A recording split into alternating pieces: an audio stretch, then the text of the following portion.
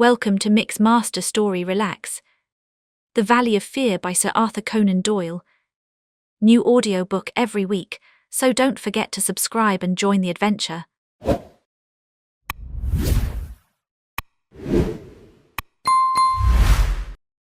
The Valley of Fear by Sir Arthur Conan Doyle. Part 1, The Tragedy of Burlstone. Chapter 1, The Warning. "I am inclined to think," said I should do so, Sherlock Holmes remarked impatiently. "I believe that I am one of the most long-suffering of mortals, but I'll admit that I was annoyed at the sardonic interruption." "Really, Holmes," said I severely, "you are a little trying at times." He was too much absorbed with his own thoughts to give any immediate answer to my remonstrance. He leaned upon his hand, with his untasted breakfast before him, and he stared at the slip of paper which he had just drawn from its envelope. Then he took the envelope itself, held it up to the light, and very carefully studied both the exterior and the flap. "It is Porlock's writing," said he thoughtfully. "I can hardly doubt that it is Porlock's writing, though I have seen it only twice before. The Greek E with the peculiar top flourish is distinctive, but if it is Porlock, then it must be something of the very first importance." He was speaking to himself rather than to me, but my vexation disappeared in the interest which the words awakened. "Who then is Porlock?" I asked. "Porlock, Watson, is a nom de plume, a mere identification mark, but behind it lies a shifty and evasive personality. In a former letter he frankly informed me that the name was not his own, and defied me ever to trace him among the teeming millions of this great city. Porlock is important, not for himself, but for the great man with whom he is in touch. Picture to yourself the pilot fish with the shark, the jackal with the lion, anything that is insignificant in companionship with what is formidable. Not only formidable, Watson, but sinister, in the highest degree sinister. That is where he comes within my purview. You have heard me speak of Professor Moriarty. The famous scientific criminal, as famous among crooks as—" "My blushes, Watson," Holmes murmured in a deprecating voice. "I was about to say, as he is unknown to the public." "A touch, a distinct touch," cried Holmes. "You are developing a certain unexpected vein of porky humor, Watson, against which I must learn to guard myself. But in calling Moriarty a criminal, you are uttering libel in the eyes of the law, and there lie the glory and the wonder of it. The greatest schemer of all time, the organizer of every deviltry, the controlling brain of the underworld, a brain which might have made or marred the destiny of nations, that's the man. But so aloof is he from general suspicion, so immune from criticism, so admirable in his management and self-effacement, that for those very words that you have uttered, he could hail you to a court and emerge with your year's pension as a solatium for his wounded character. Is he not the celebrated author of The Dynamics of an Asteroid, a book which ascends to such rarefied heights of pure mathematics that it is said that there was no man in the scientific press capable of criticizing it? Is this a man to traduce? Foul-mouthed doctor and slandered professor, such would be your respective roles. That's genius, Watson, but if I am spared by lesser men, our day will surely come." "May I be there to see?" I exclaimed devoutly, "but you were speaking of this man Porlock." "Ah, yes, the so-called Porlock is a link in the chain some little way from its great attachment. Porlock is not quite a sound link, between ourselves. He is the only flaw in that chain so far as I have been able to test it. But no chain is stronger than its weakest link." "Exactly, my dear Watson, hence the extreme importance of Porlock." Led on by some rudimentary aspirations towards right, and encouraged by the judicious stimulation of an occasional £10 note sent to him by devious methods, he has once or twice given me advance information which has been of value, that highest value which anticipates and prevents rather than avenges crime. I cannot doubt that if we had the cipher, we should find that this communication is of the nature that I indicate. Again Holmes flattened out the paper upon his unused plate. I rose and, leaning over him, stared down at the curious inscription, which ran as follows: 534, C2, 13, 127, 36, 31, 417, 21, 41, Douglas, 109, 293, 537. Burlstone 26, Burlstone 9, 47, 171. What do you make of it, Holmes? It is obviously an attempt to convey secret information. But what is the use of a cipher message without the cipher? In this instance, none at all. Why do you say, in this instance? Because there are many ciphers which I would read as easily as I do the apocrypha of the agony column. Such crude devices amuse the intelligence without fatiguing it. But this is different. It is clearly a reference to the words in a page of some book. Until I am told which page and which book, I am powerless. But why Douglas and Burlstone? Clearly because those are words which were not contained in the page in question. Then why has he not indicated the book? Let your native shrewdness, my dear Watson, that innate cunning which is the delight of your friends, would surely prevent you from enclosing cipher and message in the same envelope. Should it miscarry, you are undone. As it is, both have to go wrong before any harm comes from it. Our second post is now overdue, and I shall be surprised if it does not bring us either a further letter of explanation, or, as is more probable, the very volume to which these figures refer. Holmes's calculation was fulfilled within a very few minutes by the appearance of Billy, the page, with the very letter which we were expecting. The same writing, remarked Holmes, as he opened the envelope, and actually signed, he added in an exultant voice as he unfolded the epistle. Come, we are getting on, Watson.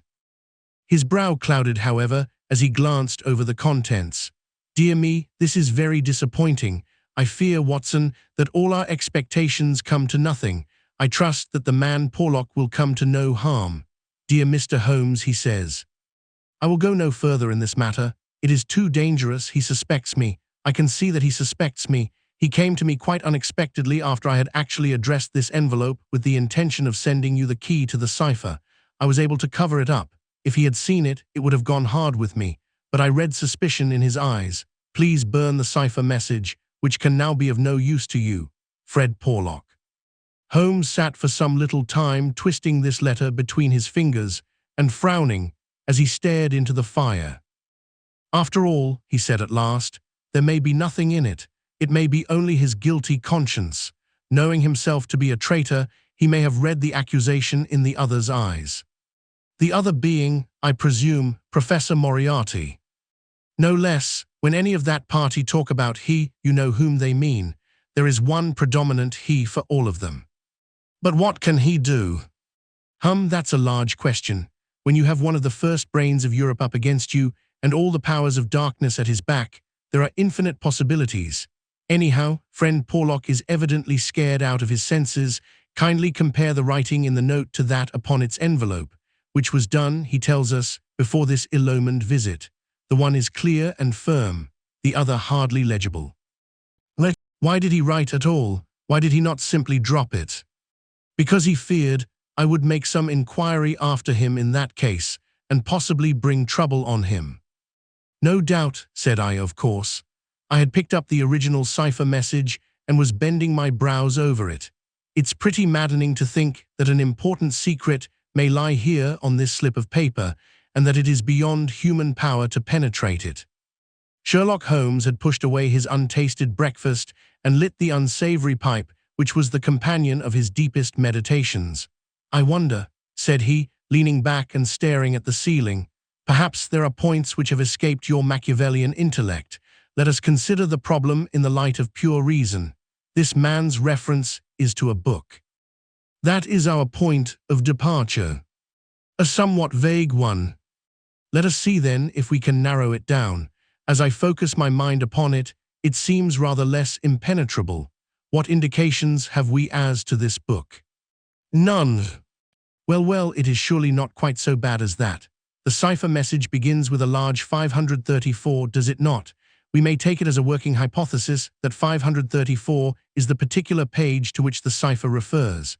So our book has already become a large book, which is surely something gained. What other indications have we as to the nature of this large book? The next sign is C2. What do you make of that, Watson? Chapter the second, no doubt. Hardly that, Watson. You will, I am sure, agree with me that if the page be given, the number of the chapter is immaterial. Also that if page 534 finds us only in the second chapter, The length of the first one must have been really intolerable. "Column," I cried. "Brilliant, Watson, you are scintillating this morning. If it is not column, then I am very much deceived." So now, you see, we begin to visualize a large book printed in double columns, which are each of a considerable length, since one of the words is numbered in the document as the 293rd. Have we reached the limits of what reason can supply? I fear that we have. Surely you do yourself an injustice. One more coruscation, my dear Watson, yet another brainwave. Had the volume been an unusual one, he would have sent it to me. Instead of that, he had intended, before his plans were nipped, to send me the clue in this envelope. He says so in his note. This would seem to indicate that the book is one which he thought I would have no difficulty in finding for myself. He had it, and he imagined that I would have it too. In short, Watson, it is a very common book. What you say certainly sounds plausible. So we have contracted our field of search to a large book, printed in double columns and in common use.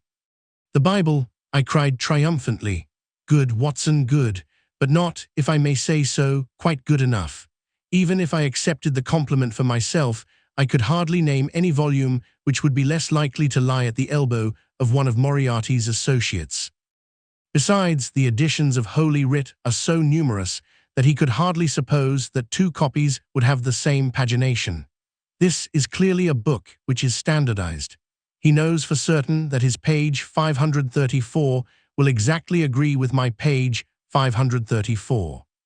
But very few books would correspond with that. Exactly, therein lies our salvation. Our search is narrowed down to standardized books which anyone may be supposed to possess. Bradshaw. There are difficulties, Watson. The vocabulary of Bradshaw is nervous and terse, but limited. The selection of words would hardly lend itself to the sending of general messages. We will eliminate Bradshaw. The dictionary is, I fear, inadmissible for the same reason. What then is left? An almanac. Excellent, Watson. I am very much mistaken if you have not touched the spot. An almanac. Let us consider the claims of Whitaker's almanac. It is in common use. It has the requisite number of pages. It is in double column. Though reserved in its earlier vocabulary, it becomes, if I remember right, quite garrulous towards the end. He picked the volume from his desk. Here is page 534, column 2, a substantial block of print dealing, I perceive, with the trade and resources of British India. Jot down the words, Watson. Number 13 is Mahratta. Not, I fear, a very auspicious beginning. Number 127 is government, which at least makes sense, though somewhat irrelevant to ourselves and Professor Moriarty. Now let us try again. What does the Mahratta government do? Alas! The next word is pig's bristles. We are undone, my good Watson. It is finished. He had spoken in jesting vein, but the twitching of his bushy eyebrows bespoke his disappointment and irritation. I sat helpless and unhappy, staring into the fire. A long silence was broken by a sudden exclamation from Holmes, who dashed at a cupboard, from which he emerged with a second yellow-covered volume in his hand. "We pay the price, Watson, for being too up-to-date," he cried. "We are before our time and suffer the usual penalties. Being the 7th of January, we have very properly laid in the new almanac. It is more than likely that Porlock took his message from the old one. No doubt he would have told us, so had his letter of explanation been written. Let us see what page 534 has in store for us. Number 13 is there, which is much more promising.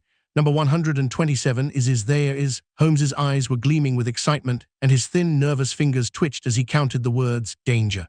Ha, capital, put that down, Watson. There is danger may come very soon, one.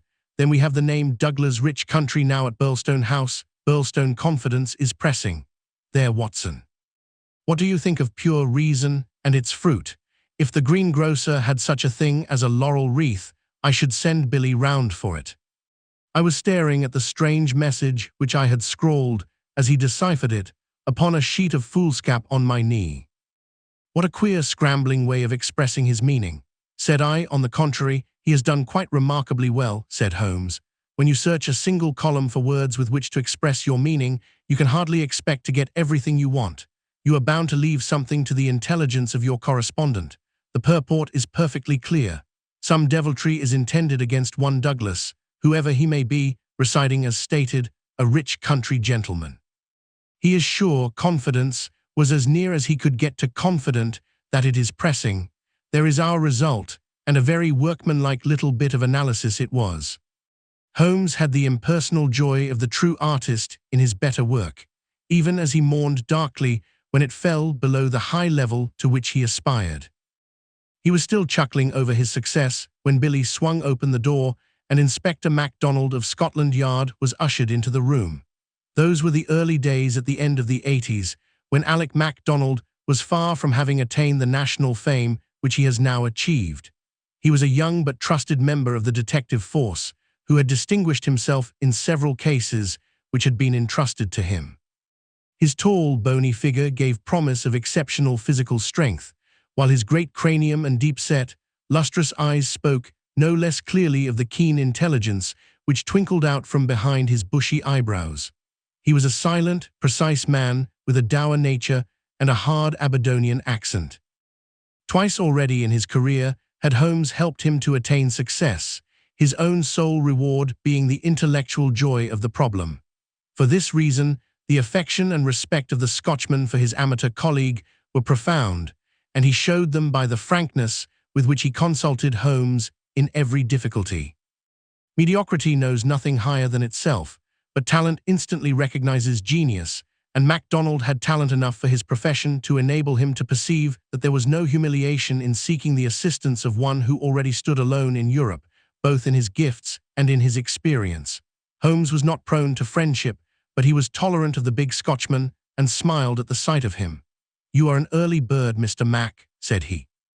"I wish you luck with your worm. I fear this means that there is some mischief afoot." "If you said hope instead of fear, it would be nearer the truth, I'm thinking, Mr. Holmes," the inspector answered with a knowing grin.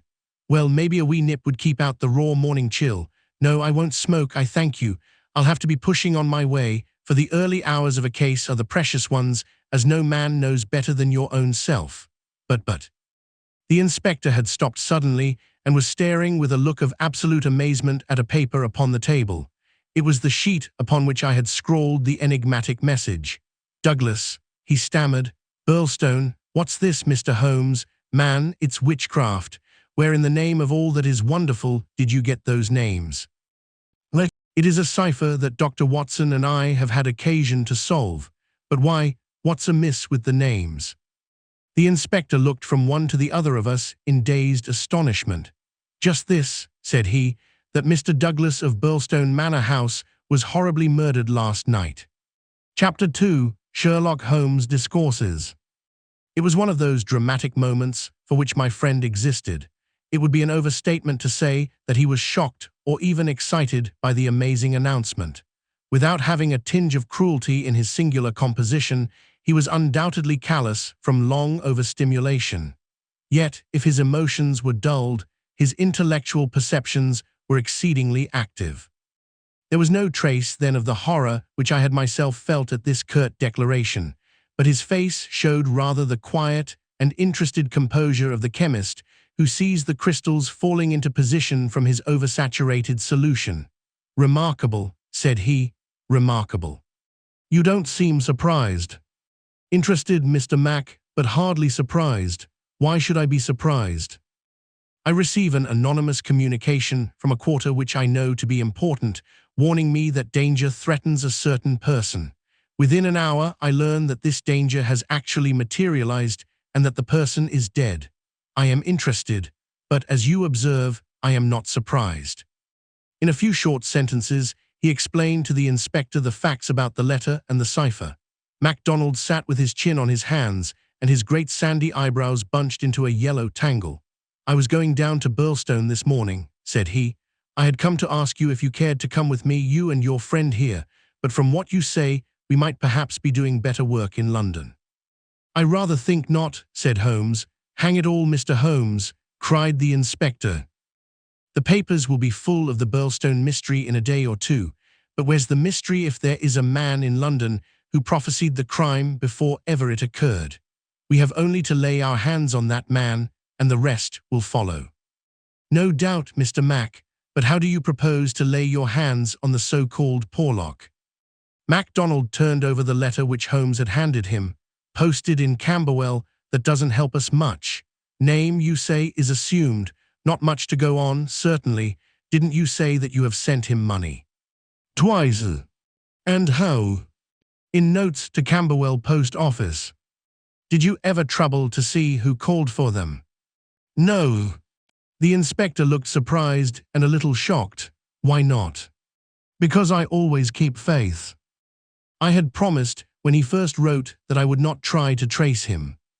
You think there is someone behind him? I know there is. This professor that I've heard you mention. Exactly. Inspector MacDonald smiled, and his eyelid quivered as he glanced towards me. I won't conceal from you, Mr. Holmes, that we think in the CID that you have a wee bit of a bee in your bonnet over this professor. I made some inquiries myself about the matter. He seems to be a very respectable, learned, and talented sort of man. I'm glad you've got so far as to recognize the talent. Man, you can't but recognize it. After I heard your view, I made it my business to see him. I had a chat with him on eclipses. How the talk got that way I canna think, but he had out a reflector lantern and a globe, and made it all clear in a minute. He lent me a book, but I don't mind saying that it was a bit above my head, though I had a good Aberdeen upbringing. He'd have made a grand minister with his thin face and grey hair and solemn-like way of talking. When he put his hand on my shoulder as we were parting, it was like a father's blessing before you go out into the cold, cruel world. Holmes chuckled and rubbed his hands. Great, he said, great. Tell me, friend MacDonald, this pleasing and touching interview was, I suppose, in the professor's study. That's so. A fine room, is it not? Very fine, very handsome indeed, Mr. Holmes. You sat in front of his writing desk. Just so. Let sun in your eyes and his face in the shadow. Well, it was evening, but I mind that the lamp was turned on my face. It would be. Did you happen to observe a picture over the professor's head? I don't miss much, Mr. Holmes. Maybe I learned that from you. Yes, I saw the picture, a young woman with her head on her hands, peeping at you sideways. That painting was by Jean-Baptiste Greuze. The inspector endeavored to look interested. Jean-Baptiste Greuze, Holmes continued, joining his fingertips and leaning well back in his chair, was a French artist who flourished between the years 1750 and 1800. I allude, of course, to his working career. Modern criticism has more than endorsed the high opinion formed of him by his contemporaries. The inspector's eyes grew abstracted. Hadn't we better, he said. We are doing so, Holmes interrupted. All that I am saying has a very direct and vital bearing upon what you have called the Burlstone mystery. In fact, it may in a sense be called the very center of it. MacDonald smiled feebly and looked appealingly to me. Your thoughts move a bit too quick for me, Mr. Holmes. You leave out a link or two, and I can't get over the gap. What in the whole wide world can be the connection between this dead painting man and the affair at Burlstone? All knowledge comes useful to the detective, remarked Holmes. Even the trivial fact that in the year 1865, a picture by Greuze entitled La June Villa L'Agneau fetched 1,200,000 francs, more than £40,000, at the Portales sale may start a train of reflection in your mind. It was clear that it did. The inspector looked honestly interested. I may remind you, Holmes continued, that the professor's salary can be ascertained in several trustworthy books of reference. It is 700 a year. Then how could he buy? Quite so, how could he? Aye, that's remarkable, said the inspector thoughtfully. Talk away, Mr. Holmes, I'm just loving it, it's fine. Holmes smiled. He was always warmed by genuine admiration, the characteristic of the real artist. What about Burlstone? He asked. We've time yet, said the inspector, glancing at his watch. I've a cab at the door, and it won't take us 20 minutes to Victoria. But about this picture, I thought you told me once, Mr. Holmes, that you had never met Professor Moriarty. No, I never have. Then how do you know about his rooms? Ah, that's another matter. I have been 3 times in his rooms, twice waiting for him under different pretexts and leaving before he came. Once, well, I can hardly tell about the once to an official detective. It was on the last occasion that I took the liberty of running over his papers with the most unexpected results. You found something compromising. Absolutely nothing. That was what amazed me. However, you have now seen the point of the picture. It shows him to be a very wealthy man. How did he acquire wealth? He is unmarried. His younger brother is a station master in the west of England. His chair is worth 700 a year, and he owns a cruise. Well, surely the inference is plain. You mean that he has a great income and that he must earn it in an illegal fashion. Exactly. Of course, I have other reasons for thinking so, dozens of exiguous threads which lead vaguely up towards the center of the web where the poisonous, motionless creature is lurking. I only mention the grooves because it brings the matter within the range of your own observation. Well, Mr. Holmes, I admit that what you say is interesting. It's more than interesting, it's just wonderful. But let us have it a little clearer if you can. Is it forgery, coining, burglary? Where does the money come from? Have you ever read of Jonathan Wild? Well, the name has a familiar sound. Someone in a novel, was he not? I don't take much stock of detectives in novels, chaps that do things and never let you see how they do them. That's just inspiration, not business. Jonathan Wild wasn't a detective, and he wasn't in a novel. He was a master criminal, and he lived last century, 1750 or thereabouts. Then he's no use to me. I'm a practical man.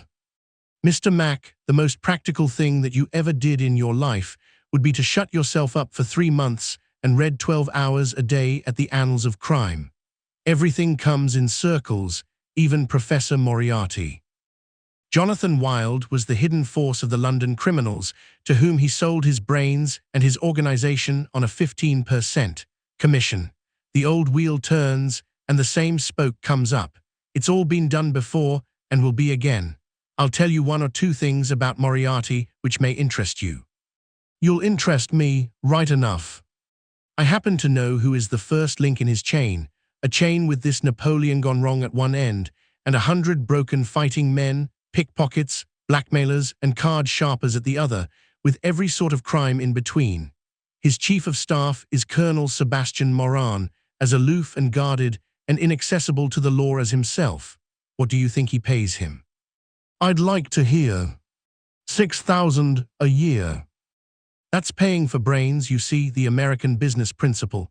I learned that detail quite by chance. It's more than the Prime Minister gets. That gives you an idea of Moriarty's gains and of the scale on which he works. Another point, I made it my business to hunt down some of Moriarty's checks lately, just common innocent checks that he pays his household bills with. They were drawn on 6 different banks. Does that make any impression on your mind? Queer, certainly, but what do you gather from it? That he wanted no gossip about his wealth. No single man should know what he had. I have no doubt that he has 20 banking accounts, the bulk of his fortune abroad in the Deutsche Bank or the Credit Lyonnais, as likely as not. Sometime when you have a year or 2 to spare, I commend to you the study of Professor Moriarty. Inspector MacDonald had grown steadily more impressed as the conversation proceeded. He had lost himself in his interest. Now his practical Scotch intelligence brought him back with a snap to the matter in hand. He can keep anyhow, said he. You've got us sidetracked with your interesting anecdotes, Mr. Holmes. What really counts is your remark that there is some connection between the professor and the crime, that you get from the warning received through the man Porlock. Can we, for our present practical needs, get any further than that? We may form some conception as to the motives of the crime. It is, as I gather from your original remarks, an inexplicable, or at least an unexplained murder. Now, presuming that the source of the crime is as we suspect it to be, there might be 2 different motives. In the first place, I may tell you that Moriarty rules with a rod of iron over his people. His discipline is tremendous. There is only one punishment in his code. It is death. Now we might suppose that this murdered man, this Douglas, whose approaching fate was known by one of the arch-criminal's subordinates, had in some way betrayed the chief. His punishment followed, and would be known to all, if only to put the fear of death into them. Well, that is one suggestion, Mr. Holmes. The other is that it has been engineered by Moriarty in the ordinary course of business. Was there any robbery? I have not heard. If so, it would, of course, be against the first hypothesis and in favor of the second. Moriarty may have been engaged to engineer it on a promise of part spoils, or he may have been paid so much down to manage it. Either is possible, but whichever it may be, or if it is some third combination, it is down at Burlstone that we must seek the solution. I know our man too well to suppose that he has left anything up here which may lead us to him. Then to Burlstone we must go, cried MacDonald, jumping from his chair. My word, it's later than I thought. I can give you gentlemen 5 minutes for preparation, and that is all. And ample for us both, said Holmes, as he sprang up and hastened to change from his dressing gown to his coat. While we are on our way, Mr. Mac, I will ask you to be good enough to tell me all about it. All about it proved to be disappointingly little, and yet there was enough to assure us that the case before us might well be worthy of the expert's closest attention. He brightened and rubbed his thin hands together as he listened to the meager but remarkable details. A long series of sterile weeks lay behind us, and here at last there was a fitting object for those remarkable powers which, like all special gifts, become irksome to their owner when they are not in use. That razor brain blunted and rusted with inaction. Sherlock Holmes's eyes glistened, his pale cheeks took a warmer hue, and his whole eager face shone with an inward light when the call for work reached him. Leaning forward in the cab, he listened intently to MacDonald's short sketch of the problem which awaited us in Sussex. The inspector was himself dependent, as he explained to us, upon a scribbled account forwarded to him by the milk train in the early hours of the morning. White Mason, the local officer, was a personal friend, and hence MacDonald had been notified much more promptly than is usual at Scotland Yard when provincials need their assistance. It is a very cold scent upon which the metropolitan expert is generally asked to run. Dear Inspector MacDonald, said the letter which he read to us. Official requisition for your services is in separate envelope. This is for your private eye. Wire me what train in the morning you can get for Burlstone, and I will meet it, or have it met if I am too occupied. This case is a snorter. Don't waste a moment in getting started. If you can bring Mr. Holmes, please do so, for he will find something after his own heart. We would think the whole had been fixed up for theatrical effect if there wasn't a dead man in the middle of it. My word, it is a snorter.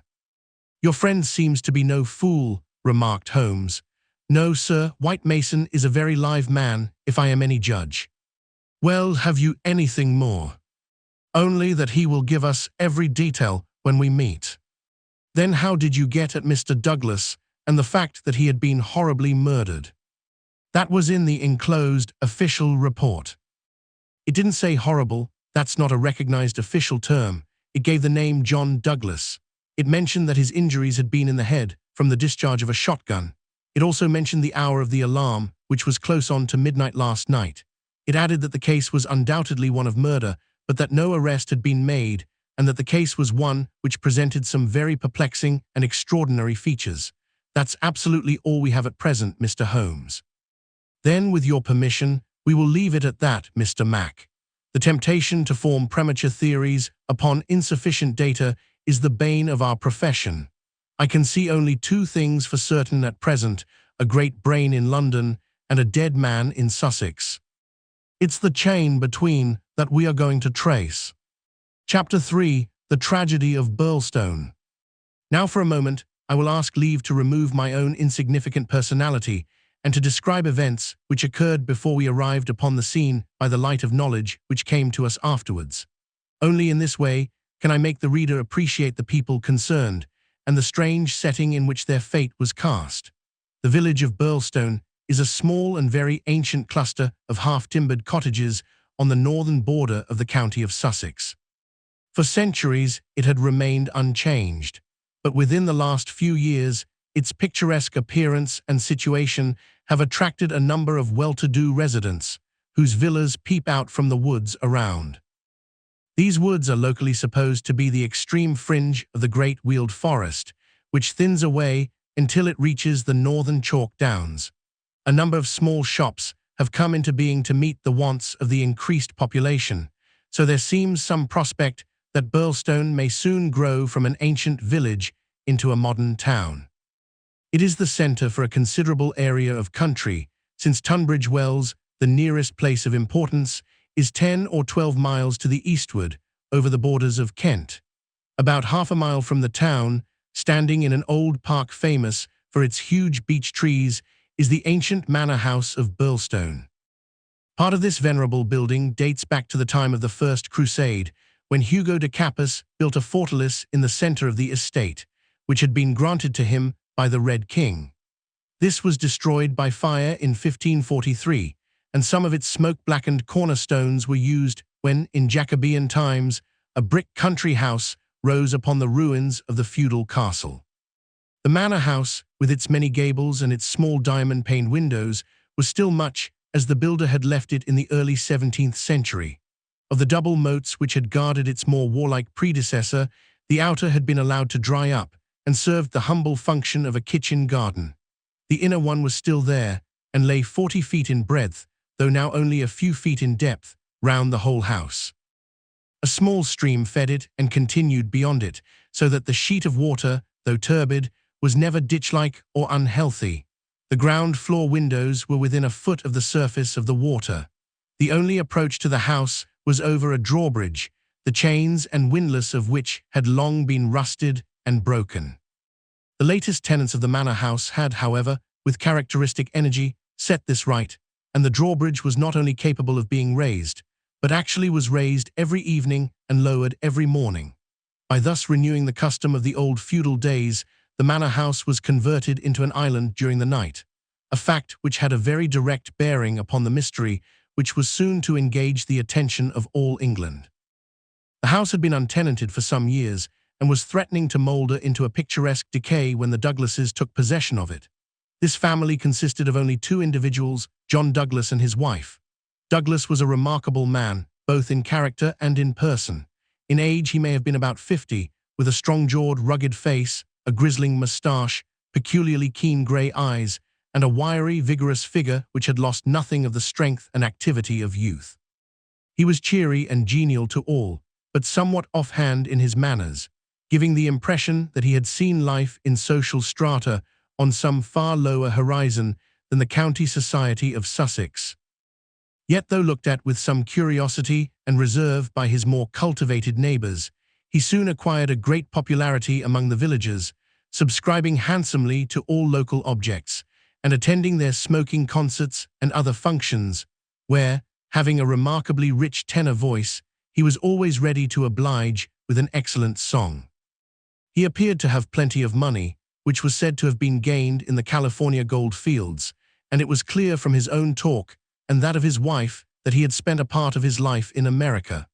The good impression which had been produced by his generosity and by his democratic manners was increased by a reputation gained for utter indifference to danger. Though a wretched rider, he turned out at every meet and took the most amazing falls in his determination to hold his own with the best. When the vicarage caught fire, he distinguished himself also by the fearlessness with which he re-entered the building to save property, after the local fire brigade had given it up as impossible. Thus it came about that John Douglas of the Manor House had within 5 years won himself quite a reputation in Burlstone. His wife, too, was popular with those who had made her acquaintance, though after the English fashion, the callers upon a stranger who settled in the county without introductions were few and far between. This mattered the less to her, as she was retiring by disposition and very much absorbed, to all appearance, in her husband and her domestic duties. It was known that she was an English lady who had met Mr. Douglas in London, he being at that time a widower. She was a beautiful woman, tall, dark, and slender, some 20 years younger than her husband, a disparity which seemed in no wise to mar the contentment of their family life. It was remarked sometimes, however, by those who knew them best, that the confidence between the two did not appear to be complete, since the wife was either very reticent about her husband's past life, or else, as seemed more likely, was imperfectly informed about it. It had also been noted and commented upon by a few observant people that there were signs sometimes of some nerve strain upon the part of Mrs. Douglas, and that she would display acute uneasiness if her absent husband should ever be particularly late in his return. On a quiet countryside, where all gossip is welcome, this weakness of the lady of the manor house did not pass without remark, and it bulked larger upon people's memory when the events arose which gave it a very special significance. There was yet another individual whose residence under that roof was, it is true, only an intermittent one, but whose presence at the time of the strange happenings which will now be narrated brought his name prominently before the public. This was Cecil James Barker, of Hales Lodge, Hampstead. Cecil Barker's tall, loose-jointed figure was a familiar one in the main street of Burlstone village, for he was a frequent and welcome visitor at the manor house. He was the more noticed as being the only friend of the past unknown life of Mr. Douglas who was ever seen in his new English surroundings. Barker was himself an undoubted Englishman, but by his remarks it was clear that he had first known Douglas in America and had there lived on intimate terms with him. He appeared to be a man of considerable wealth and was reputed to be a bachelor. In age he was rather younger than Douglas, 45 at the most, a tall, straight, broad-chested fellow with a clean-shaved, prize-fighter face, thick, strong black eyebrows, and a pair of masterful black eyes which might, even without the aid of his very capable hands, clear a way for him through a hostile crowd. He neither rode nor shot, but spent his days in wandering round the old village with his pipe in his mouth, or in driving with his host, or in his absence with his hostess, over the beautiful countryside. "An easygoing, free-handed gentleman," said Ames, the butler, "but my word, I had rather not be the man that crossed him." He was cordial and intimate with Douglas, and he was no less friendly with his wife, a friendship which more than once seemed to cause some irritation to the husband, so that even the servants were able to perceive his annoyance. Such was the third person who was one of the family when the catastrophe occurred. As to the other denizens of the old building, it will suffice out of a large household to mention the prim, respectable and capable Ames, and Mrs. Allen, a buxom and cheerful person, who relieved the lady of some of her household cares. The other 6 servants in the house bear no relation to the events of the night of January 6th. It was at 11:45 that the first alarm reached the small local police station, in charge of Sergeant Wilson of the Sussex Constabulary. Cecil Barker, much excited, had rushed up to the door and pealed furiously upon the bell. A terrible tragedy had occurred at the manor house, and John Douglas had been murdered. That was the breathless burden of his message.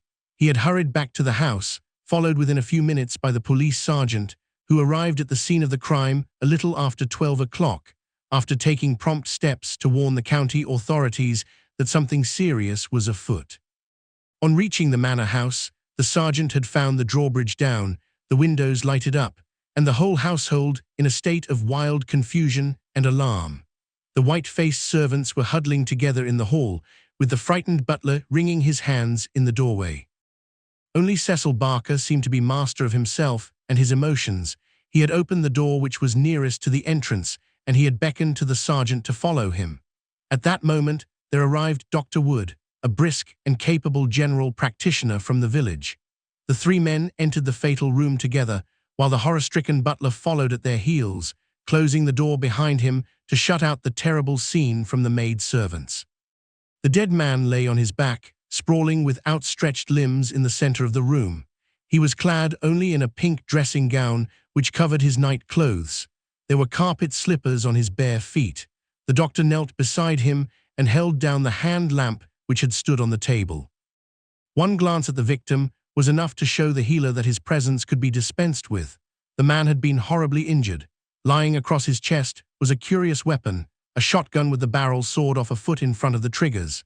It was clear that this had been fired at close range and that he had received the whole charge in the face, blowing his head almost to pieces.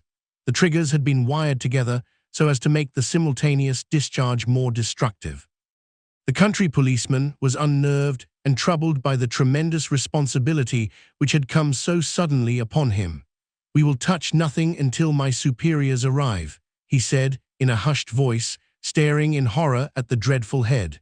"Nothing has been touched up to now," said Cecil Barker. "I'll answer for that. You see it all exactly as I found it." "When was that?" The sergeant had drawn out his notebook. "It was just 11:30. I had not begun to undress, and I was sitting by the fire in my bedroom when I heard the report. It was not very loud, it seemed to be muffled. I rushed down. I don't suppose it was 30 seconds before I was in the room. Was the door open? Yes, it was open. Poor Douglas was lying as you see him. His bedroom candle was burning on the table. It was I who lit the lamp some minutes afterward. Did you see no one? No, I heard Mrs. Douglas coming down the stair behind me, and I rushed out to prevent her from seeing this dreadful sight. Mrs. Allen, the housekeeper, came and took her away. Ames had arrived, and we ran back into the room once more. But surely, I have heard that the drawbridge is kept up all night. Yes, it was up until I lowered it. Then how could any murderer have got away? It is out of the question. Mr. Douglas must have shot himself. That was our first idea, but see. Barker drew aside the curtain and showed that the long, diamond-paned window was open to its full extent. And look at this. He held the lamp down and illuminated a smudge of blood like the mark of a boot sole upon the wooden sill. Someone has stood there in getting out. You mean that someone waded across the moat? Exactly. Then, if you were in the room within half a minute of the crime, he must have been in the water at that very moment. I have not a doubt of it.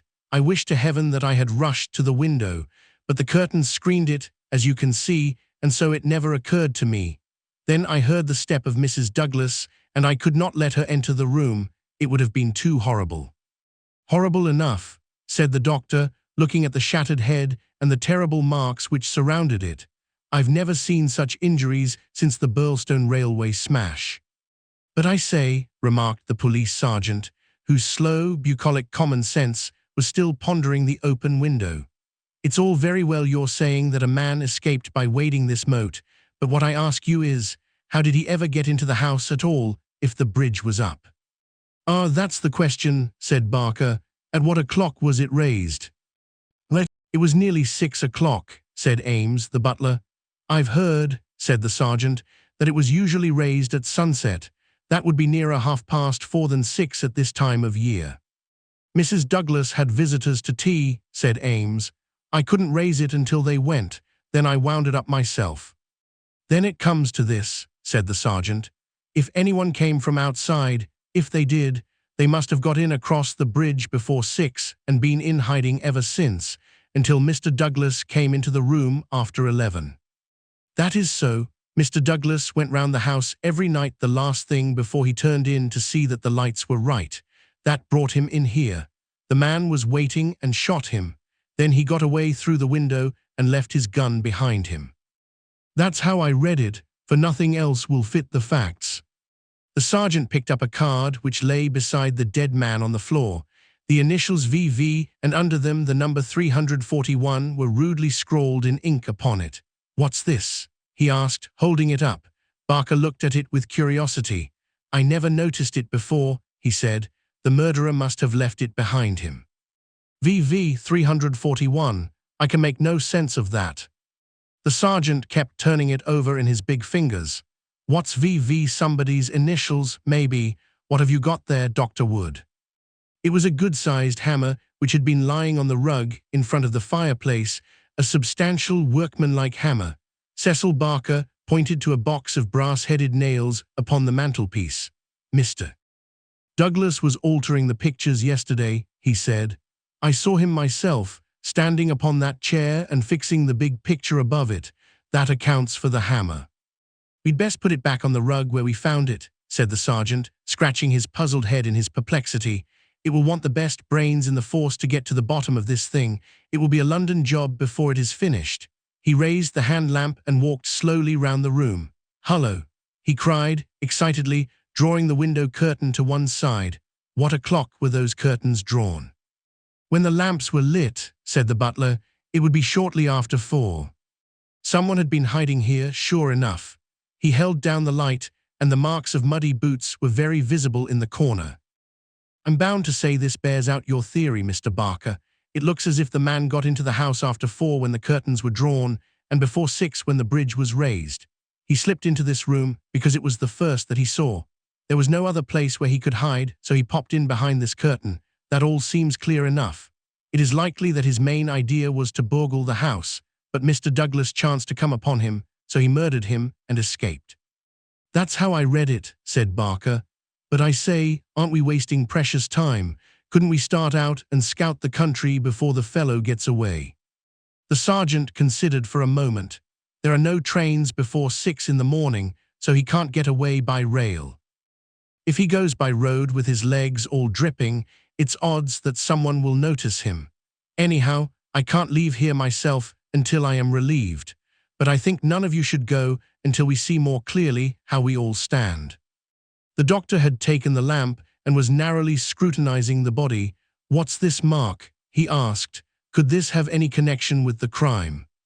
The dead man's right arm was thrust out from his dressing gown and exposed as high as the elbow. About halfway up the forearm was a curious brown design, a triangle inside a circle, standing out in vivid relief upon the lard-colored skin. It's not tattooed, said the doctor, peering through his glasses. I never saw anything like it. The man has been branded at some time as they brand cattle. What is the meaning of this? I don't profess to know the meaning of it, said Cecil Barker, but I have seen the mark on Douglas many times this last 10 years. And so have I, said the butler. Many a time when the master has rolled up his sleeves, I have noticed that very mark. I've often wondered what it could be. Then it has nothing to do with the crime anyhow, said the sergeant. But it's a rum thing all the same. Everything about this case is rum. Well, what is it now? The butler had given an exclamation of astonishment and was pointing at the dead man's outstretched hand. They've taken his wedding ring, he gasped. What? Yes, indeed.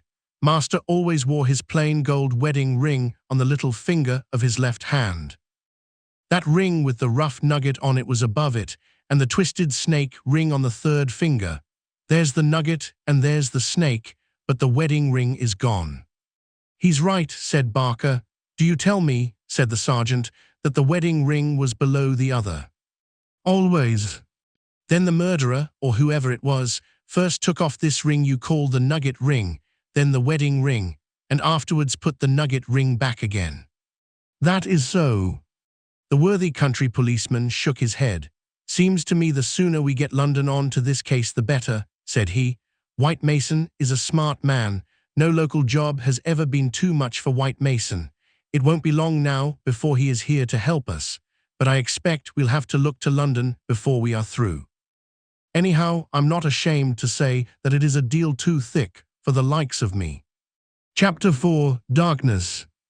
At 3 in the morning, the chief Sussex detective, obeying the urgent call from Sergeant Wilson of Burlstone, arrived from headquarters in a light dog cart behind a breathless trotter. By the 5:40 train in the morning, he had sent his message to Scotland Yard, and he was at the Burlstone station at 12 o'clock to welcome us.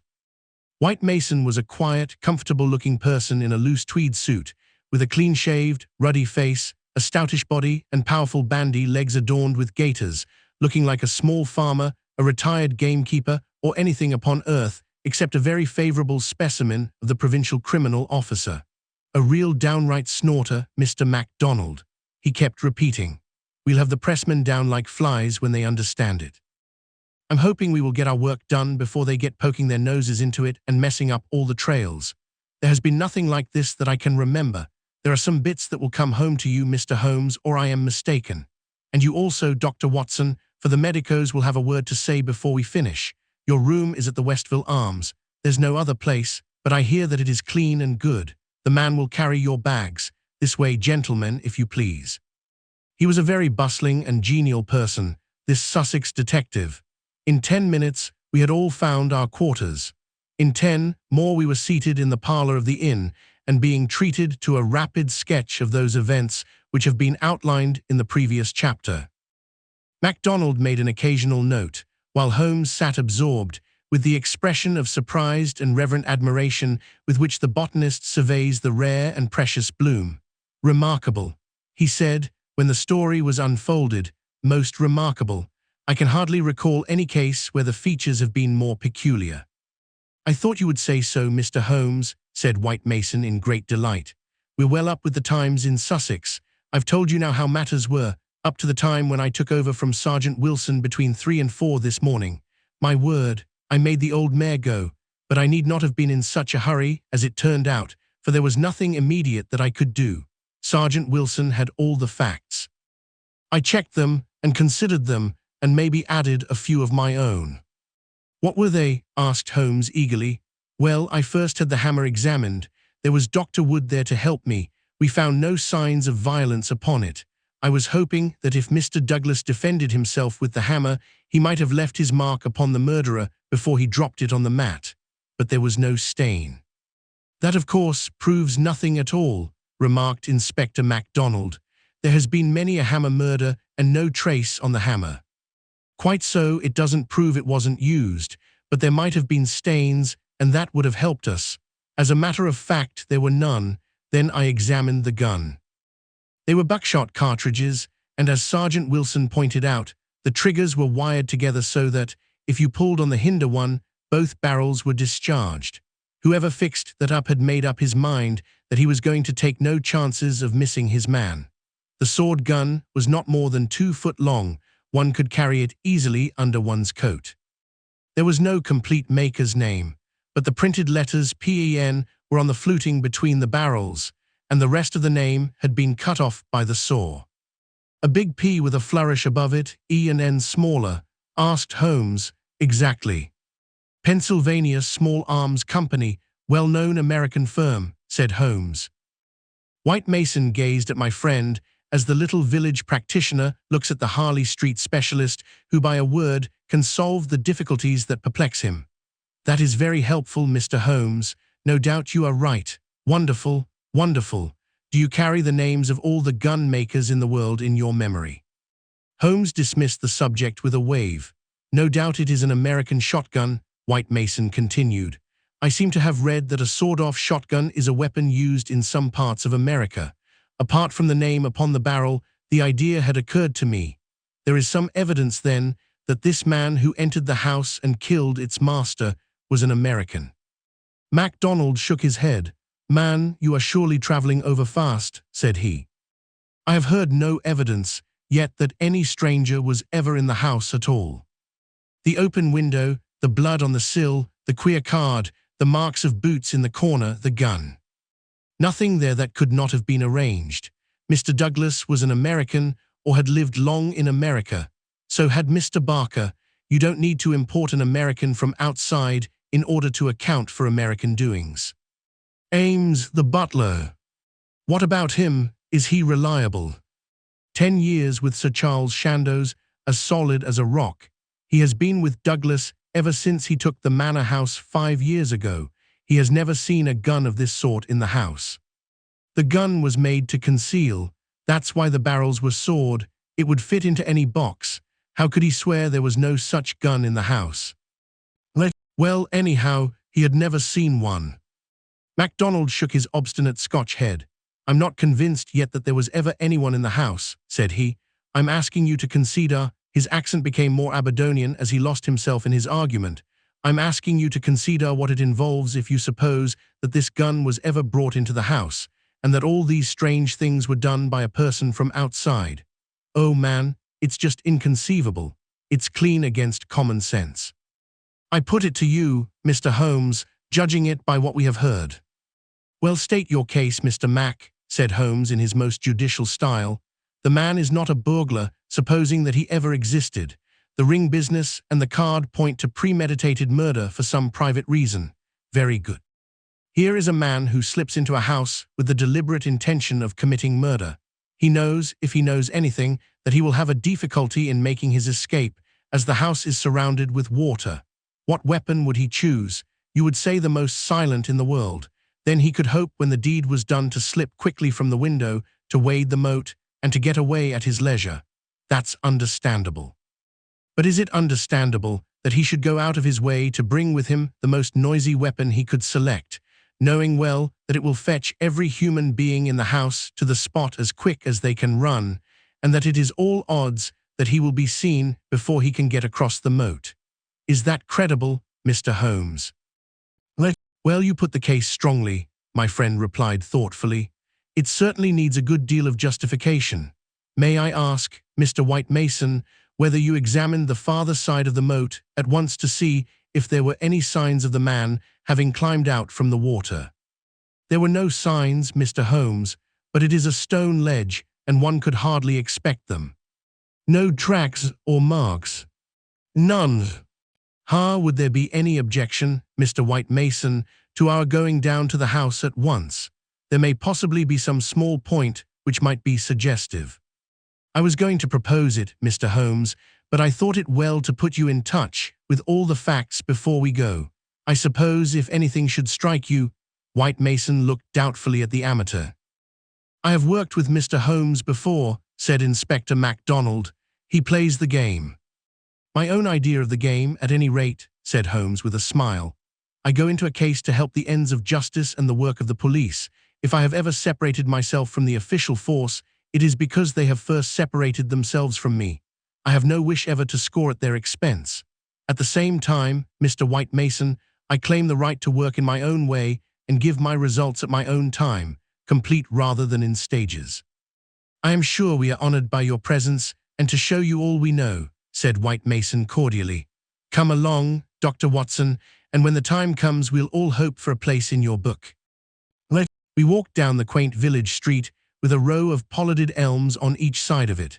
Just beyond were two ancient stone pillars, weather-stained and lichen-blotched, bearing upon their summits a shapeless something which had once been the rampant lion of Capus of Burlstone.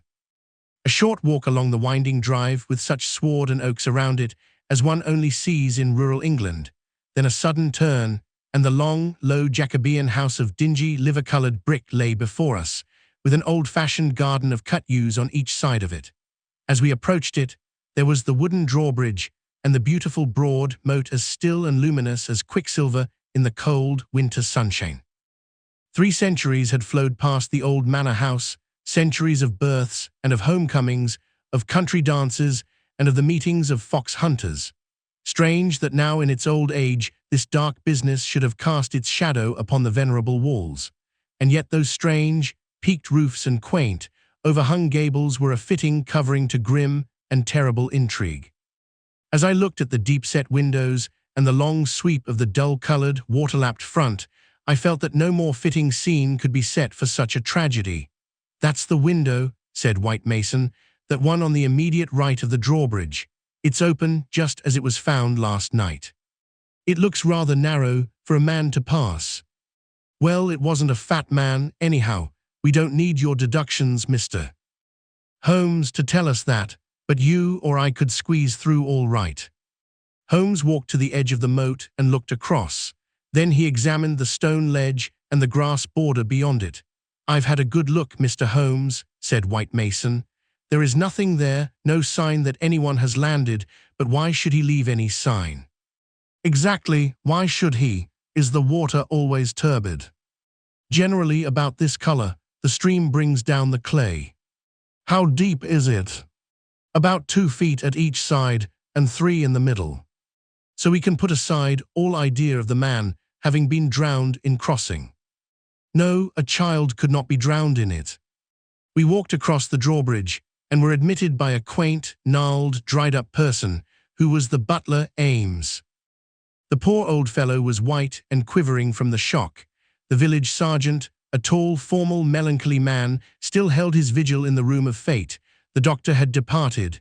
Anything fresh, Sergeant Wilson? Asked White Mason. No, sir. Then you can go home. You've had enough. We can send for you if we want you. The butler had better wait outside. Tell him to warn Mr. Cecil Barker, Mrs. Douglas, and the housekeeper that we may want a word with them presently. Now, gentlemen, perhaps you will allow me to give you the views I have formed first, and then you will be able to arrive at your own. He impressed me, this country specialist. He had a solid grip of fact and a cool, clear, common-sense brain which should take him some way in his profession. Holmes listened to him intently, with no sign of that impatience which the official exponent too often produced. Is it suicide, or is it murder? That's our first question, gentlemen, is it not? If it was suicide, then we have to believe that this man began by taking off his wedding ring and concealing it, that he then came down here in his dressing gown, trampled mud into a corner behind the curtain in order to give the idea someone had waited for him, opened the window, put blood on the. We can surely dismiss that, said MacDonald. So I think, suicide is out of the question, then a murder has been done. What we have to determine is whether it was done by someone outside or inside the house. Well, let's hear the argument. There are considerable difficulties both ways, and yet one or the other it must be. We will suppose first that some person or persons inside the house did the crime. They got this man down here at a time when everything was still, and yet no one was asleep. They then did the deed with the queerest and noisiest weapon in the world, so as to tell everyone what had happened, a weapon that was never seen in the house before. That does not seem a very likely start, does it? No, it does not. Well then, everyone is agreed that after the alarm was given only a minute at the most had passed before the whole household, not Mr. Cecil Barker alone, though he claims to have been the first, but Ames and all of them were on the spot. Do you tell me that in that time the guilty person managed to make footmarks in the corner, open the window, mark the sill with blood, take the wedding ring off the dead man's finger, and all the rest of it? It's impossible. You put it very clearly, said Holmes. I am inclined to agree with you. Well then, we are driven back to the theory that it was done by someone from outside. We are still faced with some big difficulties, but anyhow they have ceased to be impossibilities. The man got into the house between 4:30 and 6, that is to say, between dusk and the time when the bridge was raised. There had been some visitors, and the door was open, so there was nothing to prevent him. He may have been a common burglar, or he may have had some private grudge against Mr. Douglas. Since Mr. Douglas has spent most of his life in America, and this shotgun seems to be an American weapon, it would seem that the private grudge is the more likely theory. He slipped into this room because it was the first he came to, and he hid behind the curtain. There he remained until past 11 at night. At that time, Mr. Douglas entered the room. It was a short interview, if there were any interview at all, for Mrs. Douglas declares that her husband had not left her more than a few minutes when she heard the shot. The candle shows that, said Holmes. Exactly. The candle, which was a new one, is not burned more than half an inch. He must have placed it on the table before he was attacked. Otherwise, of course, it would have fallen when he fell. This shows that he was not attacked the instant that he entered the room. When Mr. Barker arrived, the candle was lit and the lamp was out. That's all clear enough. Well, now we can reconstruct things on those lines. Mr. Douglas enters the room. He puts down the candle. A man appears from behind the curtain. He is armed with this gun. He demands the wedding ring. Heaven only knows why, but so it must have been. Mr. Douglas gave it up. Then either in cold blood or in the course of a struggle, Douglas may have gripped the hammer that was found upon the mat. He shot Douglas in this horrible way. He dropped his gun, and also it would seem this queer card, VV 341, whatever that may mean, and he made his escape through the window and across the moat at the very moment when Cecil Barker was discovering the crime. How's that, Mr. Holmes? Very interesting, but just a little unconvincing. Man, it would be absolute nonsense if it wasn't that anything else is even worse, cried MacDonald. Somebody killed the man, and whoever it was, I could clearly prove to you that he should have done it some other way. What does he mean by allowing his retreat to be cut off like that? What does he mean by using a shotgun when silence was his one chance of escape? Come, Mr. Holmes, it's up to you to give us a lead, since you say Mr. White Mason's theory is unconvincing. Holmes had sat intently observant during this long discussion, missing no word that was said, with his keen eyes darting to right and to left, and his forehead wrinkled with speculation. I should like a few more facts before I get so far as a theory, Mr. Mac, said he, kneeling down beside the body. Dear me, these injuries are really appalling. Can we have the butler in for a moment? Ames, I understand that you have often seen this very unusual mark, a branded triangle inside a circle, upon Mr. Douglas's forearm. Frequently, sir. You never heard any speculation as to what it meant? No, sir. It must have caused great pain when it was inflicted. It is undoubtedly a burn. Now, I observe, Ames, that there is a small piece of plaster at the angle of Mr. Douglas's jaw. Did you observe that in life? Yes, sir, he cut himself in shaving yesterday morning. Did you ever know him to cut himself in shaving before? Not for a very long time, sir. Suggestive, said Holmes. It may, of course, be a mere coincidence, or it may point to some nervousness which would indicate that he had reason to apprehend danger. Had you noticed anything unusual in his conduct yesterday, Ames? It struck me that he was a little restless and excited, sir. The attack may not have been entirely unexpected. We do seem to make a little progress, do we not? Perhaps you would rather do the questioning, Mr. Mack. No, Mr. Holmes, it's in better hands than mine. Well then, we will pass to this card, VV 341. It is rough cardboard. Have you any of the sort in the house? I don't think so. Holmes walked across to the desk and dabbed a little ink from each bottle on to the blotting paper. It was not printed in this room, he said. This is black ink and the other purplish. It was done by a thick pen, and these are fine. No, it was done elsewhere, I should say. Can you make anything of the inscription, Ames? No, sir, nothing. What do you think, Mr. Mack? It gives me the impression of a secret society of some sort, the same with his badge upon the forearm. That's my idea too, said White Mason. Well, we can adopt it as a working hypothesis and then see how far our difficulties disappear. An agent from such a society makes his way into the house, waits for Mr. Douglas, blows his head nearly off with this weapon, and escapes by wading the moat, after leaving a card beside the dead man, which will, when mentioned in the papers, tell other members of the society that vengeance has been done. That all hangs together. But why this gun, of all weapons? Exactly. And why the missing ring? Quite so. And why no arrest? It's past 2 now. I take it for granted that since dawn every constable within 40 miles has been looking out for a wet stranger. That is so, Mr. Holmes. Well, unless he has a burrow close by or a change of clothes ready, they can hardly miss him, and yet they have missed him up to now. Holmes had gone to the window and was examining with his lens the blood mark on the sill. It is clearly the tread of a shoe. It is remarkably broad, a splay-foot one would say. Curious, because, so far as one can trace any footmark in this mud-stained corner, one would say it was a more shapely sole. However, they are certainly very indistinct. What's this under the side table? Mr. Douglas's dumbbells, said Ames. Dumbbell, there's only one. Where's the other? I don't know, Mr. Holmes. There may have been only one. I have not noticed them for months. One dumbbell, Holmes said seriously, but his remarks were interrupted by a sharp knock at the door. A tall, sunburned, capable-looking, clean-shaved man looked in at us. I had no difficulty in guessing that it was the Cecil Barker of whom I had heard. His masterful eyes traveled quickly with a questioning glance from face to face. Sorry to interrupt your consultation, said he, but you should hear the latest news. An arrest? No such luck, but they've found his bicycle. The fellow left his bicycle behind him. Come and have a look. It is within 100 yards of the hall door. We found 3 or 4 grooms and idlers standing in the drive, inspecting a bicycle which had been drawn out from a clump of evergreens in which it had been concealed. It was a well-used Rudge Whitworth, splashed as from a considerable journey. There was a saddlebag with spanner and oil can, but no clue as to the owner. It would be a grand help to the police, said the inspector, if these things were numbered and registered, but we must be thankful for what we've got.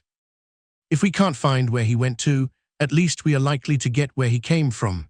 But what in the name of all that is wonderful made the fellow leave it behind? And how in the world has he got away without it? We don't seem to get a gleam of light in the case, Mr. Holmes. Don't we? My friend answered thoughtfully. I wonder. Chapter 5. The People of the Drama. Have you seen all you want of the study? Asked White Mason as we re-entered the house. For the time, said the inspector, and Holmes nodded. Then perhaps you would now like to hear the evidence of some of the people in the house. We could use the dining room. Ames, please come yourself first and tell us what you know. The butler's account was a simple and a clear one, and he gave a convincing impression of sincerity. He had been engaged 5 years before, when Douglas first came to Burlstone. He understood that Mr. Douglas was a rich gentleman who had made his money in America. He had been a kind and considerate employer, not quite what Ames was used to perhaps, but one can't have everything. He never saw any signs of apprehension in Mr. Douglas. On the contrary, he was the most fearless man he had ever known. He ordered the drawbridge to be pulled up every night because it was the ancient custom of the old house, and he liked to keep the old ways up. Mr. Douglas seldom went to London or left the village, but on the day before the crime he had been shopping at Tunbridge Wells. Ames had observed some restlessness and excitement on the part of Mr. Douglas that day, for he had seemed impatient and irritable, which was unusual with him. He had not gone to bed that night, but was in the pantry at the back of the house, putting away the silver, when he heard the bell ring violently. He heard no shot, but it was hardly possible he would, as the pantry and kitchens were at the very back of the house, and there were several closed doors and a long passage between. The housekeeper had come out of her room, attracted by the violent ringing of the bell. They had gone to the front of the house together. As they reached the bottom of the stairs, he had seen Mrs. Douglas coming down it. No, she was not hurrying. It did not seem to him that she was particularly agitated. Just as she reached the bottom of the stair, Mr. Barker had rushed out of the study. He had stopped Mrs. Douglas and begged her to go back. "For God's sake, go back to your room," he cried. "Poor Jack is dead. You can do nothing. For God's sake, go back." After some persuasion, upon the stairs Mrs. Douglas had gone back. She did not scream. She made no outcry whatever. Mrs. Allen, the housekeeper, had taken her upstairs and stayed with her in the bedroom. Ames and Mr. Barker had then returned to the study, where they had found everything exactly as the police had seen it. The candle was not lit at that time, but the lamp was burning. They had looked out of the window, but the night was very dark and nothing could be seen or heard. They had then rushed out into the hall, where Ames had turned the windlass which lowered the drawbridge. Mr. Barker had then hurried off to get the police. Such, in its essentials, was the evidence of the butler. The account of Mrs. Allen, the housekeeper, was, so far as it went, a corroboration of that of her fellow servant. The housekeeper's room was rather nearer to the front of the house than the pantry in which Ames had been working. She was preparing to go to bed when the loud ringing of the bell had attracted her attention. She was a little hard of hearing. Perhaps that was why she had not heard the shot, but in any case, the study was a long way off. She remembered hearing some sound which she imagined to be the slamming of a door. That was a good deal earlier, half an hour at least before the ringing of the bell. When Mr. Ames ran to the front, she went with him. She saw Mr. Barker, very pale and excited, come out of the study. He intercepted Mrs. Douglas, who was coming down the stairs. He entreated her to go back, and she answered him, but what she said could not be heard. "Take her up, stay with her," he had said to Mrs. Allen. She had therefore taken her to the bedroom and endeavored to soothe her.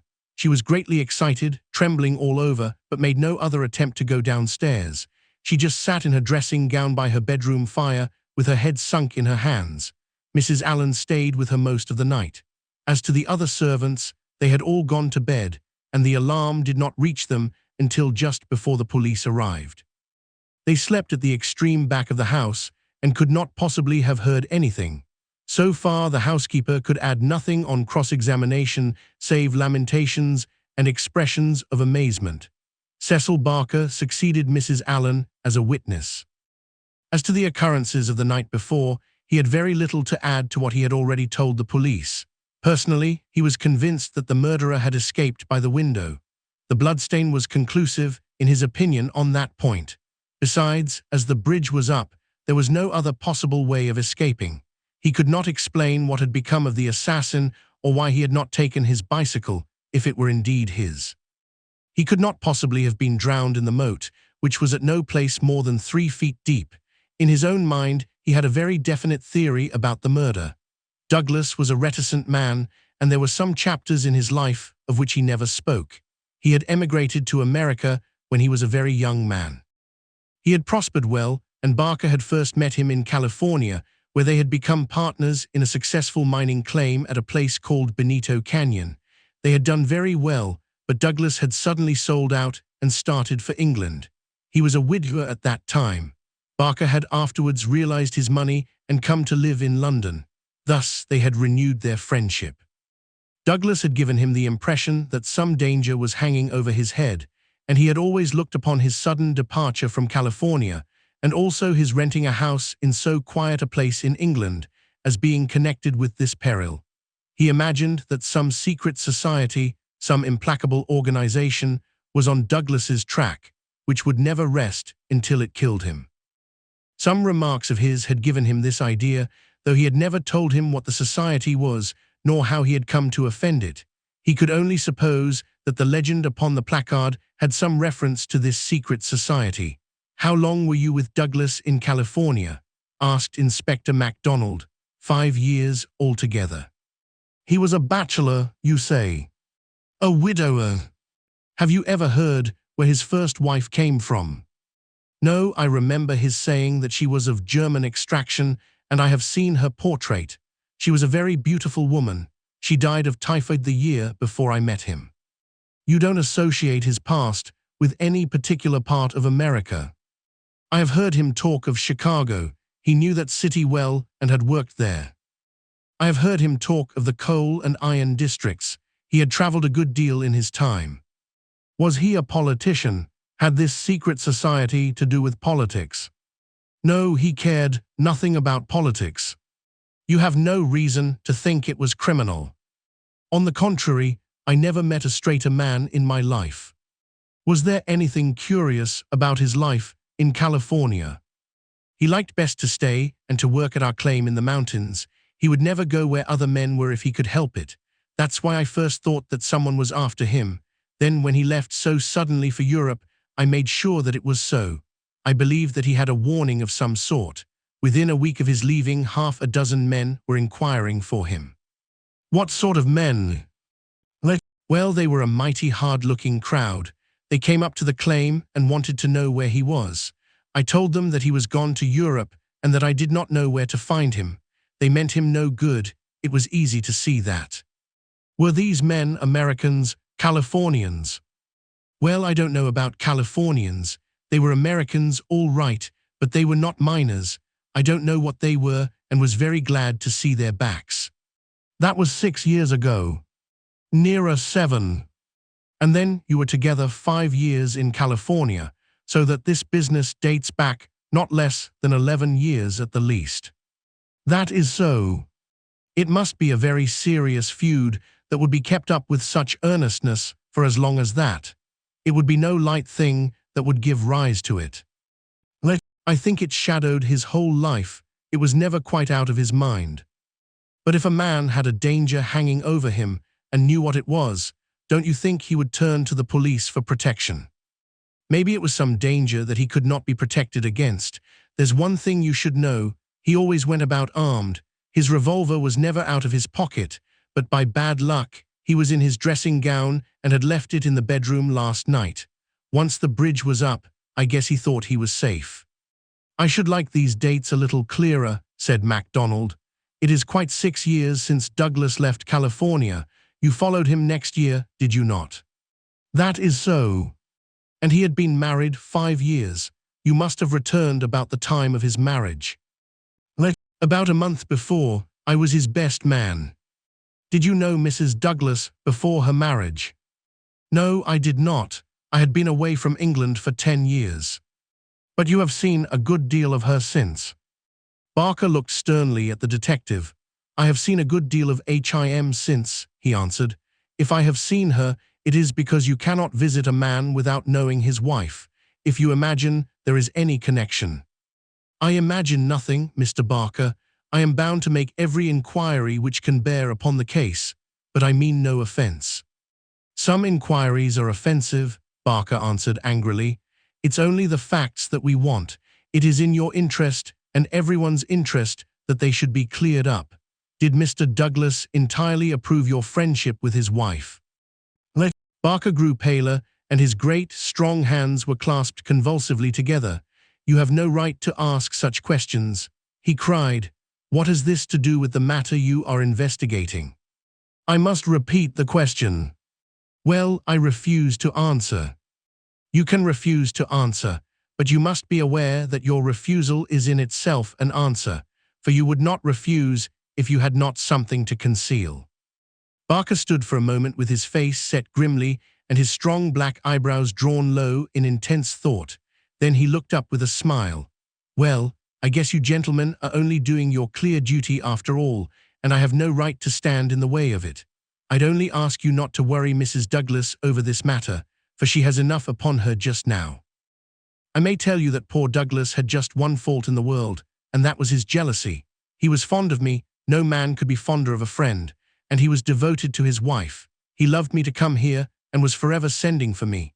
And yet if his wife and I talked together, or there seemed any sympathy between us, a kind of wave of jealousy would pass over him, and he would be off the handle and saying the wildest things in a moment. More than once I've sworn off coming for that reason, and then he would write me such penitent, imploring letters that I just had to. But you can take it from me, gentlemen, if it was my last word, that no man ever had a more loving, faithful wife, and I can say also no friend could be more loyal than I. It was spoken with fervor and feeling, and yet Inspector MacDonald could not dismiss the subject. "You are aware," said he, "that the dead man's wedding ring has been taken from his finger."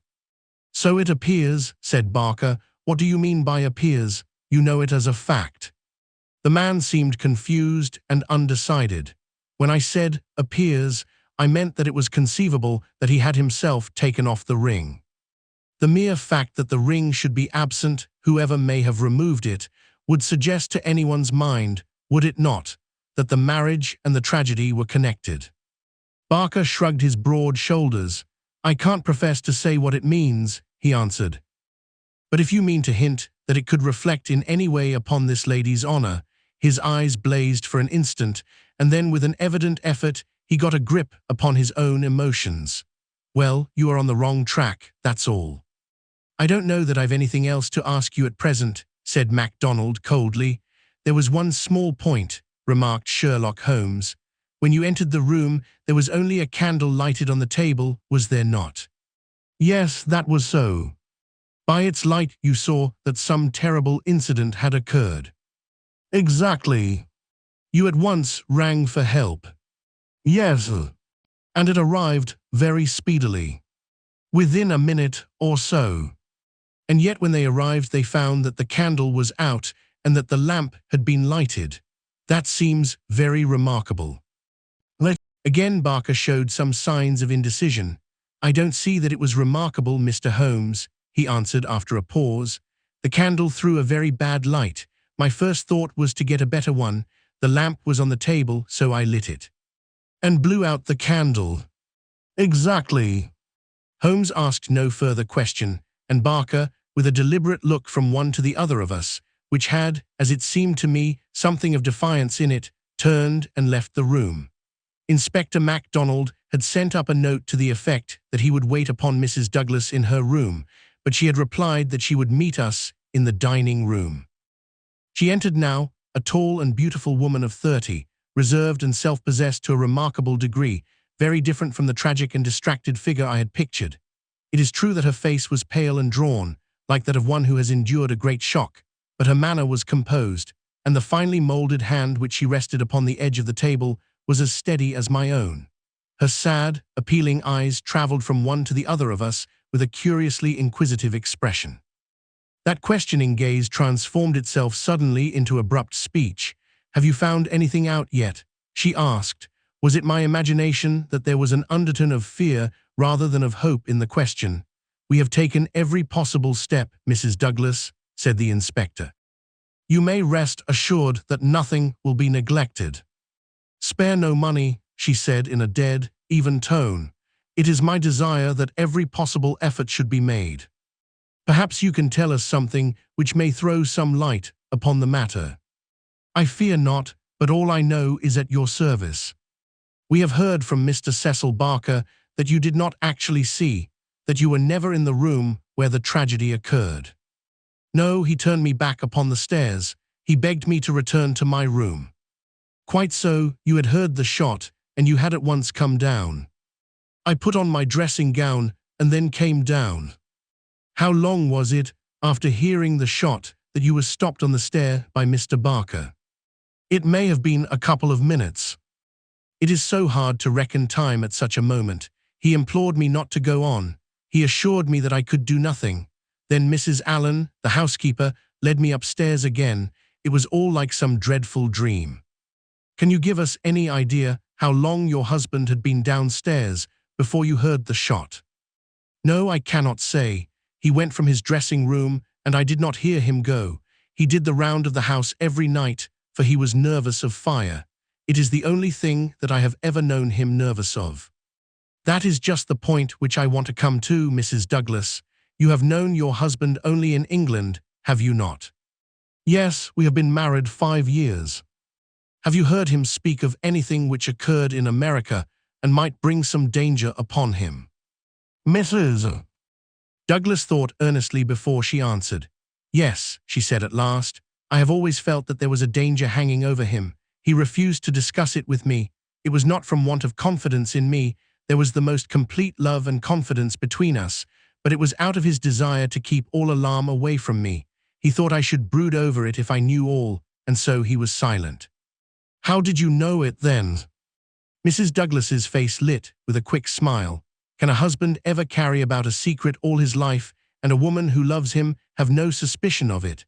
I knew it by his refusal to talk about some episodes in his American life. I knew it by certain precautions he took. I knew it by certain words he let fall. I knew it by the way he looked at unexpected strangers. I was perfectly certain that he had some powerful enemies, that he believed they were on his track, and that he was always on his guard against them.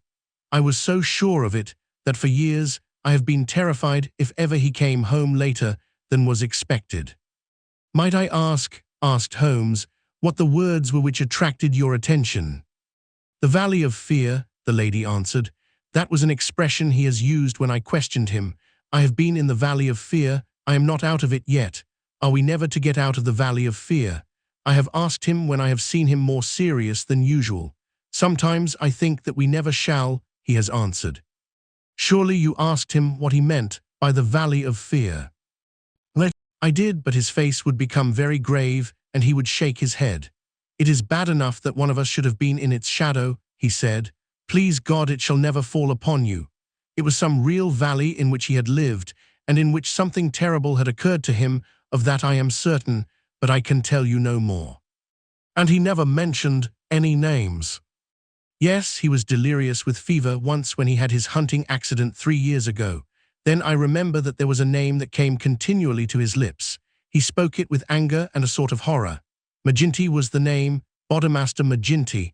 I asked him when he recovered who Bodemaster McGinty was and whose body he was master of. Never of mine, thank God.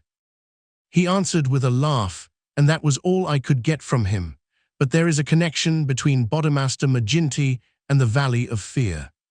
There is one other point, said Inspector MacDonald. You met Mr. Douglas in a boarding house in London, did you not, and became engaged to him there? Was there any romance, anything secret or mysterious about the wedding? There was romance, there is always romance, there was nothing mysterious. He had no rival. No, I was quite free. You have heard, no doubt, that his wedding ring has been taken. Does that suggest anything to you? Suppose that some enemy of his old life had tracked him down and committed this crime. What possible reason could he have for taking his wedding ring? For an instant, I could have sworn that the faintest shadow of a smile flickered over the woman's lips. I really cannot tell, she answered. It is certainly a most extraordinary thing. Well, we will not detain you any longer, and we are sorry to have put you to this trouble at such a time, said the inspector. There are some other points, no doubt, but we can refer to you as they arise. She rose, and I was again conscious of that quick, questioning glance with which she had just surveyed us. What impression has my evidence made upon you? The question might as well have been spoken. Then, with a bow, she swept from the room. She's a beautiful woman, a very beautiful woman, said MacDonald thoughtfully after the door had closed behind her. This man Barker has certainly been down here a good deal. He is a man who might be attractive to a woman. He admits that the dead man was jealous, and maybe he knew best himself what cause he had for jealousy. Then there's that wedding ring. You can't get past that. The man who tears a wedding ring off a dead man's, what do you say to it, Mr. Holmes? My friend had sat with his head upon his hands, sunk in the deepest thought. Now he rose and rang the bell. Ames, he said, when the butler entered, where is Mr. Cecil Barker now? I'll see, sir. He came back in a moment to say that Barker was in the garden. Can you remember, Ames, what Mr. Barker had on his feet last night when you joined him in the study? Yes, Mr. Holmes, he had a pair of bedroom slippers. I brought him his boots when he went for the police. Where are the slippers now? They are still under the chair in the hall. Very good, Ames. It is, of course, important for us to know which tracks may be Mr. Barker's and which from outside. Yes, sir, I may say that I noticed that the slippers were stained with blood, so indeed were my own. That is natural enough, considering the condition of the room. Very good, Ames, we will ring if we want you. A few minutes later we were in the study. Holmes had brought with him the carpet slippers from the hall. As Ames had observed, the soles of both were dark with blood. Strange, murmured Holmes, as he stood in the light of the window and examined them minutely. Very strange indeed. Stooping with one of his quick feline pounces, he placed the slipper upon the blood mark on the sill. It exactly corresponded. He smiled in silence at his colleagues. The inspector was transfigured with excitement. His native accent rattled like a stick upon railings. Man, he cried, there's not a doubt of it. Barker has just marked the window himself. It's a good deal broader than any boot mark. I mind that you said it was a splayfoot, and here's the explanation. But what's the game, Mr. Holmes? What's the game? What's the game? My friend repeated thoughtfully. White Mason chuckled and rubbed his fat hands together in his professional satisfaction. I said it was a snorter, he cried, and a real snorter it is. Chapter 6, A Dawning Light. The three detectives had many matters of detail into which to inquire, so I returned alone to our modest quarters at the village inn. But before doing so, I took a stroll in the curious old-world garden which flanked the house. Rows of very ancient yew trees, cut into strange designs, girded it round. Inside was a beautiful stretch of lawn with an old sundial in the middle, the whole effect so soothing and restful that it was welcome to my somewhat jangled nerves. In that deeply peaceful atmosphere one could forget, or remember only as some fantastic nightmare, the darkened study with the sprawling, blood-stained figure on the floor. And yet, as I strolled round it and tried to steep my soul in its gentle balm, a strange incident occurred, which brought me back to the tragedy and left a sinister impression in my mind. I have said that a decoration of yew trees circled the garden. At the end farthest from the house they thickened into a continuous hedge. On the other side of this hedge, concealed from the eyes of anyone approaching from the direction of the house, there was a stone seat. As I approached the spot I was aware of voices, some remark in the deep tones of a man, answered by a little ripple of feminine laughter. An instant later I had come round the end of the hedge and my eyes lit upon Mrs. Douglas and the man Barker before they were aware of my presence. Her appearance gave me a shock.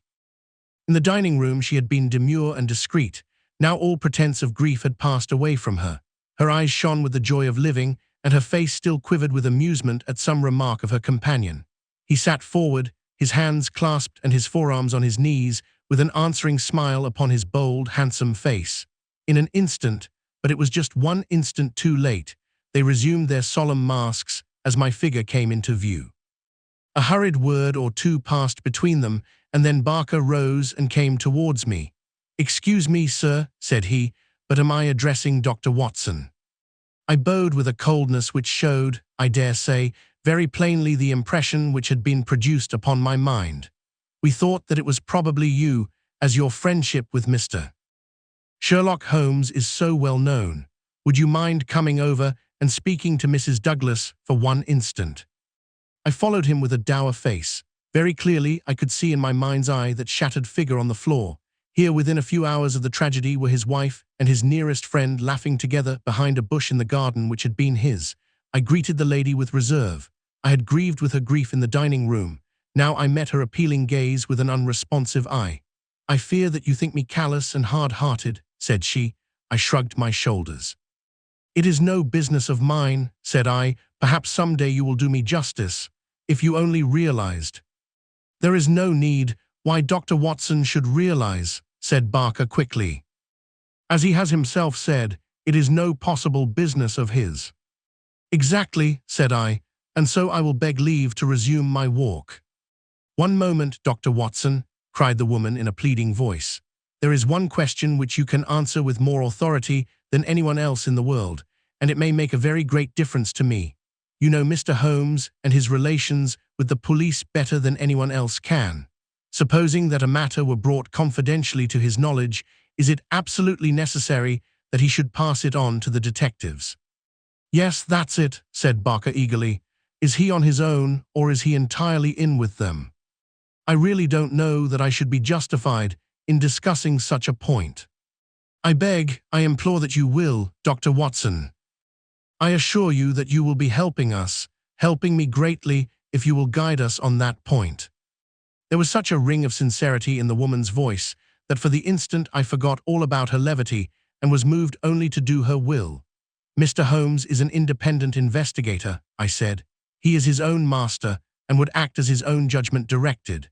At the same time, he would naturally feel loyalty towards the officials who were working on the same case, and he would not conceal from them anything which would help them in bringing a criminal to justice. Beyond this, I can say nothing, and I would refer you to Mr. Holmes himself if you wanted fuller information. So saying, I raised my hat and went upon my way, leaving them still seated behind that concealing hedge. I looked back as I rounded the far end of it, and saw that they were still talking very earnestly together, and as they were gazing after me, it was clear that it was our interview that was the subject of their debate. I wish none of their confidences, said Holmes, when I reported to him what had occurred.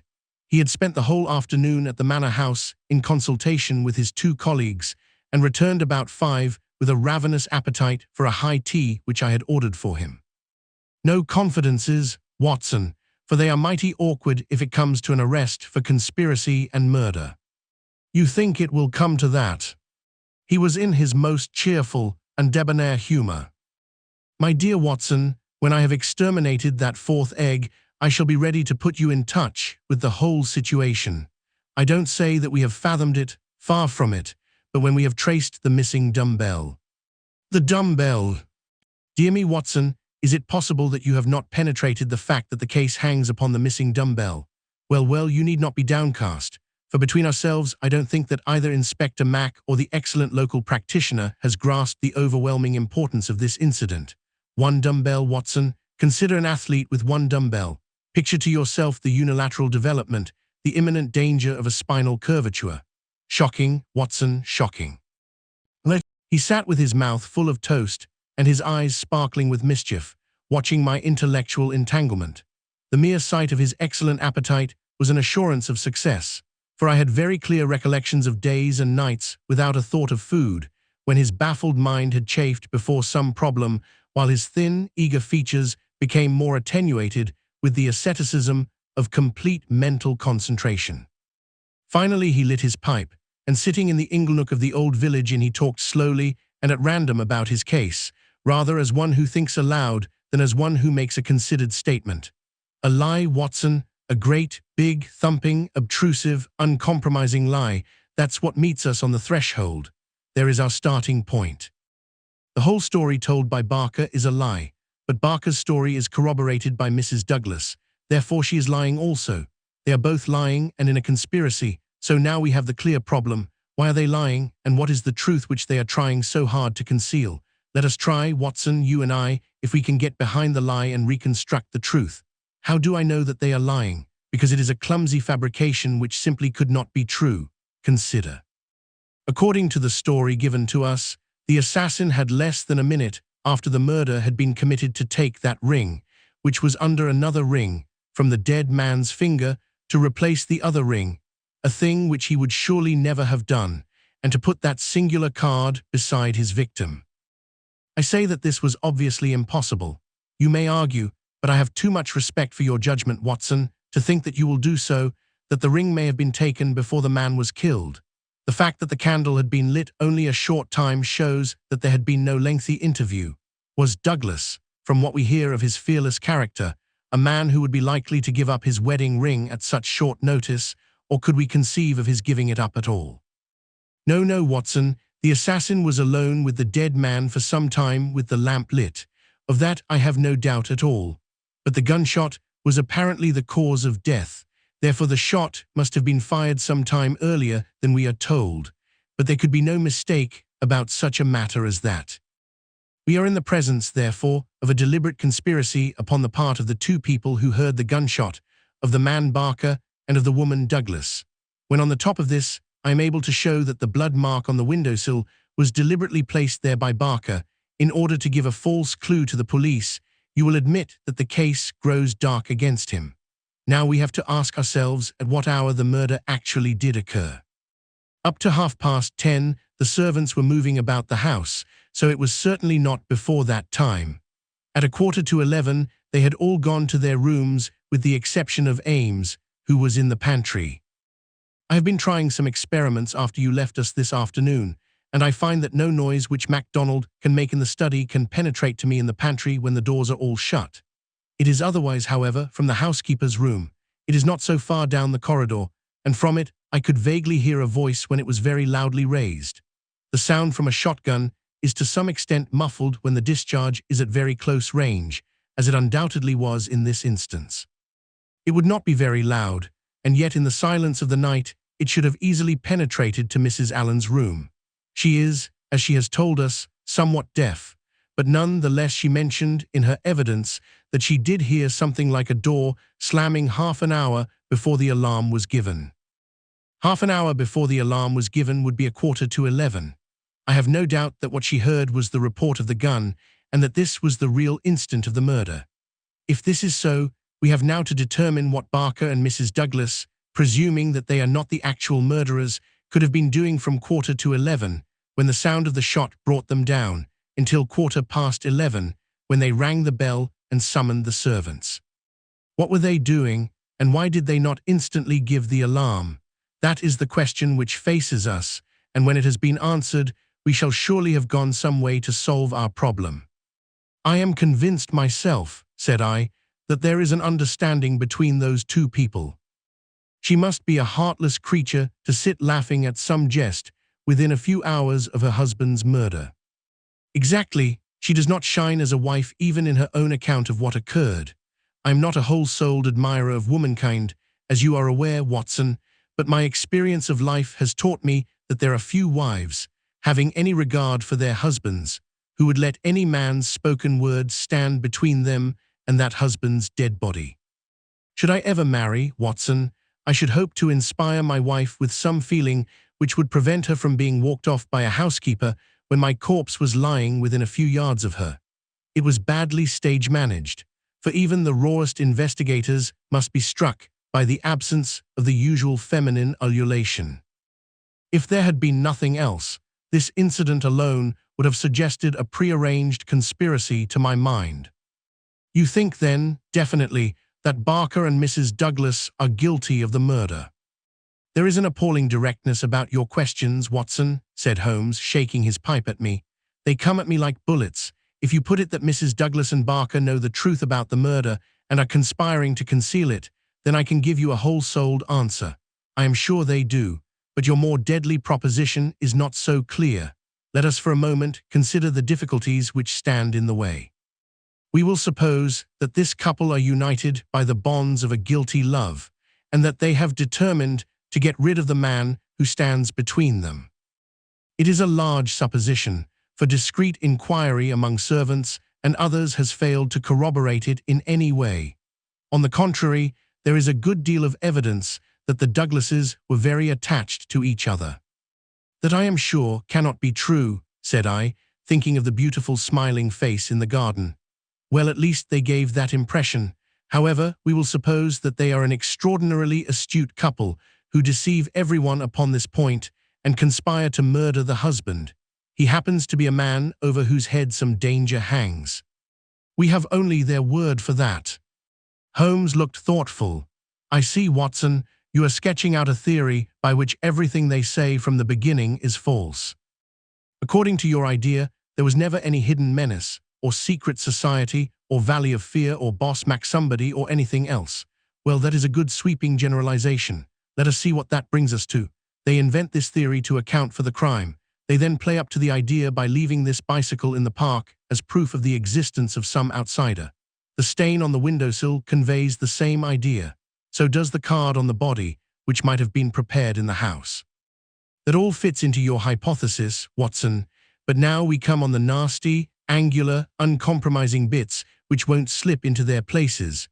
Why, a cut-off shotgun of all weapons, and an American one at that.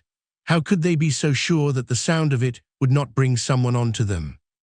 It's a mere chance, as it is, that Mrs. Allen did not start out to inquire for the slamming door. Why did your guilty couple do all this, Watson? I confess that I can't explain it. Then again, if a woman and her lover conspire to murder a husband, are they going to advertise their guilt by ostentatiously removing his wedding ring after his death? Does that strike you as very probable, Watson? No, it does not. And once again, if the thought of leaving a bicycle concealed outside had occurred to you, would it really have seemed worth doing when the dullest detective would naturally say this is an obvious blind, as the bicycle is the first thing which the fugitive needed in order to make his escape? I can conceive of no explanation. And yet there should be no combination of events for which the wit of man cannot conceive an explanation. Simply as a mental exercise, without any assertion that it is true, let me indicate a possible line of thought. It is, I admit, mere imagination, but how often is imagination the mother of truth? We will suppose that there was a guilty secret, a really shameful secret, in the life of this man Douglas. This leads to his murder by someone who is, we will suppose, an avenger, someone from outside.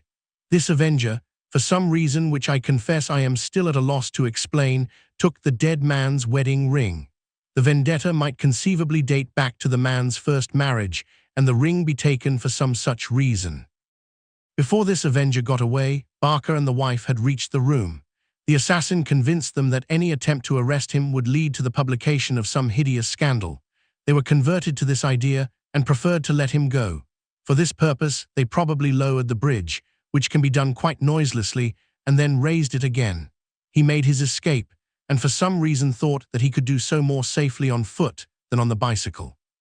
He therefore left his machine where it would not be discovered until he had got safely away.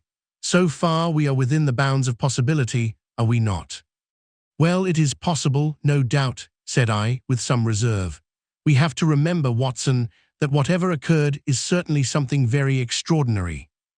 Well, now to continue our supposititious case, the couple, not necessarily a guilty couple, realize after the murderer is gone that they have placed themselves in a position in which it may be difficult for them to prove that they did not themselves either do the deed or connive at it. They rapidly and rather clumsily met the situation.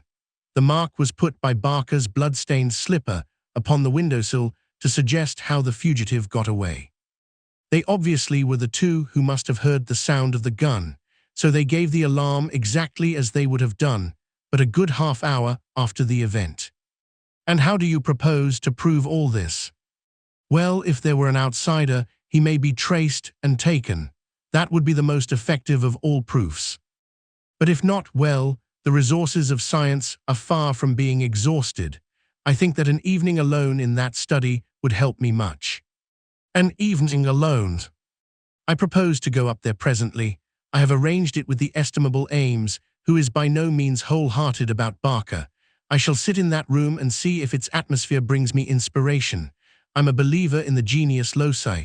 You smile, friend Watson. Well, we shall see. By the way, you have that big umbrella of yours, have you not?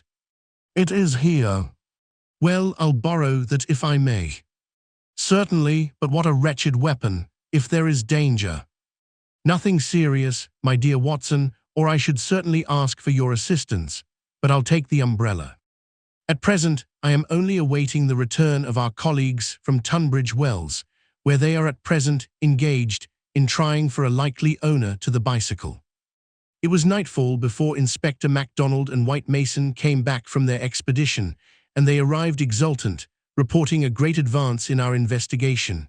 Man, I'll admit that I had my doubts if there was ever an outsider, said MacDonald, but that's all past now. We've had the bicycle identified, and we have a description of our man, so that's a long step on our journey. It sounds to me like the beginning of the end, said Holmes. I'm sure I congratulate you both with all my heart. Well, I started from the fact that Mr. Douglas had seemed disturbed since the day before, when he had been at Tunbridge Wells. It was at Tunbridge Wells then that he had become conscious of some danger. It was clear, therefore, that if a man had come over with a bicycle, it was from Tunbridge Wells that he might be expected to have come. We took the bicycle over with us and showed it at the hotels. It was identified at once by the manager of the Eagle Commercial as belonging to a man named Hargrave, who had taken a room there 2 days before. This bicycle and a small valise were his whole belongings. He had registered his name as coming from London, but had given no address. The valise was London-made, and the contents were British, but the man himself was undoubtedly an American. "Well, well," said Holmes gleefully, "you have indeed done some solid work while I have been sitting spinning theories with my friend. It's a lesson in being practical, Mr. Mac." "Aye, it's just that, Mr. Holmes," said the inspector with satisfaction, "but this may all fit in with your theories," I remarked. "That may or may not be, but let us hear the end, Mr. Mac. Was there nothing to identify this man?" "So little that it was evident that he had carefully guarded himself against identification. There were no papers or letters, and no marking upon the clothes. A cycle map of the county lay on his bedroom table. He had left the hotel after breakfast yesterday morning on his bicycle, and no more was heard of him until our inquiries." "That's what puzzles me, Mr. Holmes," said White Mason. "If the fellow did not want the hue and cry raised over him, one would imagine that he would have returned and remained at the hotel as an inoffensive tourist. As it is, he must know that he will be reported to the police by the hotel manager and that his disappearance will be connected with the murder. So one would imagine. Still, he has been justified of his wisdom up to date, at any rate since he has not been taken. But his description, what of that?" MacDonald referred to his notebook. "Here we have it so far as they could give it. They don't seem to have taken any very particular stock of him, but still, the porter, the clerk, and the chambermaid are all agreed that this about covers the points. He was a man about 5'9" in height, 50 or so years of age, his hair slightly grizzled, a greyish moustache, a curved nose, and a face which all of them described as fierce and forbidding. Well, bar the expression that might almost be a description of Douglas himself," said Holmes. "He is just over 50, with grizzled hair and moustache, and about the same height. Did you get anything else?" "He was dressed in a heavy grey suit with a reefer jacket, and he wore a short yellow overcoat and a soft cap." "What about the shotgun?" "It is less than 2 feet long. It could very well have fitted into his valise. He could have carried it inside his overcoat without difficulty." "And how do you consider that all this bears upon the general case?" "Well, Mr. Holmes," said MacDonald, "when we have got our man, and you may be sure that I had his description on the wires within 5 minutes of hearing it, we shall be better able to judge. But even as it stands, we have surely gone a long way. We know that an American calling himself Hargrave came to Tunbridge Wells 2 days ago with bicycle and valise. In the latter was a sawed-off shotgun, so he came with the deliberate purpose of crime. Yesterday morning, he set off for this place on his bicycle, with his gun concealed in his overcoat. No one saw him arrive, so far as we can learn, but he need not pass through the village to reach the park gates, and there are many cyclists upon the road. Presumably he at once concealed his cycle among the laurels where it was found, and possibly lurked there himself, with his eye on the house, waiting for Mr. Douglas to come out. The shotgun is a strange weapon to use inside a house, but he had intended to use it outside, and there it has very obvious advantages, as it would be impossible to miss with it, and the sound of shots is so common in an English sporting neighbourhood that no particular notice would be taken." "That is all very clear," said Holmes. "Well, Mr. Douglas did not appear. What was he to do next? He left his bicycle and approached the house in the twilight. He found the bridge down and no one about. He took his chance, intending, no doubt, to make some excuse if he met anyone. He met no one. He slipped into the first room that he saw and concealed himself behind the curtain. Thence he could see the drawbridge go up, and he knew that his only escape was through the moat. He waited until 11:15, when Mr. Douglas, upon his usual nightly round, came into the room. He shot him and escaped, as arranged. He was aware that the bicycle would be described by the hotel people and be a clue against him, so he left it there and made his way by some other means to London or to some safe hiding place which he had already arranged. How is that, Mr. Holmes? Well, Mr. Mac, it is very good and very clear so far as it goes. That is your end of the story. My end is that the crime was committed half an hour earlier than reported, that Mrs. Douglas and Barker are both in a conspiracy to conceal something, that they aided the murderer's escape, or at least that they reached the room before he escaped, and that they fabricated evidence of his escape through the window, whereas, in all probability, they had themselves let him go by lowering the bridge. That's my reading of the first half. The two detectives shook their heads. Well, Mr. Holmes, if this is true, we only tumble out of one mystery into another, said the London inspector. And in some ways a worse one, added White Mason. The lady has never been in America in all her life. What possible connection could she have with an American assassin which would cause her to shelter him? I freely admit the difficulties, said Holmes. I propose to make a little investigation of my own tonight, and it is just possible that it may contribute something to the common cause. Can we help you, Mr. Holmes? No, darkness and Dr. Watson's umbrella. My wants are simple. And Ames, the faithful Ames, no doubt he will stretch a point for me. All my lines of thought lead me back invariably to the one basic question. Why should an athletic man develop his frame upon so unnatural an instrument as a single dumbbell? It was late that night when Holmes returned from his solitary excursion. We slept in a double-bedded room, which was the best that the little country inn could do for us. I was already asleep when I was partly awakened by his entrance. Well, Holmes, I murmured, have you found anything out? He stood beside me in silence, his candle in his hand. Then the tall, lean figure inclined towards me. I say, Watson, he whispered, would you be afraid to sleep in the same room with a lunatic, a man with softening of the brain, an idiot whose mind has lost its grip? Not in the least, I answered in astonishment. Ah, that's lucky, he said, and not another word would he utter that night. Chapter 7. The Solution.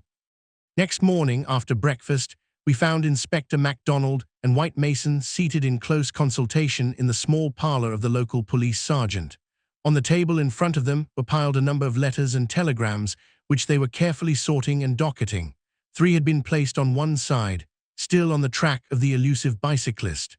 Holmes asked cheerfully, "What is the latest news of the ruffian?"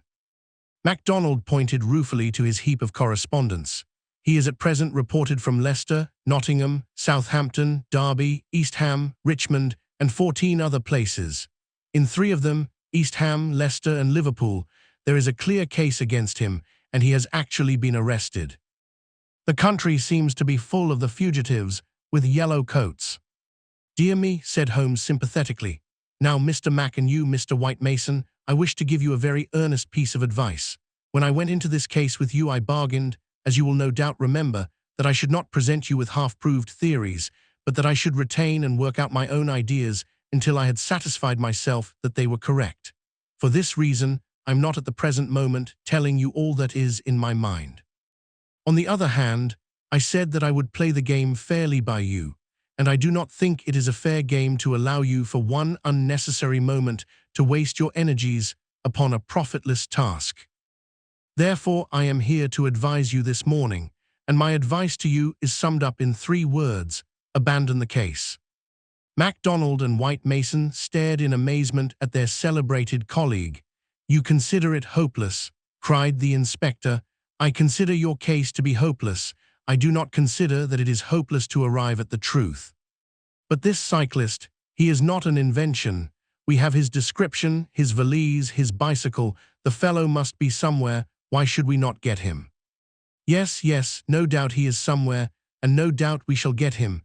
But I would not have you waste your energies in East Ham or Liverpool. I am sure that we can find some shorter cut to a result. You are holding something back. It's hardly fair of you, Mr. Holmes. The inspector was annoyed. You know my methods of work, Mr. Mac, but I will hold it back for the shortest time possible. I only wish to verify my details in one way, which can very readily be done, and then I make my bow and return to London, leaving my results entirely at your service. I owe you too much to act otherwise, for in all my experience, I cannot recall any more singular and interesting study. This is clean beyond me, Mr. Holmes. We saw you when we returned from Tunbridge Wells last night, and you were in general agreement with our results. What has happened since then to give you a completely new idea of the case? Well, since you ask me, I spent, as I told you that I would, some hours last night at the Manor House. Well, what happened? I can only give you a very general answer to that for the moment. By the way, I have been reading a short but clear and interesting account of the old building, purchasable at the modest sum of 1 penny from the local tobacconist. Here Holmes drew a small tract, embellished with a rude engraving of the ancient manor house, from his waistcoat pocket. It immensely adds to the zest of an investigation, my dear Mr. Mac, when one is in conscious sympathy with the historical atmosphere of one's surroundings. Don't look so impatient, for I assure you that even so bald an account as this raises some sort of picture of the past in one's mind. Permit me to give you a sample. Erected in the 5th year of the reign of James I, and standing upon the site of a much older building, the Manor House of Burlstone presents one of the finest surviving examples of the moated Jacobean residence. You are making fools of us, Mr. Holmes. Tut, tut, Mr. Mac. The first sign of temper I have detected in you. Well, I won't read it verbatim, since you feel so strongly upon the subject. But when I tell you that there is some account of the taking of the place by a parliamentary colonel in 1644, of the concealment of Charles for several days in the course of the Civil War, and finally of a visit there by the second George, you will admit that there are various associations of interest connected with this ancient house. I don't doubt it, Mr. Holmes, but that is no business of ours. Is it not? Is it not? Breadth of view, my dear Mr. Mac, is one of the essentials of our profession. The interplay of ideas and the oblique uses of knowledge are often of extraordinary interest. You will excuse these remarks from one who, though a mere connoisseur of crime, is still rather older and perhaps more experienced than yourself. I'm the first to admit that, said the detective heartily. You get to your point, I admit, but you have such a deuced round-the-corner way of doing it. Well, I'll drop past history and get down to present-day facts. I called last night, as I have already said, at the Manor House. I did not see either Barker or Mrs. Douglas. I saw no necessity to disturb them, but I was pleased to hear that the lady was not visibly pining and that she had partaken of an excellent dinner. My visit was specially made to the good Mr. Ames, with whom I exchanged some amiabilities, which culminated in his allowing me, without reference to anyone else, to sit alone for a time in the study. What with that? I ejaculated. No, everything is now in order. You gave permission for that, Mr. Mac, as I am informed. The room was in its normal state, and in it I passed an instructive quarter of an hour. What were you doing? Well, not to make a mystery of so simple a matter, I was looking for the missing dumbbell. It has always bulked rather large in my estimate of the case. I ended by finding it. Well, there we come to the edge of the unexplored. Let me go a little further, a very little further, and I will promise that you shall share everything that I know. Well, we are bound to take you on your own terms, said the inspector, but when it comes to telling us to abandon the case, why in the name of goodness should we abandon the case? For the simple reason, my dear Mr. Mac, that you have not got the first idea what it is that you are investigating. We are investigating the murder of Mr. John Douglas of Burlstone Manor. Yes, so you are, but don't trouble to trace the mysterious gentleman upon the bicycle. I assure you that it won't help you. Then what do you suggest that we do? I will tell you exactly what to do, if you will do it. Well, I'm bound to say I've always found you had reason behind all your queer ways. I'll do what you advise. And you, Mr. White Mason? The country detective looked helplessly from one to the other. Holmes and his methods were new to him. Well, if it is good enough for the inspector, it is good enough for me, he said at last. Capital, said Holmes. Well then, I should recommend a nice, cheery country walk for both of you. They tell me that the views from Burlstone Ridge over the Weald are very remarkable. No doubt lunch could be got at some suitable hostelry, though my ignorance of the country prevents me from recommending one. In the evening, tired but happy. Man, this is getting past a joke. cried MacDonald, rising angrily from his chair. Well, well, spend the day as you like, said Holmes, patting him cheerfully upon the shoulder. Do what you like and go where you will, but meet me here before dusk without fail, Mr. Mac. That sounds more like sanity. All of it was excellent advice, but I don't insist, so long as you are here when I need you. But now, before we part, I want you to write a note to Mr. Barker. Well, I'll dictate it if you like. Ready, dear sir. It has struck me that it is our duty to drain the moat, in the hope that we may find some. It's impossible, said the inspector. I've made inquiry. Tut, tut, my dear sir, please do what I ask you. Well, go on. In the hope that we may find something which may bear upon our investigation. I have made arrangements, and the workmen will be at work early tomorrow morning diverting the stream. Impossible. Diverting the stream, so I thought it best to explain matters beforehand. Now sign that, and send it by hand about 4 o'clock. At that hour we shall meet again in this room. Until then we may each do what we like, for I can assure you that this inquiry has come to a definite pause. Evening was drawing in when we reassembled. Holmes was very serious in his manner, myself curious, and the detectives obviously critical and annoyed. Well, gentlemen, said my friend gravely, I am asking you now to put everything to the test with me, and you will judge for yourselves whether the observations I have made justify the conclusions to which I have come. It is a chill evening, and I do not know how long our expedition may last, so I beg that you will wear your warmest coats. It is of the first importance that we should be in our places before it grows dark, so with your permission we shall get started at once. We passed along the outer bounds of the Manor House Park until we came to a place where there was a gap in the rails which fenced it. Through this we slipped, and then in the gathering gloom we followed Holmes until we had reached a shrubbery which lies nearly opposite to the main door and the drawbridge. The latter had not been raised.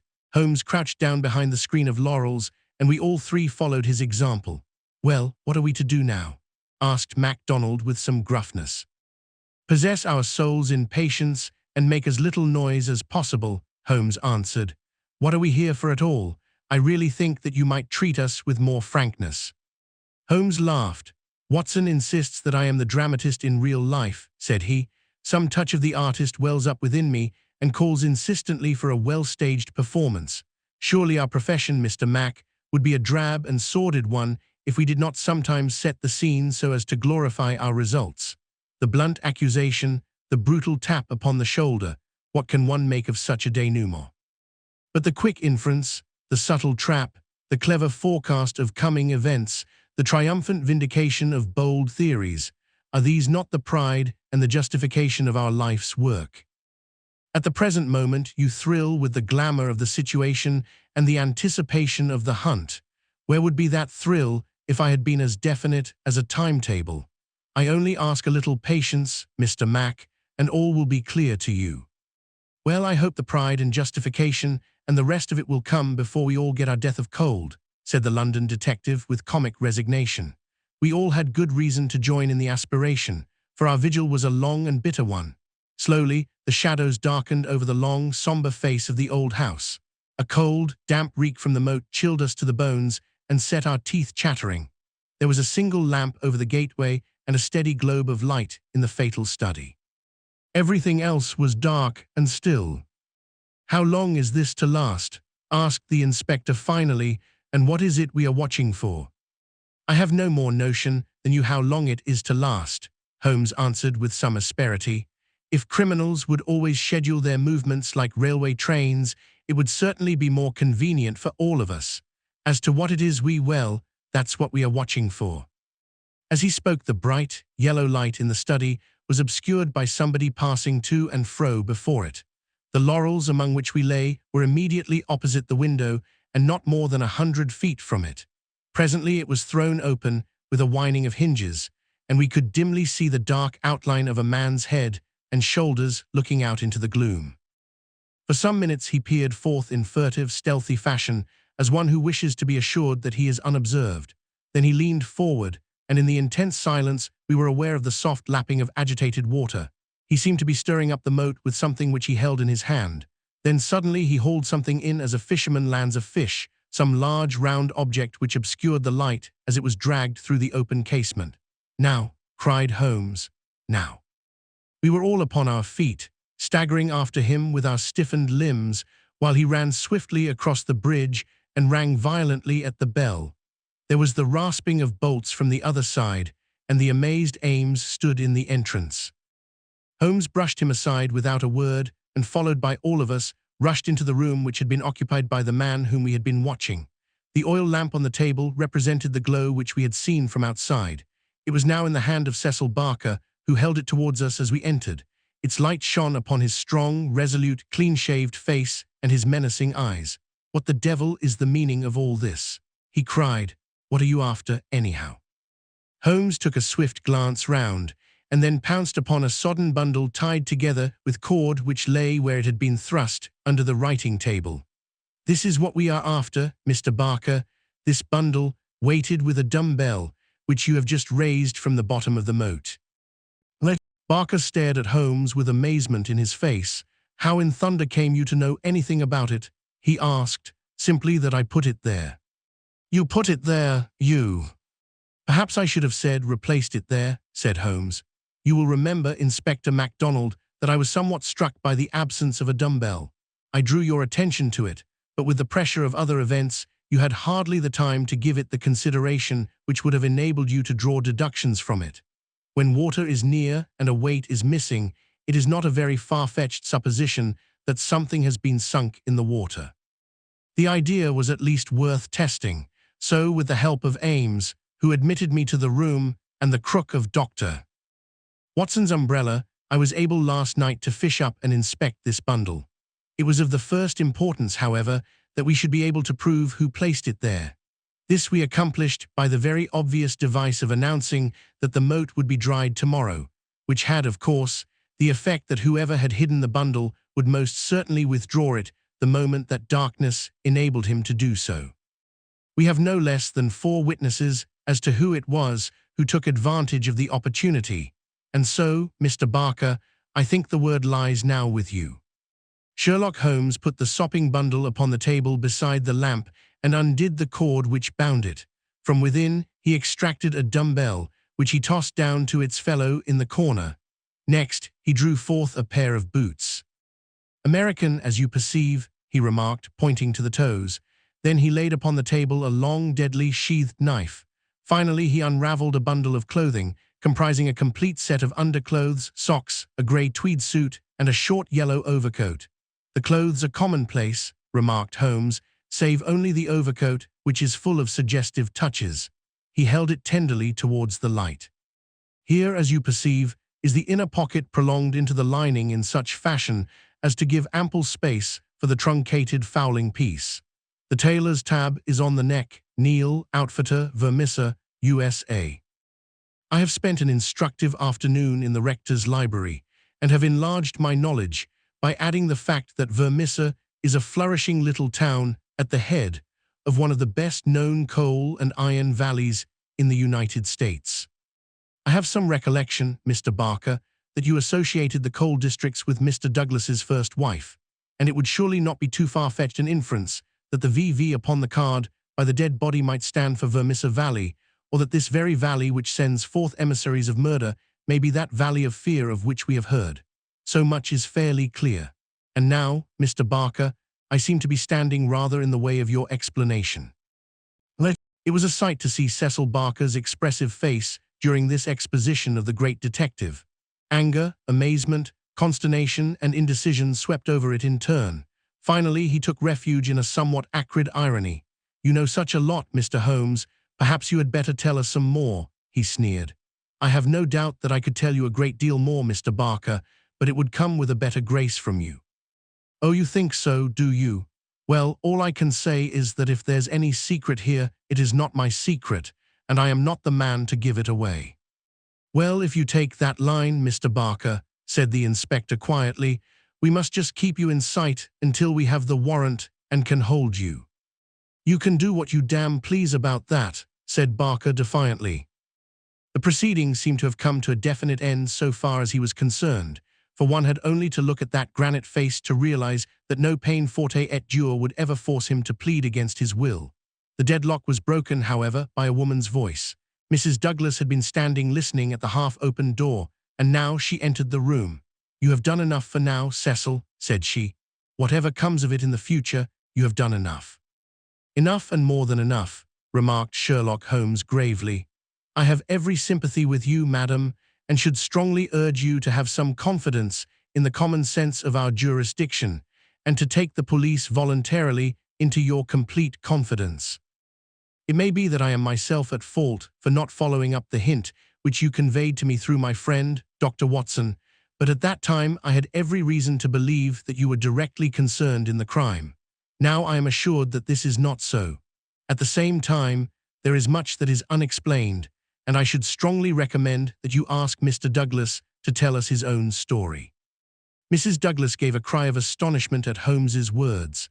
The detectives and I must have echoed it when we were aware of a man who seemed to have emerged from the wall, who advanced now from the gloom of the corner in which he had appeared. Mrs. Douglas turned, and in an instant her arms were round him. Barker had seized his outstretched hand. "It's best this way, Jack," his wife repeated. "I am sure that it is best." "Indeed, yes, Mr. Douglas," said Sherlock Holmes. "I am sure that you will find it best." The man stood blinking at us with the dazed look of one who comes from the dark into the light. It was a remarkable face, bold grey eyes, a strong, short-clipped, grizzled moustache, a square, projecting chin, and a humorous mouth. He took a good look at us all, and then to my amazement he advanced to me and handed me a bundle of paper. "I've heard of you," said he in a voice which was not quite English and not quite American, but was altogether mellow and pleasing. "You are the historian of this bunch. Well, Dr. Watson, you've never had such a story as that pass through your hands before, and I'll lay my last dollar on that. Tell it your own way, but there are the facts, and you can't miss the public so long as you have those. I've been cooped up 2 days, and I've spent the daylight hours, as much daylight as I could get in that rat trap, in putting the thing into words. You're welcome to them, you and your public. There's the story of the Valley of Fear." "That's the past, Mr. Douglas," said Sherlock Holmes quietly. "What we desire now is to hear your story of the present." "You'll have it, sir," said Douglas. "May I smoke as I talk? Well, thank you, Mr. Holmes. You're a smoker yourself, if I remember right, and you'll guess what it is to be sitting for 2 days with tobacco in your pocket and afraid that the smell will give you away." He leaned against the mantelpiece and sucked at the cigar which Holmes had handed him. "I've heard of you, Mr. Holmes. I never guessed that I should meet you, but before you are through with that," he nodded at my papers, "you will say I've brought you something fresh." Inspector MacDonald had been staring at the newcomer with the greatest amazement. "Well, this fairly beats me," he cried at last. "If you are Mr. John Douglas of Burlstone Manor, then whose death have we been investigating for these 2 days, and where in the world have you sprung from now? You seem to me to come out of the floor like a jack-in-a-box." "Ah, Mr. Mac," said Holmes, shaking a reproving forefinger, "you would not read that excellent local compilation which described the concealment of King Charles. People did not hide in those days without excellent hiding places, and the hiding place that has once been used may be again. I had persuaded myself that we should find Mr. Douglas under this roof." "And how long have you been playing this trick upon us, Mr. Holmes?" said the inspector angrily. "How long have you allowed us to waste ourselves upon a search that you knew to be an absurd one?" "Not 1 instant, my dear Mr. Mac. Only last night did I form my views of the case. As they could not be put to the proof until this evening, I invited you and your colleague to take a holiday for the day. Pray, what more could I do? When I found the suit of clothes in the moat, it at once became apparent to me that the body we had found could not have been the body of Mr. John Douglas at all, but must be that of the bicyclist from Tunbridge Wells. No other conclusion was possible. Therefore I had to determine where Mr. John Douglas himself could be, and the balance of probability was that with the connivance of his wife and his friend, he was concealed in a house which had such conveniences for a fugitive, and awaiting quieter times when he could make his final escape." "Well, you figured it out about right," said Douglas approvingly. "I thought I'd dodge your British law, for I was not sure how I stood under it, And also I saw my chance to throw these hounds once for all off my track. Mind you, from first to last, I have done nothing to be ashamed of, and nothing that I would not do again, but you'll judge that for yourselves when I tell you my story. Never mind warning me, Inspector. I'm ready to stand pat upon the truth. I'm not going to begin at the beginning. That's all there, he indicated my bundle of papers, and a mighty queer yarn you'll find it. It all comes down to this, that there are some men that have good cause to hate me and would give their last dollar to know that they had got me. So long as I am alive and they are alive, there is no safety in this world for me. They hunted me from Chicago to California, then they chased me out of America. But when I married and settled down in this quiet spot, I thought my last years were going to be peaceable. I never explained to my wife how things were. Why should I pull her into it? She would never have a quiet moment again, but would always be imagining trouble. I fancy she knew something, for I may have dropped a word here or a word there, but until yesterday, after you gentlemen had seen her, she never knew the rights of the matter. She told you all she knew, and so did Barker here, for on the night when this thing happened, there was mighty little time for explanations. She knows everything now, and I would have been a wiser man if I had told her sooner. But it was a hard question, dear. He took her hand for an instant in his own, and I acted for the best. Well, gentlemen, the day before these happenings I was over in Tunbridge Wells, and I got a glimpse of a man in the street. It was only a glimpse, but I have a quick eye for these things, and I never doubted who it was. It was the worst enemy I had among them all, one who has been after me like a hungry wolf after a caribou all these years. I knew there was trouble coming, and I came home and made ready for it. I guessed I'd fight through it all right on my own. My luck was a proverb in the States, about 76. I never doubted that it would be with me still. I was on my guard all that next day and never went out into the park. It's as well, or he'd have had the drop on me with that buckshot gun of his before ever I could draw on him. After the bridge was up, my mind was always more restful when that bridge was up in the evenings. I put the thing clear out of my head. I never dreamed of his getting into the house and waiting for me. But when I made my round in my dressing gown, as was my habit, I had no sooner entered the study than I scented danger. I guess when a man has had dangers in his life, and I've had more than most in my time, there is a kind of sixth sense that waves the red flag. I saw the signal clear enough, and yet I couldn't tell you why. Next instant, I spotted a boot under the window curtain, and then I saw why plain enough.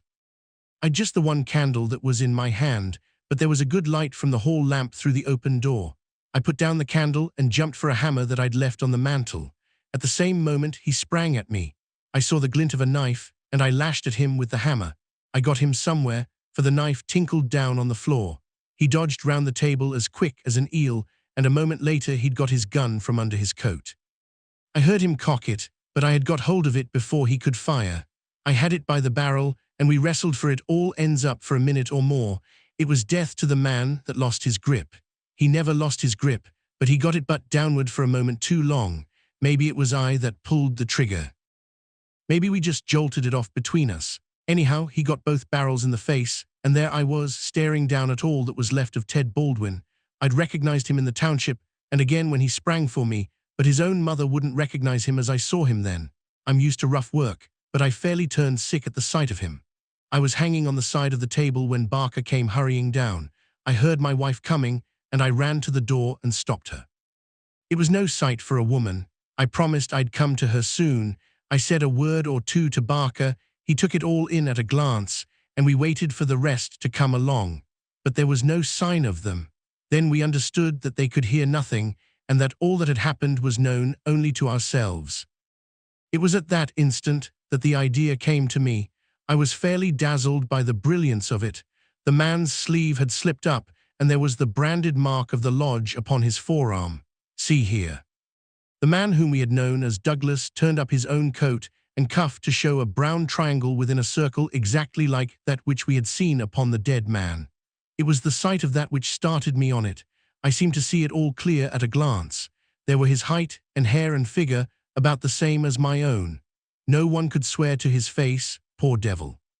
I brought down this suit of clothes, and in a quarter of an hour Barker, and I had put my dressing gown on him, and he lay as you found him. We tied all his things into a bundle, and I weighted them with the only weight I could find and put them through the window. The card he had meant to lay upon my body was lying beside his own. My rings were put on his finger, but when it came to the wedding ring, he held out his muscular hand. You can see for yourselves that I had struck the limit. I have not moved it since the day I was married, and it would have taken a file to get it off. I don't know, anyhow, that I should have cared to part with it, but if I had wanted to, I couldn't. So we just had to leave that detail to take care of itself. On the other hand, I brought a bit of plaster down and put it where I am wearing one myself at this instant. You slipped up there, Mr. Holmes, clever as you are, for if you had chanced to take off that plaster you would have found no cut underneath it. Well, that was the situation. If I could lie low for a while and then get away where I could be joined by my widow, we should have a chance at last of living in peace for the rest of our lives. These devils would give me no rest so long as I was above ground. But if they saw in the papers that Baldwin had got his man, there would be an end of all my troubles. I hadn't much time to make it all clear to Barker and to my wife, but they understood enough to be able to help me. I knew all about this hiding place, so did Ames, but it never entered his head to connect it with the matter. I retired into it, and it was up to Barker to do the rest. I guess you can fill in for yourselves what he did. He opened the window and made the mark on the sill to give an idea of how the murderer escaped. It was a tall order, that, but as the bridge was up, there was no other way. Then, when everything was fixed, he rang the bell for all he was worth. What happened afterward you know. And so, gentlemen, you can do what you please, but I've told you the truth and the whole truth, so help me God. What I ask you now is, how do I stand by the English law? There was a silence which was broken by Sherlock Holmes. The English law is in the main a just law. You will get no worse than your deserts from that, Mr. Douglas. But I would ask you, how did this man know that you lived here, or how to get into your house, or where to hide to get you? I know nothing of this. Holmes's face was very white and grave. The story is not over yet, I fear, said he. You may find worse dangers than the English law, or even than your enemies from America. I see trouble before you, Mr. Douglas. You'll take my advice and still be on your guard. And now, my long-suffering readers, I will ask you to come away with me for a time, far from the Sussex Manor House of Burlstone, and far also from the year of grace, in which we made our eventful journey, which ended with the strange story of the man who had been known as John Douglas. I wish you to journey back some 20 years in time, and westward some thousands of miles in space, that I may lay before you a singular and terrible narrative, so singular and so terrible that you may find it hard to believe that even as I tell it, even so did it occur. Do not think that I intrude one story before another is finished. As you read on, you will find that this is not so. And when I have detailed those distant events, and you have solved this mystery of the past, we shall meet once more in those rooms on Baker Street, where this, like so many other wonderful happenings, will find its end. Part 2, The Scourers. Chapter 1, The Mans. It was the 4th of February in the year 1875. It had been a severe winter, and the snow lay deep in the gorges of the Gilmerton Mountains. The steam ploughs had, however, kept the railroad open, and the evening train which connects the long line of coal mining and iron-working settlements was slowly groaning its way up the steep gradients which lead from Stagville on the plain to Vermissa, the central township which lies at the head of Vermissa Valley. From this point, the track sweeps downward to Barton's Crossing, Helmdale, and the purely agricultural county of Merton. It was a single-track railroad, but at every siding, and they were numerous, long lines of trucks piled with coal and iron ore told of the hidden wealth which had brought a rude population and a bustling life to this most desolate corner of the United States of America. For desolate it was. Little could the first pioneer who had traversed it have ever imagined that the fairest prairies and the most lush water pastures were valueless compared to this gloomy land of black crag and tangled forest. Above the dark and often scarcely penetrable woods upon their flanks, the high bare crowns of the mountains, white snow, and jagged rock towered upon each flank, leaving a long, winding, tortuous valley in the center. Up this, the little train was slowly crawling. The oil lamps had just been lit in the leading passenger car, a long, bare carriage in which some 20 or 30 people were seated. The greater number of these were workmen returning from their day's toil in the lower part of the valley. At least a dozen, by their grimed faces and the safety lanterns which they carried, proclaimed themselves miners. These sat smoking in a group and conversed in low voices, glancing occasionally at two men on the opposite side of the car, whose uniforms and badges showed them to be policemen. Several women of the laboring class and one or two travelers who might have been small local storekeepers made up the rest of the company, with the exception of one young man in a corner by himself. It is with this man that we are concerned. Take a good look at him, for he is worth it. He is a fresh-complexioned, middle-sized young man, not far, one would guess, from his 30th year. He has large, shrewd, humorous grey eyes which twinkle inquiringly from time to time as he looks round through his spectacles at the people about him. It is easy to see that he is of a sociable and possibly simple disposition, anxious to be friendly to all men. Anyone could pick him at once as gregarious in his habits and communicative in his nature, with a quick wit and a ready smile. And yet the man who studied him more closely might discern a certain firmness of jaw and grim tightness about the lips which would warn him that there were depths beyond, and that this pleasant, brown-haired young Irishman might conceivably leave his mark for good or evil upon any society to which he was introduced.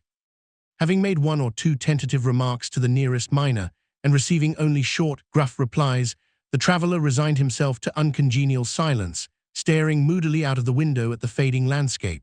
It was not a cheering prospect. Through the growing gloom there pulsed the red glow of the furnaces on the sides of the hills. Great heaps of slag and dumps of cinders loomed up on each side, with the high shafts of the collieries towering above them. Huddled groups of mean, wooden houses, the windows of which were beginning to outline themselves in light, were scattered here and there along the line, and the frequent halting places were crowded with their swarthy inhabitants. The iron and coal valleys of the Vermissa district were no resorts for the leisured or the cultured. Everywhere there were stern signs of the crudest battle of life, the rude work to be done, and the rude, strong workers who did it. The young traveller gazed out into this dismal country with a face of mingled repulsion and interest, which showed that the scene was new to him. At intervals he drew from his pocket a bulky letter to which he referred, and on the margins of which he scribbled some notes.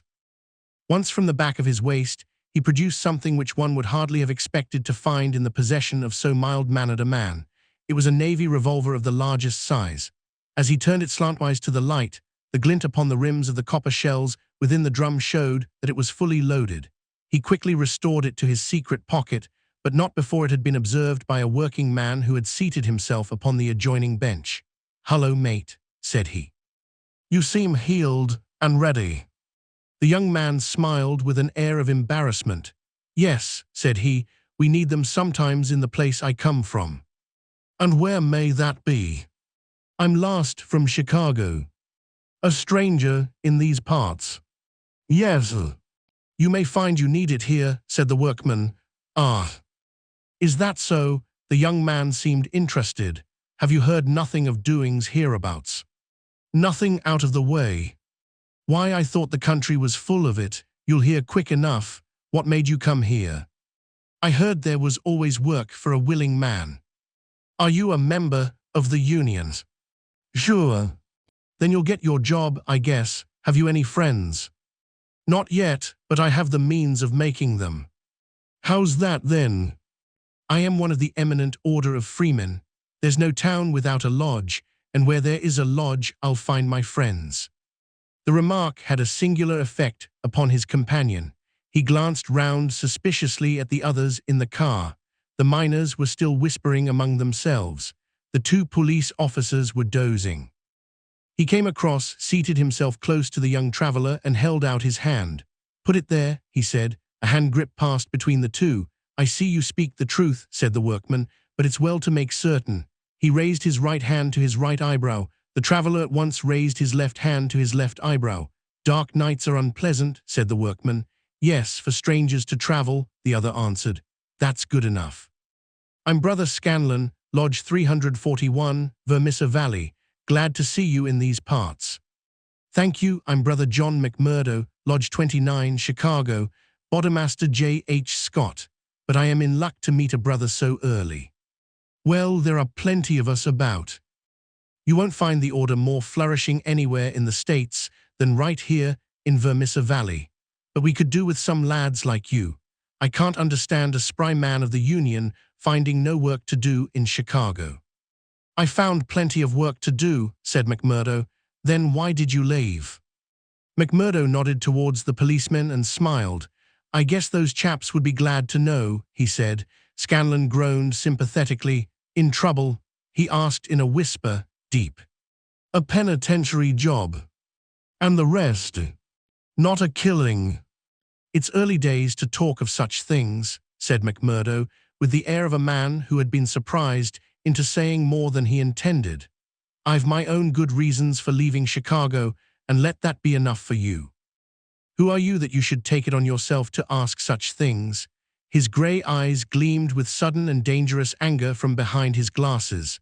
"All right, mate, no offense meant. The boys will think none the worse of you, whatever you may have done. Where are you bound for now?" "Vermissa. That's the third halt down the line. Where are you staying?" McMurdo took out an envelope and held it close to the murky oil lamp. "Here is the address, Jacob Shafter, Sheridan Street. It's a boarding house that was recommended by a man I knew in Chicago." "Well, I don't know it, but Vermissa is out of my beat. I live at Hobson's Patch, and that's here where we are drawing up. But say, there's one bit of advice I'll give you before we part. If you're in trouble in Vermissa, go straight to the Union House and see Boss McGinty. He is the bodemaster of Vermissa Lodge, and nothing can happen in these parts unless Black Jack McGinty wants it. So long, mate. Maybe we'll meet in Lodge one of these evenings, but mind my words, if you are in trouble, go to Boss McGinty." Scanlon descended, and McMurdo was left once again to his thoughts. Night had now fallen, and the flames of the frequent furnaces were roaring and leaping in the darkness. Against their lurid background, dark figures were bending and straining, twisting and turning, with the motion of winch or of windlass, to the rhythm of an eternal clank and roar. "I guess hell must look something like that," said a voice. McMurdo turned and saw that one of the policemen had shifted in his seat and was staring out into the fiery waste. "For that matter," said the other policeman, "I allow that hell must be something like that. If there are worse devils down yonder than some we could name, it's more than I'd expect. I guess you are new to this part, young man." "Well, what if I am?" McMurdo answered in a surly voice. "Just this, mister, that I should advise you to be careful in choosing your friends. I don't think I'd begin with Mike Scanlon or his gang if I were you." "What the hell is it to you who are my friends?" roared McMurdo in a voice which brought every head in the carriage round to witness the altercation. "Did I ask you for your advice, or did you think me such a sucker that I couldn't move without it? You speak when you are spoken to, and by the Lord you'd have to wait a long time if it was me." He thrust out his face and grinned at the patrolman like a snarling dog. The two policemen, heavy, good-natured men, were taken aback by the extraordinary vehemence with which their friendly advances had been rejected. "No offense, stranger," said one. "It was a warning for your own good, seeing that you are, by your own showing, new to the place." "I'm new to the place, but I'm not new to you and your kind," cried McMurdo in cold fury.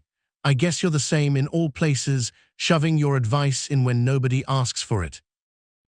"Maybe we'll see more of you before very long," said one of the patrolmen with a grin. "You're a real hand-picked one, if I am a judge." "I was thinking the same," remarked the other. "I guess we may meet again." "I'm not afraid of you, and don't you think it," cried McMurdo. "My name's Jack McMurdo C. If you want me, you'll find me at Jacob Shafter's on Sheridan Street, Vermissa, so I'm not hiding from you. Am I day or night I dare to look the like of you in the face. Don't make any mistake about that." There was a murmur of sympathy and admiration from the miners at the dauntless demeanor of the newcomer, while the two policemen shrugged their shoulders and renewed a conversation between themselves. A few minutes later the train ran into the ill-lit station, and there was a general clearing, for Vermissa was by far the largest town on the line. McMurdo picked up his leather gripsack and was about to start off into the darkness when one of the miners accosted him. "By gar, mate, you know how to speak to the cops," he said in a voice of awe. "It was grand to hear you. Let me carry your grip and show you the road. I'm passing Shafters on the way to my own shack." There was a chorus of friendly good nights from the other miners as they passed from the platform. Before ever he had set foot in it, McMurdo the Turbulent had become a character in Vermissa. The country had been a place of terror, but the town was in its way even more depressing. Down that long valley, there was at least a certain gloomy grandeur in the huge fires and the clouds of drifting smoke, while the strength and industry of man found fitting monuments in the hills which he had spilled by the side of his monstrous excavations. But the town showed a dead level of mean ugliness and squalor. The broad street was churned up by the traffic into a horrible rutted paste of muddy snow. The sidewalks were narrow and uneven. The numerous gas lamps served only to show more clearly a long line of wooden houses, each with its veranda facing the street, unkempt and dirty. As they approached the center of the town, the scene was brightened by a row of well-lit stores and even more by a cluster of saloons and gaming houses in which the miners spent their hard-earned but generous wages. "That's the Union House," said the guide, pointing to one saloon which rose almost to the dignity of being a hotel. "Jack McGinty is the boss there." "What sort of a man is he?" McMurdo asked. "What, have you never heard of the boss?" "How could I have heard of him when you know that I am a stranger in these parts?" "Well, I thought his name was known clear across the country. It's been in the papers often enough." "What for?" "Well," the miner lowered his voice, "over the affairs." "What affairs?" "Good Lord, mister. You are queer, if I must say it without offense. There's only one set of affairs that you'll hear of in these parts, and that's the affairs of the Scourers. Why, I seem to have read of the Scourers in Chicago. A gang of murderers, are they not?" "Hush on your life," cried the miner, standing still in alarm and gazing in amazement at his companion. "Man, you won't live long in these parts if you speak in the open street like that. Many a man has had the life beaten out of him for less." "Well, I know nothing about them. It's only what I have read." "And I'm not saying that you have not read the truth." The man looked nervously round him as he spoke, peering into the shadows as if he feared to see some lurking danger. "If killing is murder, then God knows there is murder and to spare. But don't you dare to breathe the name of Jack McGinty in connection with it, stranger, for every whisper goes back to him, and he is not one that is likely to let it pass. Now, that's the house you're after, that one standing back from the street. You'll find old Jacob Shafter that runs it as honest a man as lives in this township." "I thank you," said McMurdo, and shaking hands with his new acquaintance he plodded, gripsack in hand, up the path which led to the dwelling house, at the door of which he gave a resounding knock. It was opened at once by someone very different from what he had expected. It was a woman, young and singularly beautiful.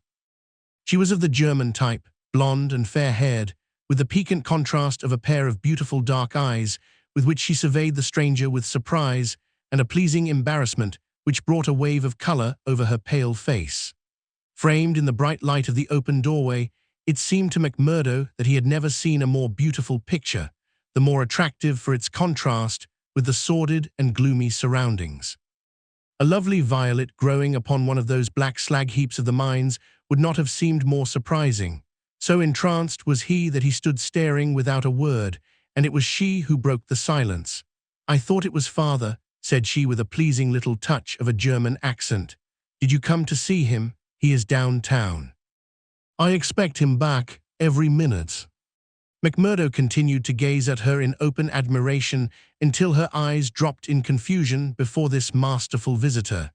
"No, miss," he said at last, "I'm in no hurry to see him, but your house was recommended to me for board. I thought it might suit me, and now I know it will." "You are quick to make up your mind," said she with a smile. "Anyone but a blind man could do as much," the other answered. She laughed at the compliment. "Come right in, sir," she said. "I'm Miss Etty Shafter, Mr. Shafter's daughter. My mother's dead, and I run the house. You can sit down by the stove in the front room until father comes along. Ah, here he is, so you can fix things with him right away." A heavy, elderly man came plodding up the path.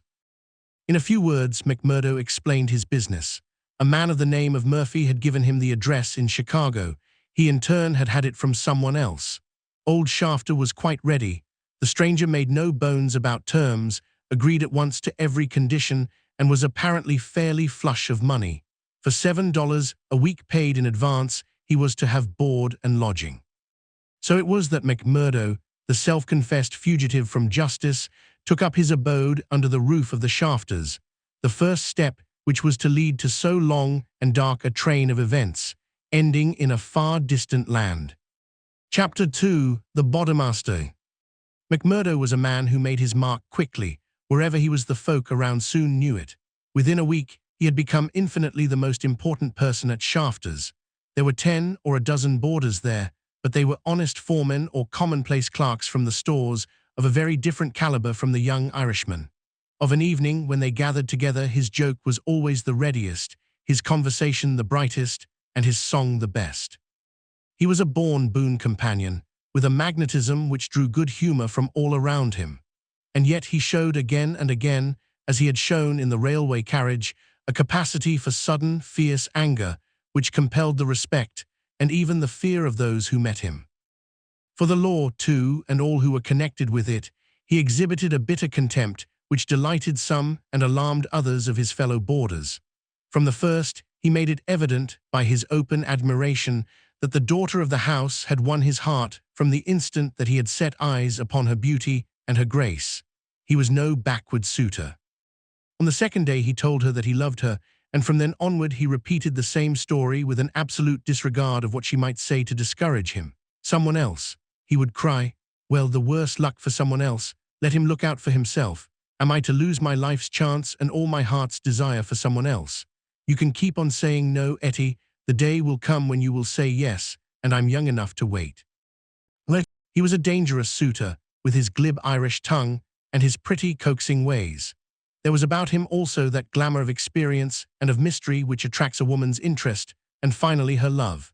He could talk of the sweet valleys of County Monaghan from which he came, of the lovely, distant island, the low hills and green meadows of which seemed the more beautiful when imagination viewed them from this place of grime and snow.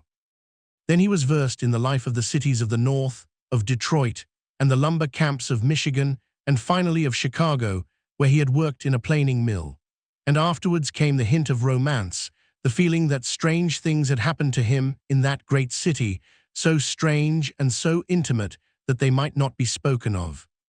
He spoke wistfully of a sudden leaving, a breaking of old ties, a flight into a strange world, ending in this dreary valley, and Etty listened, her dark eyes gleaming with pity and with sympathy, those two qualities which may turn so rapidly and so naturally to love.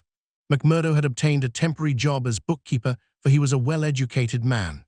This kept him out most of the day, and he had not found occasion yet to report himself to the head of the lodge of the eminent order of freemen. He was reminded of his omission, however, by a visit one evening from Mike Scanlon, the fellow member whom he had met in the train.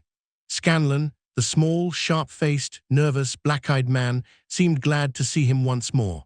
After a glass or two of whiskey, he broached the object of his visit. "Say, McMurdo," said he, "I remembered your address, so I made bold to call. I'm surprised that you've not reported to the Bodymaster. Why haven't you seen Boss McGinty yet?" "Well, I had to find a job. I have been busy." "You must find time for him if you have none for anything else. Good Lord, man, you're a fool not to have been down to the Union House and registered your name the first morning after you came here. If you run against him, well, you mustn't, that's all." McMurdo showed mild surprise. "I've been a member of the lodge for over 2 years, Scanlon, but I never heard that duties were so pressing as all that." "Maybe not in Chicago." "Well, it's the same society here." "Is it?" Scanlon looked at him long and fixedly. There was something sinister in his eyes. "Isn't it?" "You'll tell me that in a month's time. I hear you had a talk with the patrolman after I left the train." "How did you know that?" "Oh, it got about. Things do get about for good and for bad in this district." "Well, yes, I told the hounds what I thought of them." "By the Lord, you'll be a man after McGinty's heart." "What does he hate the police too?" Scanlon burst out laughing. "You go and see him, my lad," said he as he took his leave. "It's not the police but you that he'll hate if you don't. Now, take a friend's advice and go at once." It chanced that on the same evening, McMurdo had another more pressing interview, which urged him in the same direction. It may have been that his attentions to Etty had been more evident than before, or that they had gradually obtruded themselves into the slow mind of his good German host. But whatever the cause, the boarding-house keeper beckoned the young man into his private room and started on the subject without any circumlocution. "It seems to me, mister," said he, "that you are gettin' set on my Etty. Ain't that so, or am I wrong?" "Yes, that is so," the young man answered. "Vell, I vant to tell you right now that it ain't no manner of use. There's someone slipped in afore you.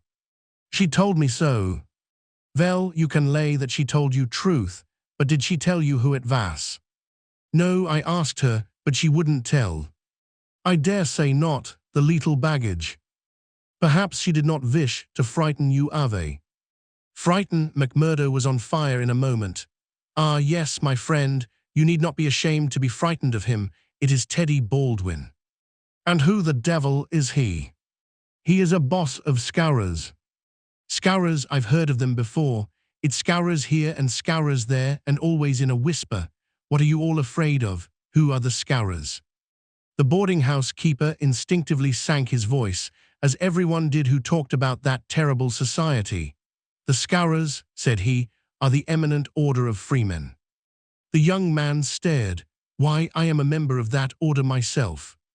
I would never have had you in my house if I had known it, not if you veer to pay me $100 a week."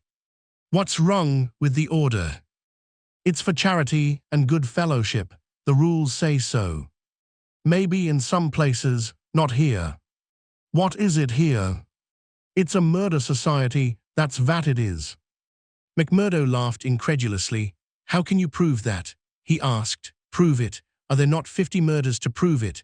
That about Millman and Van Shorst, and the Nicholson family, and old Mr. Hyam, and little Billy James, and the others? Prove it.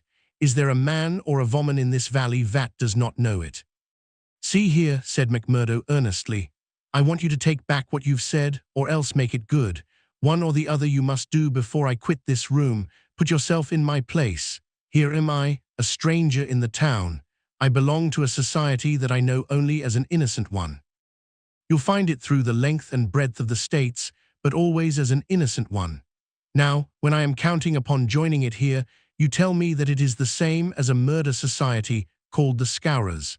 I guess you owe me either an apology or else an explanation, Mr. Shafter." "I can but tell you that the whole world knows, mister. The bosses of the one are the bosses of the other. If you offend the one, it is the other that will strike you. We have proved it too often." "That's just gossip. I want proof," said McMurdo. "If you live here long you will get your proof, but I forget that you are yourself one of them.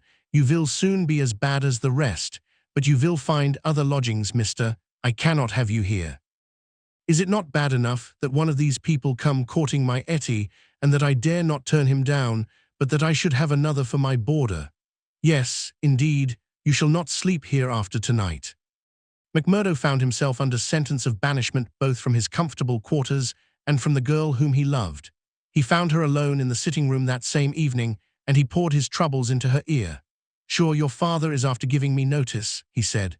"It's little I would care if it was just my room, but indeed, Etty, though it's only a week that I've known you, you are the very breath of life to me, and I can't live without you." "Oh, hush, Mr. McMurdo, don't speak so," said the girl. "I have told you, have I not, that you are too late? There is another, and if I have not promised to marry him at once, at least I can promise no one else. Suppose I had been first, Etty, would I have had a chance?" The girl sank her face into her hands. "I wish to heaven that you had been first," she sobbed. McMurdo was down on his knees before her in an instant. "For God's sake, Etty, let it stand at that," he cried. "Will you ruin your life and my own for the sake of this promise? Follow your heart, acushla. 'Tis a safer guide than any promise before you knew what it was that you were saying." He had seized Etty's white hand between his own strong brown ones. "Say that you will be mine, and we will face it out together." "Not here." "Yes, here." "No, no, Jack." His arms were round her now. "It could not be here." "Could you take me away?" A struggle passed for a moment over McMurdo's face, but it ended by setting like granite. "No, here," he said. "I'll hold you against the world, Etty, right here where we are." "Why should we not leave together?" "No, Etty, I can't leave here." "But why?" I'd never hold my head up again if I felt that I had been driven out. Besides, what is there to be afraid of? Are we not free folks in a free country? If you love me, and I you, who will dare to come between? You don't know, Jack. You've been here too short a time. You don't know this Baldwin. You don't know McGinty and his scourers. No, I don't know them, and I don't fear them, and I don't believe in them, said McMurdo. I've lived among rough men, my darling, and instead of fearing them, it has always ended that they have feared me. Always, Etty. It's mad on the face of it. If these men, as your father says, have done crime after crime in the valley, and if everyone knows them by name, how comes it that none are brought to justice? You answer me that, Etty. Because no witness dares to appear against them. He would not live a month if he did. Also because they have always their own men to swear that the accused one was far from the scene of the crime. But surely, Jack, you must have read all this. I had understood that every paper in the United States was writing about it. Well, I have read something, it is true, but I had thought it was a story. Maybe these men have some reason in what they do. Maybe they are wronged and have no other way to help themselves. Oh, Jack, don't let me hear you speak so. That is how he speaks, the other one. Baldwin, he speaks like that, does he? And that is why I loathe him so. Oh, Jack, now I can tell you the truth. I loathe him with all my heart, but I fear him also. I fear him for myself, but above all I fear him for father. I know that some great sorrow would come upon us if I dared to say what I really felt. That is why I have put him off with half-promises. It was in real truth our only hope. But if you would fly with me, Jack, we could take father with us and live forever far from the power of these wicked men. Again there was the struggle upon McMurdo's face, and again it set like granite. No harm shall come to you, Etty, nor to your father either. As to wicked men, I expect you may find that I am as bad as the worst of them before we're through. No, no, Jack, I would trust you anywhere. McMurdo laughed bitterly. Good Lord, how little you know of me. Your innocent soul, my darling, could not even guess what is passing in mine. But hullo, who's the visitor? The door had opened suddenly, and a young fellow came swaggering in with the air of one who is the master. He was a handsome, dashing young man of about the same age and build as McMurdo himself. Under his broad-brimmed black felt hat, which he had not troubled to remove, a handsome face with fierce, domineering eyes and a curved hawkbill of a nose looked savagely at the pair who sat by the stove. Etty had jumped to her feet full of confusion and alarm. "I'm glad to see you, Mr. Baldwin," said she. "You're earlier than I had thought. Come and sit down." Baldwin stood with his hands on his hips looking at McMurdo. "Who is this?" he asked curtly. "It's a friend of mine, Mr. Baldwin, a new boarder here. Mr. McMurdo, may I introduce you to Mr. Baldwin?" The young men nodded in surly fashion to each other. "Maybe Miss Etty has told you how it is with us," said Baldwin. "I didn't understand that there was any relation between you." "Didn't you? Well, you can understand it now. You can take it from me that this young lady is mine, and you'll find it a very fine evening for a walk." "Thank you, I am in no humor for a walk." "Aren't you?" The man's savage eyes were blazing with anger. "Maybe you are in a humor for a fight, Mr. Boarder." "That I am," cried McMurdo, springing to his feet. "You never said a more welcome word." "For God's sake, Jack, oh, for God's sake," cried poor, distracted Etty. "Oh, Jack, Jack, he will hurt you." "Oh, it's Jack, is it?" said Baldwin with an oath. "You've come to that already, have you?" "Oh, Ted, be reasonable, be kind. For my sake, Ted, if ever you loved me, be big-hearted and forgiving." "I think, Etty, that if you were to leave us alone, we could get this thing settled," said McMurdo quietly. "Or maybe, Mr. Baldwin, you will take a turn down the street with me. It's a fine evening, and there's some open ground beyond the next block." "I'll get even with you without needing to dirty my hands," said his enemy. "You'll wish you had never set foot in this house before I am through with you." "No time like the present," cried McMurdo. "I'll choose my own time, mister. You can leave the time to me, see here." He suddenly rolled up his sleeve and showed upon his forearm a peculiar sign which appeared to have been branded there. It was a circle with a triangle within it. "Do you know what that means?" "I neither know nor care." "Well, you will know, I'll promise you that. You won't be much older either. Perhaps Miss Etty can tell you something about it.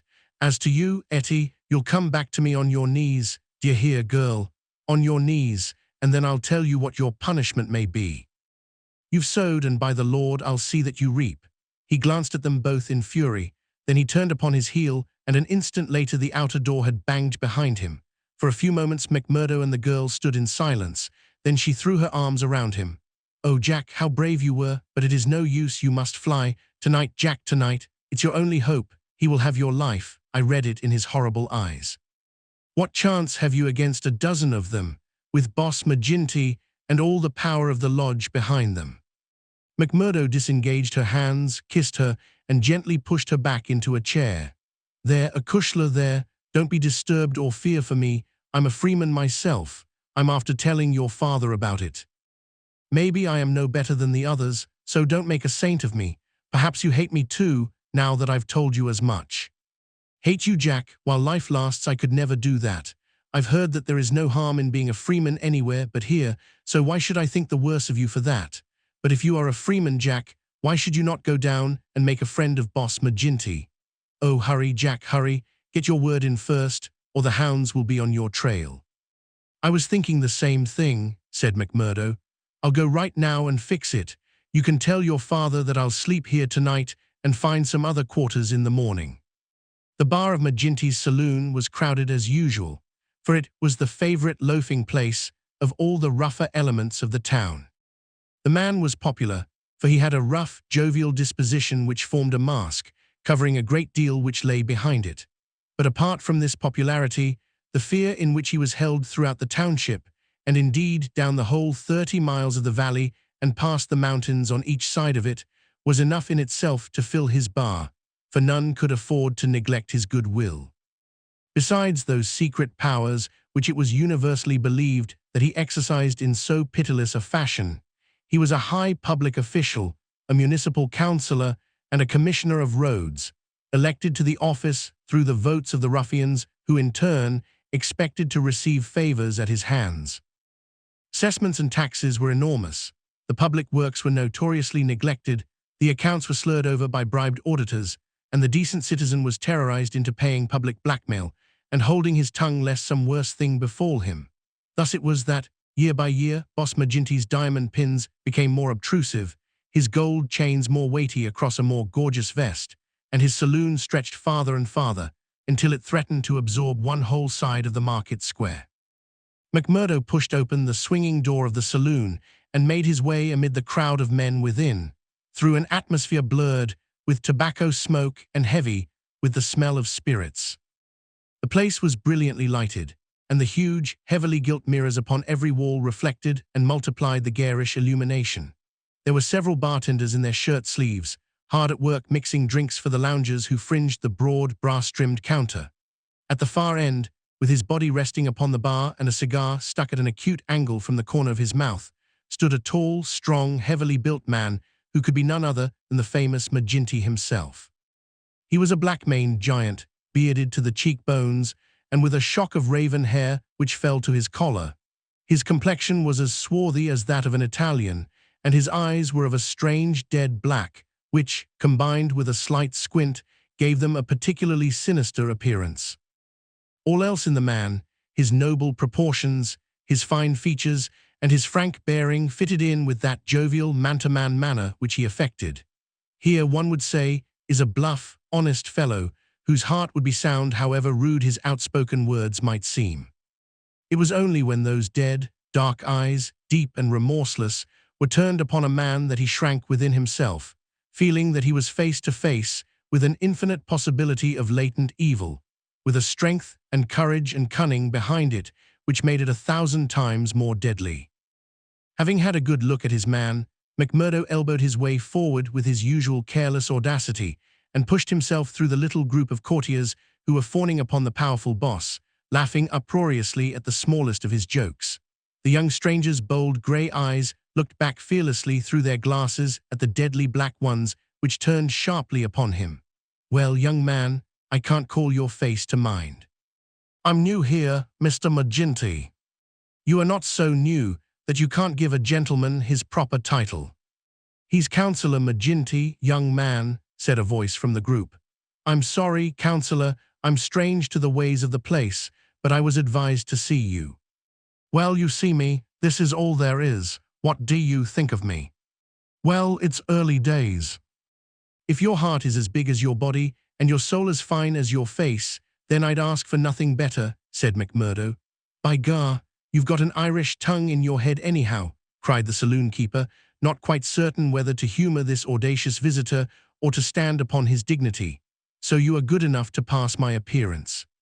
Sure, said McMurdo, and you were told to see me. I was. And who told you? Brother Scanlon of Lodge 341, Vermissa, I drink your health, counsellor, and to our better acquaintance. He raised a glass with which he had been served to his lips and elevated his little finger as he drank it. McGinty, who had been watching him narrowly, raised his thick black eyebrows. Oh, it's like that, is it? Said he. I'll have to look a bit closer into this, Mr. McMurdo.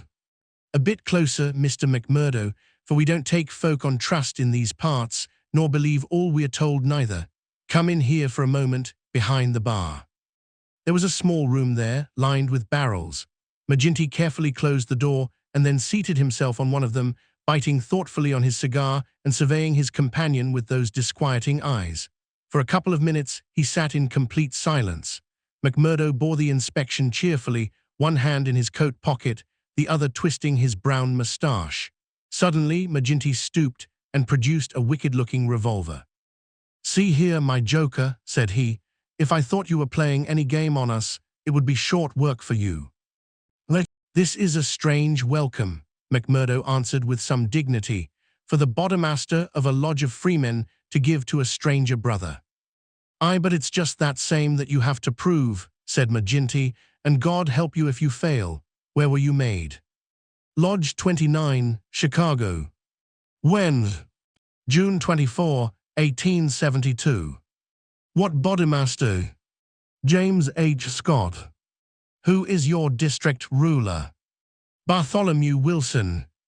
You seem glib enough in your tests. What are you doing here? Working the same as you, but a poorer job. You have your back answer quick enough. Yes, I was always quick of speech. Are you quick of action? I have had that name among those that knew me best. Well, we may try you sooner than you think. Have you heard anything of the lodge in these parts? I've heard that it takes a man to be a brother. True for you, Mr. McMurdo. Why did you leave Chicago? I'm damned if I tell you that. McGinty opened his eyes. He was not used to being answered in such fashion, and it amused him. Why won't you tell me? Because no brother may tell another a lie. Then the truth is too bad to tell.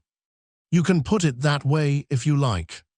See here, mister, you can't expect me, as bodemaster, to pass into the lodge a man for whose past he can't answer.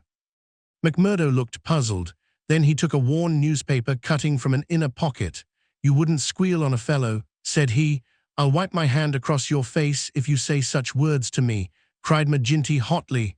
You are right, counsellor, said McMurdo meekly. I should apologize. I spoke without thought. Well, I know that I am safe in your hands. Look at that clipping. McGinty glanced his eyes over the account of the shooting of one Jonas Pinto in the Lake Saloon, Market Street, Chicago, in the New Year week of 1874. Your work? He asked, as he handed back the paper. McMurdo nodded. Why did you shoot him? I was helping Uncle Sam to make dollars. Maybe mine were not as good gold as his, but they looked as well and were cheaper to make. This man Pinto helped me to shove the queer. To do what? Well, it means to pass the dollars out into circulation. Then he said he would split. Maybe he did split. I didn't wait to see. I just killed him and lighted out for the coal country. Why the coal country? Cause I'd read in the papers that they weren't too particular in those parts. McGinty laughed. You were first a coiner and then a murderer, and you came to these parts because you thought you'd be welcome. That's about the size of it, McMurdo answered. Well, I guess you'll go far. Say, can you make those dollars yet? McMurdo took half a dozen from his pocket. Those never passed the Philadelphia Mint, said he. You don't say. McGinty held them to the light in his enormous hand, which was hairy as a gorilla's.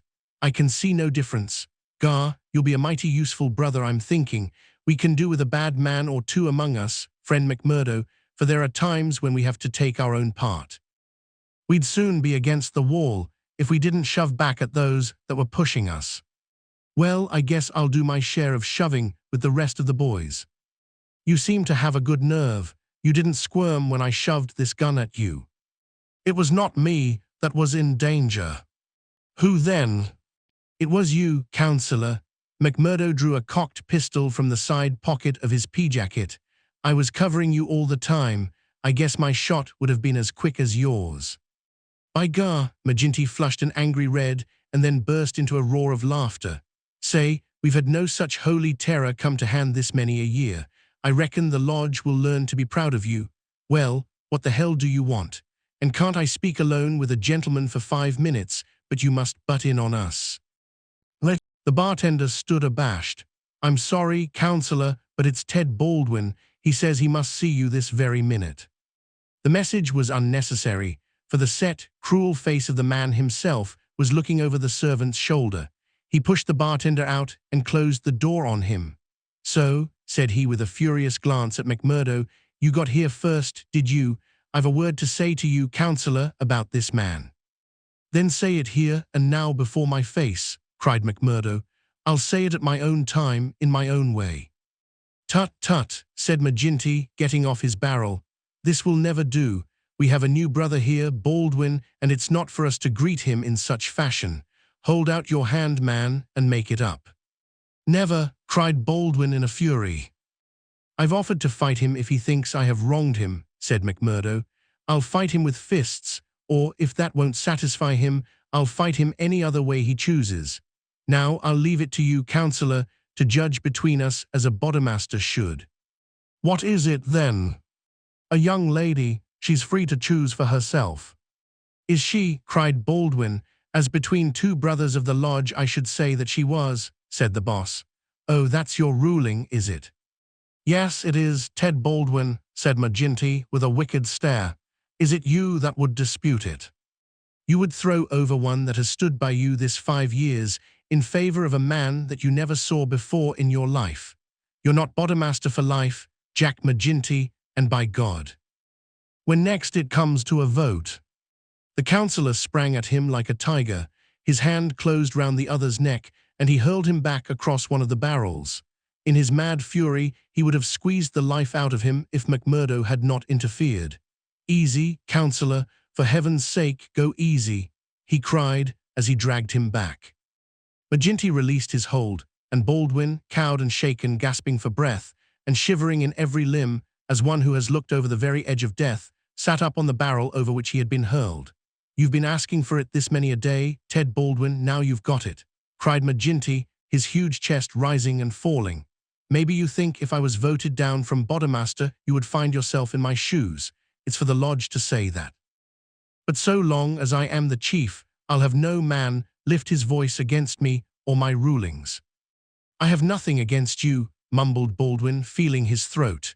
Well then, cried the other, relapsing in a moment into a bluff joviality, we are all good friends again, and there's an end of the matter. He took a bottle of champagne down from the shelf and twisted out the cork. See now, he continued, as he filled 3 high glasses, let us drink the quarrelling toast of the lodge. After that, as you know, there can be no bad blood between us. Now then, the left hand on the apple of my throat. I say to you, Ted Baldwin, what is the offence, sir? The clouds are heavy, answered Baldwin, but they will forever brighten. And this I swear. The men drank their glasses, and the same ceremony was performed between Baldwin and McMurdo. There, cried McGinty, rubbing his hands. That's the end of the black blood. You come under lodge discipline if it goes further, and that's a heavy hand in these parts, as Brother Baldwin knows, and as you will damn soon find out, Brother McMurdo, if you ask for trouble. Faith, I'd be slow to do that, said McMurdo. He held out his hand to Baldwin. I'm quick to quarrel and quick to forgive. It's my hot Irish blood, they tell me, but it's over for me, and I bear no grudge. Baldwin had to take the proffered hand, for the baleful eye of the terrible boss was upon him, but his sullen face showed how little the words of the other had moved him. McGinty clapped them both on the shoulders. "Tut, these girls, he cried. "To think that the same petticoats should come between two of my boys. It's the devil's own luck. Well, it's the colleen inside of them that must settle the question, for it's outside the jurisdiction of a bodemaster, and the Lord be praised for that. We have enough on us without the women as well. You'll have to be affiliated to Lodge 341, Brother McMurdo. We have our own ways and methods, different from Chicago. Saturday night is our meeting, and if you come then, we'll make you free forever of the Vermissa Valley." Chapter 3, Lodge 341, Vermissa. On the day following the evening, which had contained so many exciting events, McMurdo moved his lodgings from old Jacob Shafter's and took up his quarters at the widow McNamara's on the extreme outskirts of the town. Scanlon, his original acquaintance aboard the train, had occasion shortly afterwards to move into Vermissa, and the two lodged together. There was no other boarder, and the hostess was an easygoing old Irishwoman who left them to themselves, so that they had a freedom for speech and action welcome to men who had secrets in common. Shafter had relented to the extent of letting McMurdo come to his meals there when he liked, so that his intercourse with Etty was by no means broken. On the contrary, it drew closer and more intimate as the weeks went by. In his bedroom at his new abode, McMurdo felt it safe to take out the coining molds, and under many a pledge of secrecy, a number of brothers from the lodge were allowed to come in and see them, each carrying away in his pocket some examples of the false money, so cunningly struck that there was never the slightest difficulty or danger in passing it. Why, with such a wonderful art at his command, McMurdo should condescend to work at all was a perpetual mystery to his companions, though he made it clear to anyone who asked him that if he lived without any visible means, it would very quickly bring the police upon his track. One policeman was indeed after him already, but the incident, as luck would have it, did the adventurer a great deal more good than harm. After the first introduction, there were few evenings when he did not find his way to McGinty's saloon, there to make closer acquaintance with the boys, which was the jovial title by which the dangerous gang who infested the place were known to one another.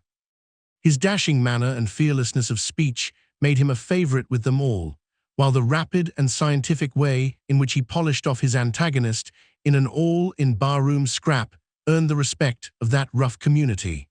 Another incident, however, raised him even higher in their estimation. Just at the crowded hour one night, the door opened, and a man entered with the quiet blue uniform and peaked cap of the mine police. This was a special body raised by the railways and colliery owners to supplement the efforts of the ordinary civil police, who were perfectly helpless in the face of the organized ruffianism which terrorized the district. There was a hush as he entered, and many a curious glance was cast at him, but the relations between policemen and criminals are peculiar in some parts of the states, and McGinty himself, standing behind his counter, showed no surprise when the policeman enrolled himself among his customers.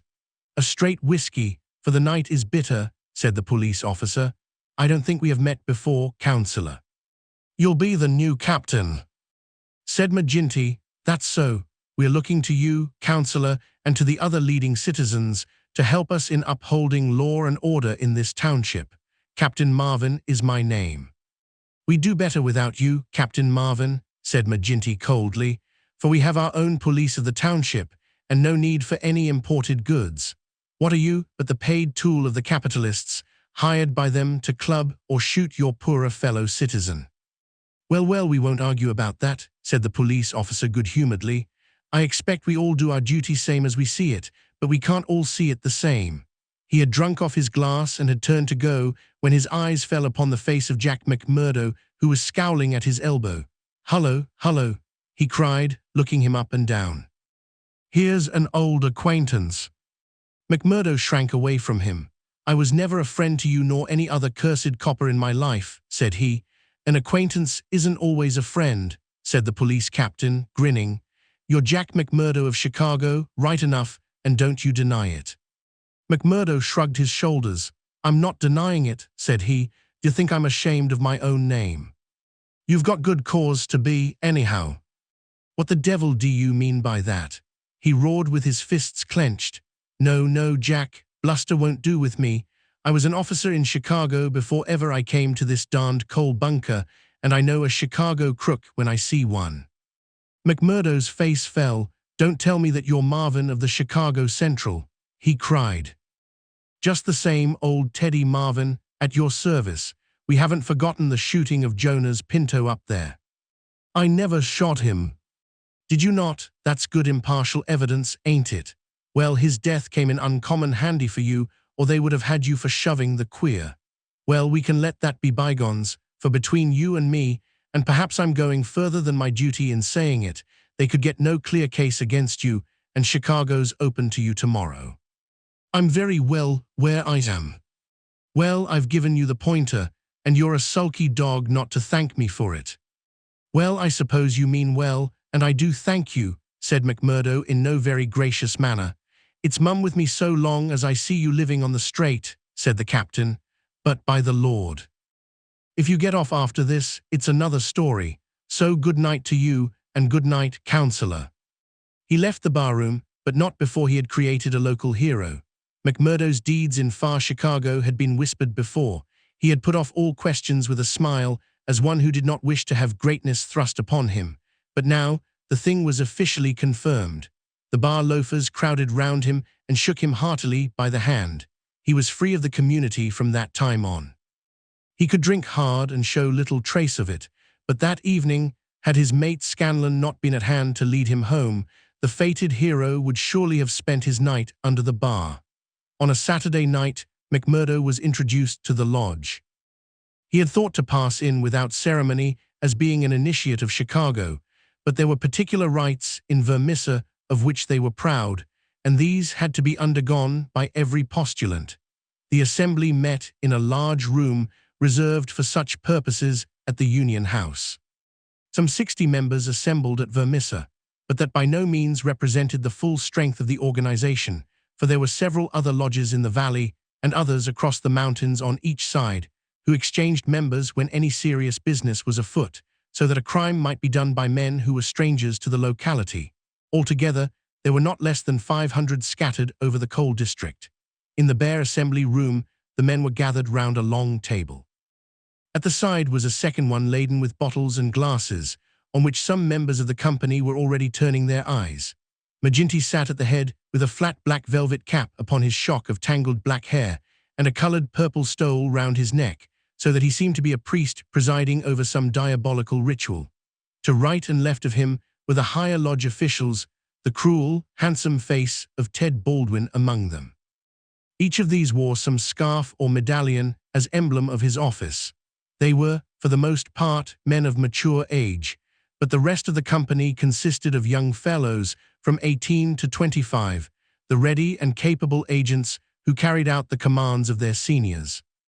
Among the older men were many whose features showed the tigerish, lawless souls within, but looking at the rank and file, it was difficult to believe that these eager and open-faced young fellows were in very truth a dangerous gang of murderers, whose minds had suffered such complete moral perversion that they took a horrible pride in their proficiency at the business, and looked with deepest respect at the man who had the reputation of making what they called a clean job. To their contorted natures, it had become a spirited and chivalrous thing to volunteer for service against some man who had never injured them, and whom in many cases they had never seen in their lives. The crime committed, they quarreled as to who had actually struck the fatal blow, and amused one another and the company by describing the cries and contortions of the murdered man. At first they had shown some secrecy in their arrangements, but at the time which this narrative describes, their proceedings were extraordinarily open, for the repeated failure of the law had proved to them that, on the one hand, no one would dare to witness against them, and on the other, they had an unlimited number of staunch witnesses upon whom they could call, and a well-filled treasure chest from which they could draw the funds to engage the best legal talent in the state. In 10 long years of outrage, there had been no single conviction, and the only danger that ever threatened the Scourers lay in the victim himself, who, however outnumbered and taken by surprise, might and occasionally did leave his mark upon his assailants. McMurdo had been warned that some ordeal lay before him, but no one would tell him in what it consisted. He was led now into an outer room by two solemn brothers. Through the plank partition, he could hear the murmur of many voices from the assembly within. Once or twice, he caught the sound of his own name, and he knew that they were discussing his candidacy. Then there entered an inner guard with a green and gold sash across his chest. "The Bodemaster orders that he shall be trussed, blinded, and entered," said he. The three of them removed his coat, turned up the sleeve of his right arm, and finally passed a rope round above the elbows and made it fast. They next placed a thick black cap right over his head and the upper part of his face, so that he could see nothing. He was then led into the assembly hall. It was pitch dark and very oppressive under his hood. He heard the rustle and murmur of the people round him, and then the voice of McGinty sounded dull and distant through the covering of his ears. "John McMurdo," said the voice, "are you already a member of the ancient order of freemen?" He bowed in assent. "Is your lodge number 29, Chicago?"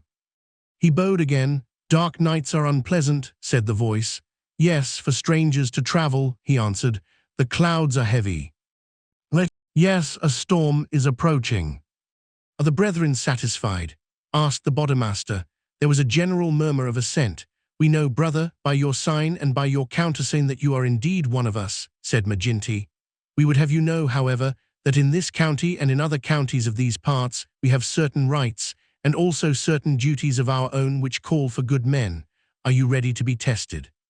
"I am." "Are you of stout heart?" "I am." "Take a stride forward to prove it." As the words were said, he felt two hard points in front of his eyes, pressing upon them so that it appeared as if he could not move forward without a danger of losing them. None the less, he nerved himself to step resolutely out, and as he did so, the pressure melted away. There was a low murmur of applause. "He is of stout heart," said the voice. "Can you bear pain?" "As well as another," he answered. "Test him." It was all he could do to keep himself from screaming out, for an agonizing pain shot through his forearm. He nearly fainted at the sudden shock of it, but he bit his lip and clenched his hands to hide his agony. "I can take more than that," said he. This time there was loud applause. A finer first appearance had never been made in the lodge. Hands clapped him on the back, and the hood was plucked from his head. He stood blinking and smiling amid the congratulations of the brothers. "One last word, Brother McMurdo," said McGinty. "You have already sworn the oath of secrecy and fidelity, and you are aware that the punishment for any breach of it is instant and inevitable death." "I am," said McMurdo. "And you accept the rule of the Bodemaster for the time being under all circumstances?" "I do." "Then in the name of Lodge 341, Vermissa, I welcome you to its privileges and debates. You will put the liquor on the table, Brother Scanlon, and we will drink to our worthy brother." McMurdo's coat had been brought to him, but before putting it on, he examined his right arm, which still smarted heavily.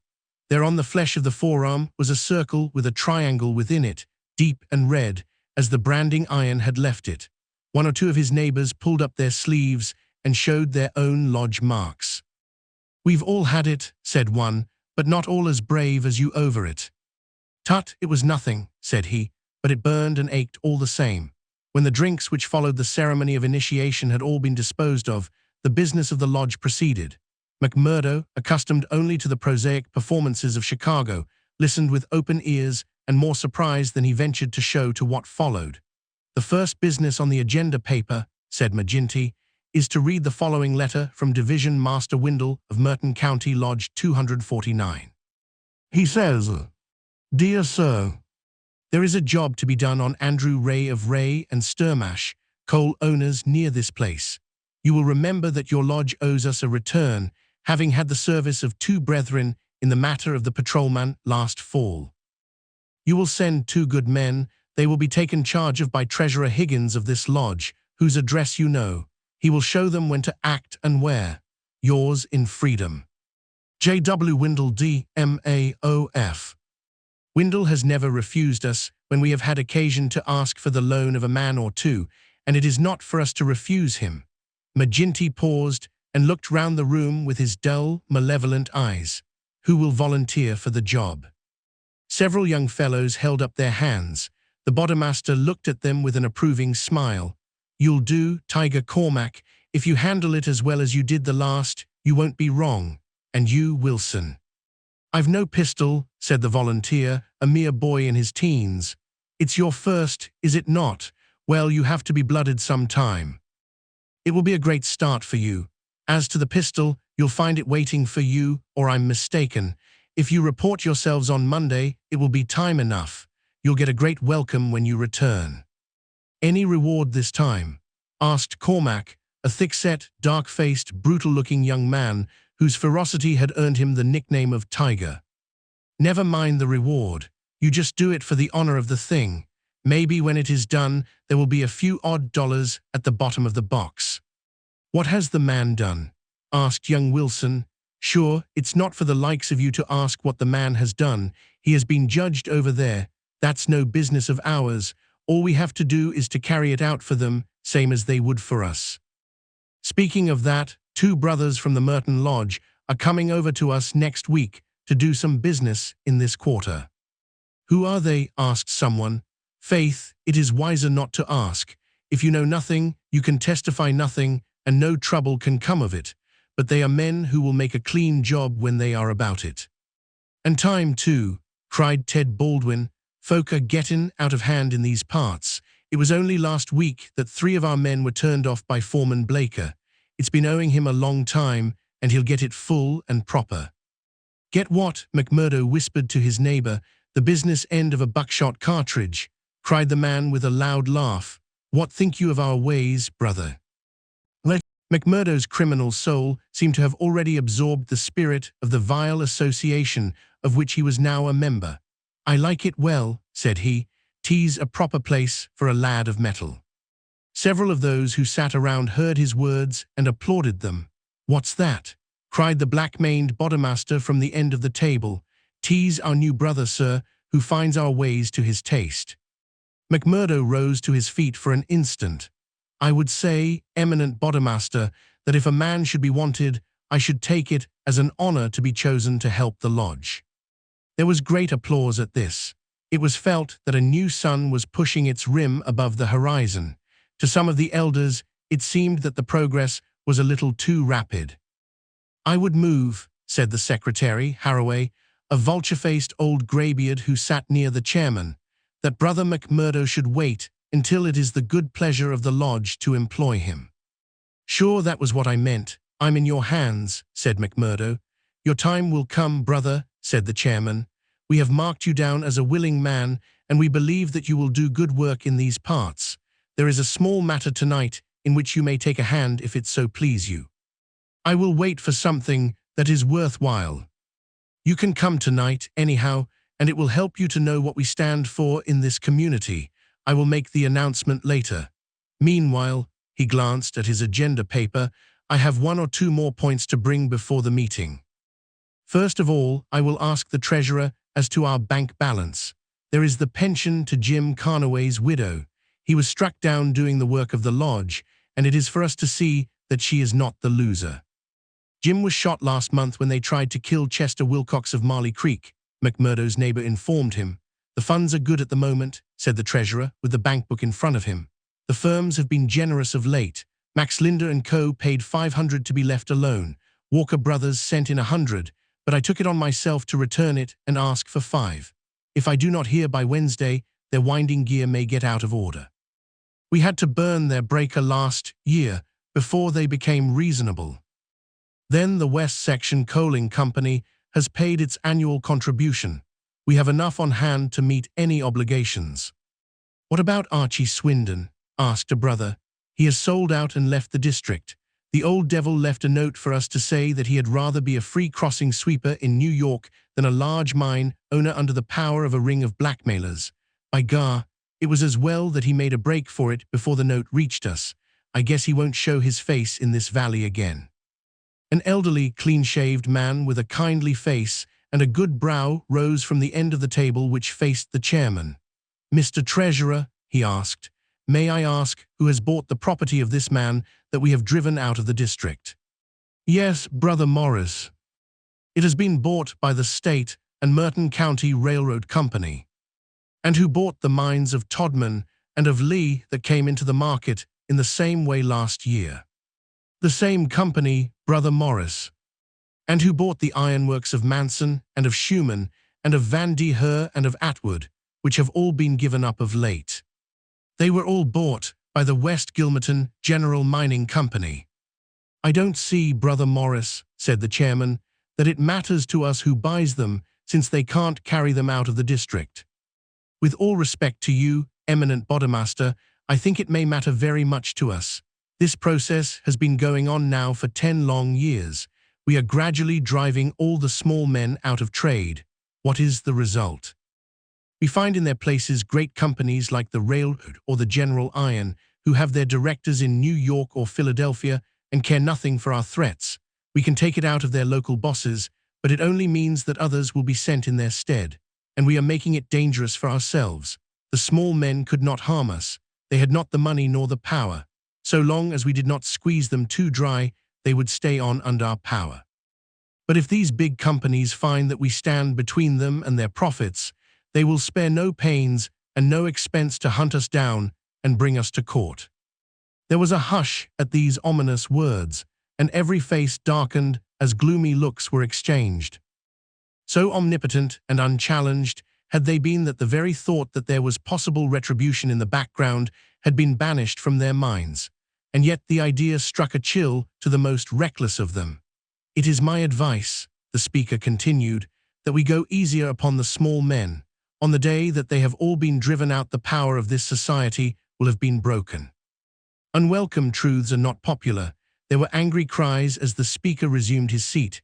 McGinty rose with gloom upon his brow. Brother Morris, said he, you were always a croaker. So long as the members of this lodge stand together, there is no power in the United States that can touch them. Sure, have we not tried it often enough in the law courts? I expect the big companies will find it easier to pay than to fight, same as the little companies do. And now, brethren, McGinty took off his black velvet cap and his stole as he spoke, this lodge has finished its business for the evening, save for one small matter which may be mentioned when we are parting. The time has now come for fraternal refreshment and for harmony. Strange indeed is human nature. Here were these men, to whom murder was familiar, who again and again had struck down the father of the family, some man against whom they had no personal feeling, without one thought of compunction or of compassion for his weeping wife or helpless children, and yet the tender or pathetic in music could move them to tears. McMurdo had a fine tenor voice, and if he had failed to gain the goodwill of the lodge before, it could no longer have been withheld after he had thrilled them with I'm Sitting on the Stile, Mary, and On the Banks of Allan Water. In his very first night, the new recruit had made himself one of the most popular of the brethren, marked already for advancement and high office. There were other qualities needed, however, besides those of good fellowship, to make a worthy freeman, and of these he was given an example before the evening was over. The whiskey bottle had passed round many times, and the men were flushed and ripe for mischief when their Bodymaster rose once more to address them. Boys, said he, there's one man in this town that wants trimming up, and it's for you to see that he gets it. I'm speaking of James Stanger of the Herald. You've seen how he's been opening his mouth against us again. There was a murmur of assent, with many a muttered oath. McGinty took a slip of paper from his waistcoat pocket, Law and Order. That's how he heads it, Reign of Terror in the Coal and Iron District. 12 years have now elapsed since the first assassinations, which proved the existence of a criminal organization in our midst. From that day, these outrages have never ceased, until now they have reached a pitch which makes us the opprobrium of the civilized world. Is it for such results as this that our great country welcomes to its bosom the alien who flies from the despotisms of Europe? Is it that they shall themselves become tyrants over the very men who have given them shelter, and that a state of terrorism and lawlessness should be established under the very shadow of the sacred folds of the starry flag of freedom, which would raise horror in our minds if we read of it as existing under the most effete monarchy of the East? The men are known. The organization is patent and public. How long are we to endure it? Can we forever live? Sure, I've read enough of the slush, cried the chairman, tossing the paper down upon the table. That's what he says of us. The question I'm asking you is, what shall we say to him? Kill him!" cried a dozen fierce voices. "I protest against that," said Brother Morris, the man of the good brow and shaved face. "I tell you, brethren, that our hand is too heavy in this valley, and that there will come a point where in self-defense every man will unite to crush us out. James Stanger is an old man. He is respected in the township and the district. His paper stands for all that is solid in the valley. If that man is struck down, there will be a stir through this state that will only end with our destruction." "And how would they bring about our destruction, Mr. Standback?" cried McGinty. "Is it by the police? Sure, half of them are in our pay and half of them afraid of us. Or is it by the law courts and the judge? Haven't we tried that before now, and whatever came of it?" "There is a Judge Lynch that might try the case," said Brother Morris. A general shout of anger greeted the suggestion. "I have but to raise my finger," cried McGinty, "and I could put 200 men into this town that would clear it out from end to end." Then suddenly raising his voice and bending his huge black brows into a terrible frown, "See here, Brother Morris, I have my eye on you and have had for some time. You've no heart yourself, and you try to take the heart out of others. It will be an ill day for you, Brother Morris, when your own name comes on our agenda paper, and I'm thinking that it's just there that I ought to place it." Morris had turned deadly pale, and his knees seemed to give way under him as he fell back into his chair. He raised his glass in his trembling hand and drank before he could answer. "I apologize, eminent Bodemaster, to you and to every brother in this lodge if I have said more than I should. I am a faithful member, you all know that, and it is my fear lest evil come to the lodge which makes me speak in anxious words. But I have greater trust in your judgment than in my own, eminent Bodemaster, and I promise you that I will not offend again." The Bodemaster's scowl relaxed as he listened to the humble words. "Very good, Brother Morris. It's myself that would be sorry if it were needful to give you a lesson, but so long as I am in this chair, we shall be a united lodge in word and in deed. And now, boys," he continued, looking round at the company, "I'll say this much, that if Stanger got his full deserts, there would be more trouble than we need ask for. These editors hang together, and every journal in the state would be crying out for police and troops, but I guess you can give him a pretty severe warning. Will you fix it, Brother Baldwin?" "Sure," said the young man eagerly. "How many will you take?" "Half a dozen, and 2 to guard the door. You'll come, Gower, and you, Mansell, and you, Scanlon, and the 2 Willoughbys." "I promised the new brother he should go," said the chairman. Ted Baldwin looked at McMurdo with eyes which showed that he had not forgotten nor forgiven. "Well, he can come if he wants," he said in a surly voice. "That's enough. The sooner we get to work the better."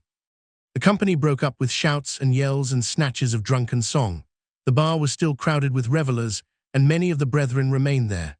The little band who had been told off for duty passed out into the street, proceeding in 2s and 3s along the sidewalk so as not to provoke attention. It was a bitterly cold night, with a half-moon shining brilliantly in a frosty, star-spangled sky. The men stopped and gathered in a yard which faced a high building. The words, "Vermissa Herald," were printed in gold lettering between the brightly lit windows. From within came the clanking of the printing press. "Here, you," said Baldwin to McMurdo, "you can stand below at the door and see that the road is kept open for us. Arthur Willoughby can stay with you. You others come with me. Have no fears, boys, for we have a dozen witnesses that we are in the Union Bar at this very moment." It was nearly midnight, and the street was deserted save for 1 or 2 revelers upon their way home. The party crossed the road, and pushing open the door of the newspaper office, Baldwin and his men rushed in and up the stair which faced them. McMurdo and another remained below. From the room above came a shout, a cry for help, and then the sound of trampling feet and of falling chairs. An instant later, a grey-haired man rushed out on the landing. He was seized before he could get farther, and his spectacles came tinkling down to McMurdo's feet. There was a thud and a groan. He was on his face, and half a dozen sticks were clattering together as they fell upon him. He writhed, and his long, thin limbs quivered under the blows. The others ceased at last, but Baldwin, his cruel face set in an infernal smile, was hacking at the man's head, which he vainly endeavored to defend with his arms. His white hair was dabbled with patches of blood. Baldwin was still stooping over his victim, putting in a short, vicious blow whenever he could see a part exposed, when McMurdo dashed up the stair and pushed him back. "You'll kill the man," said he. "Drop it." Baldwin looked at him in amazement. "Curse you," he cried. "Who are you to interfere, you that are new to the lodge? Stand back." He raised his stick, but McMurdo had whipped his pistol out of his pocket. "Stand back yourself," he cried. "I'll blow your face in if you lay a hand on me. As to the lodge, wasn't it the order of the Bodemaster that the man was not to be killed? And what are you doing but killing him?" "It's truth he says," remarked one of the men. "By gar, you'd best hurry yourselves," cried the man below. "The windows are all lighting up, and you'll have the whole town here inside of 5 minutes." There was indeed the sound of shouting in the street, and a little group of compositors and pressmen was forming in the hall below and nerving itself to action. Leaving the limp and motionless body of the editor at the head of the stair, the criminals rushed down and made their way swiftly along the street. Having reached the Union House, some of them mixed with the crowd in Maginty's saloon, whispering across the bar to the boss that the job had been well carried through. Others, and among them McMurdo, broke away into side streets and so by devious paths to their own homes. Chapter 4: The Valley of Fear. When McMurdo awoke next morning, he had good reason to remember his initiation into the lodge. His head ached with the effect of the drink, and his arm, where he had been branded, was hot and swollen. Having his own peculiar source of income, he was irregular in his attendance at his work, so he had a late breakfast and remained at home for the morning writing a long letter to a friend. Afterwards, he read the Daily Herald. In a special column put in at the last moment, he read, "Outrage at the Herald office, editor seriously injured." It was a short account of the facts with which he was himself more familiar than the writer could have been. It ended with the statement, "The matter is now in the hands of the police, but it can hardly be hoped that their exertions will be attended by any better results than in the past. Some of the men were recognized, and there is hope that a conviction may be obtained. The source of the outrage was, it need hardly be said, that infamous society which has held this community in bondage for so long a period, and against which the Herald has taken so uncompromising a stand. Mr. Stanger's many friends will rejoice to hear that, though he has been cruelly and brutally beaten, and though he has sustained severe injuries about the head, there is no immediate danger to his life." Below it stated that a guard of police, armed with Winchester rifles, had been requisitioned for the defense of the office. McMurdo had laid down the paper and was lighting his pipe with a hand which was shaky from the excesses of the previous evening, when there was a knock outside, and his landlady brought to him a note which had just been handed in by a lad. It was unsigned and ran thus: "I should wish to speak to you, but would rather not do so in your house. You will find me beside the flagstaff upon Miller Hill. If you will come there now, I have something which it is important for you to hear and for me to say." McMurdo read the note twice with the utmost surprise, for he could not imagine what it meant or who was the author of it. Had it been in a feminine hand, he might have imagined that it was the beginning of one of those adventures which had been familiar enough in his past life. But it was the writing of a man, and of a well-educated one too. Finally, after some hesitation, he determined to see the matter through. Miller Hill is an ill-kept public park in the very center of the town. In summer, it is a favorite resort of the people, but in winter, it is desolate enough. From the top of it, one has a view not only of the whole straggling, grimy town, but of the winding valley beneath, with its scattered mines and factories blackening the snow on each side of it, and of the wooded and white-capped ranges flanking it. McMurdo strolled up the winding path hedged in with evergreens until he reached the deserted restaurant, which forms the center of summer gaiety. Beside it was a bare flagstaff, and underneath it a man, his hat drawn down and the collar of his overcoat turned up. When he turned his face, McMurdo saw that it was Brother Morris, he who had incurred the anger of the Bodemaster the night before. The lodge sign was given and exchanged as they met. "I wanted to have a word with you, Mr. McMurdo," said the older man, speaking with a hesitation which showed that he was on delicate ground. "It was kind of you to come. Why did you not put your name to the note?" "One has to be cautious, mister. One never knows in times like these how a thing may come back to one. One never knows either who to trust or who not to trust." "Surely one may trust brothers of the lodge." No, not always," cried Morris with vehemence. Whatever we say, even what we think, seems to go back to that man McGinty. Look here, said McMurdo sternly. It was only last night, as you know well, that I swore good faith to our Bodemaster. Would you be asking me to break my oath? If that is the view you take, said Morris sadly, I can only say that I am sorry I gave you the trouble to come and meet me. Things have come to a bad pass when two free citizens cannot speak their thoughts to each other. McMurdo, who had been watching his companion very narrowly, relaxed somewhat in his bearing. Sure, I spoke for myself only, said he. I am a newcomer, as you know, and I am strange to it all. It is not for me to open my mouth, Mr. Morris, and if you think well to say anything to me, I am here to hear it. And to take it back to Boss McGinty, said Morris bitterly. Indeed, then you do me injustice there, cried McMurdo. For myself, I am loyal to the lodge, and so I tell you straight, but I would be a poor creature if I were to repeat to any other what you might say to me in confidence. It will go no further than me, though I warn you that you may get neither help nor sympathy. I have given up looking for either the one or the other, said Morris. I may be putting my very life in your hands by what I say, but bad as you are, and it seemed to me last night that you were shaping to be as bad as the worst, still you are new to it, and your conscience cannot yet be as hardened as theirs. That was why I thought to speak with you. Well, what have you to say? If you give me away, may a curse be on you. Sure, I said I would not. I would ask you then, when you joined the Freemen's Society in Chicago and swore vows of charity and fidelity, did ever it cross your mind that you might find it would lead you to crime? If you call it crime, McMurdo answered, call it crime, cried Morris, his voice vibrating with passion. You have seen little of it if you can call it anything else. Was it crime last night when a man old enough to be your father was beaten till the blood dripped from his white hairs? Was that crime, or what else would you call it? There are some would say it was war, said McMurdo, a war of two classes with all in, so that each struck as best it could. Well, did you think of such a thing when you joined the Freemen's Society at Chicago? No, I'm bound to say I did not.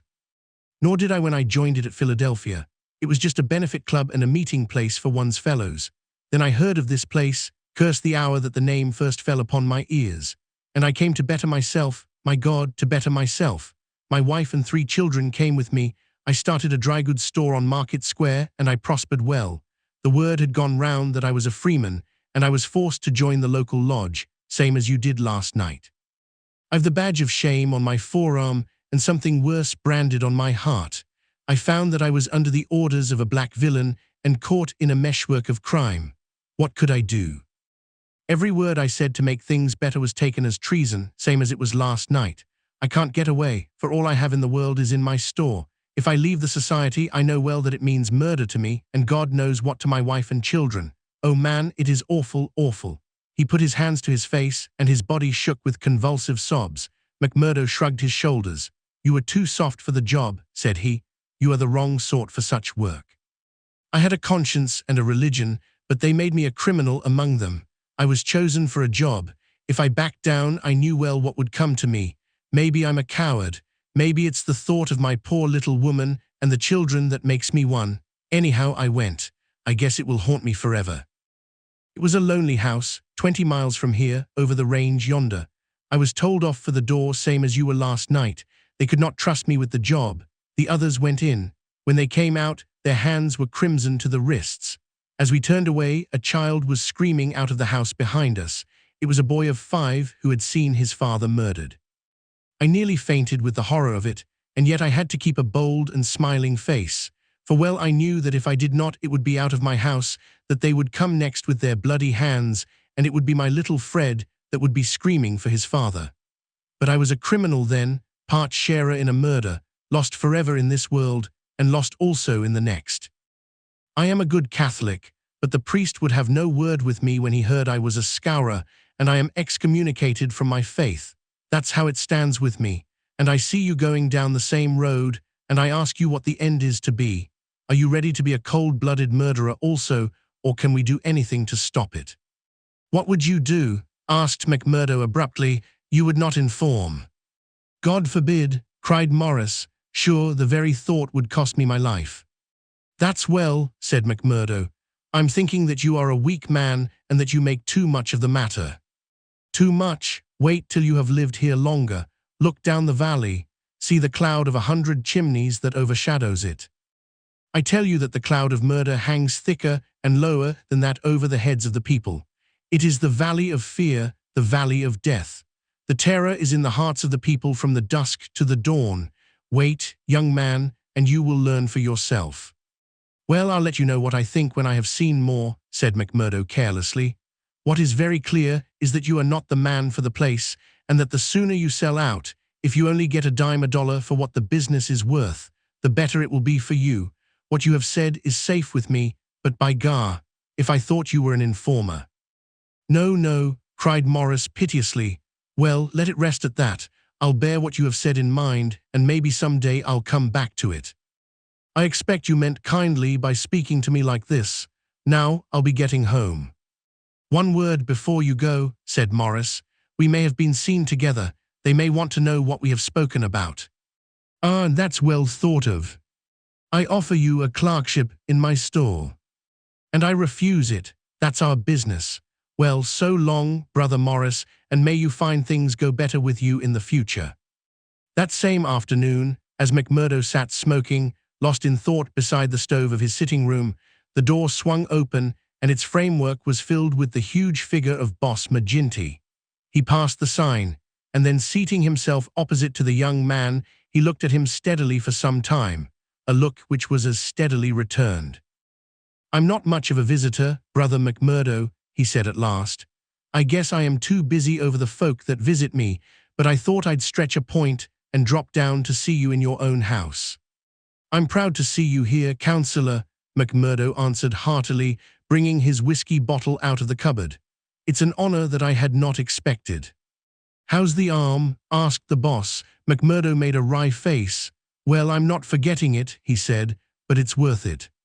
Yes, it's worth it, the other answered, to those that are loyal and go through with it and are a help to the lodge. What were you speaking to Brother Morris about on Miller Hill this morning? The question came so suddenly that it was well that he had his answer prepared. He burst into a hearty laugh. Morris didn't know I could earn a living here at home. He shan't know either, for he has got too much conscience for the likes of me, but he's a good-hearted old chap. It was his idea that I was at a loose end and that he would do me a good turn by offering me a clerkship in a dry goods store. Oh, that was it. Yes, that was it. And you refused it. Sure, couldn't I earn 10 times as much in my own bedroom with 4 hours' work? That's so, but I wouldn't get about too much with Morris. Why not? Well, I guess because I tell you not. That's enough for most folk in these parts. It may be enough for most folk, but it ain't enough for me, Counselor, said McMurdo boldly. If you are a judge of men, you'll know that. The swarthy giant glared at him, and his hairy paw closed for an instant round the glass, as though he would hurl it at the head of his companion. Then he laughed in his loud, boisterous, insincere fashion. You're a queer card, for sure, said he. Well, if you want reasons, I'll give them. Did Morris say nothing to you against the lodge? No. Nor against me.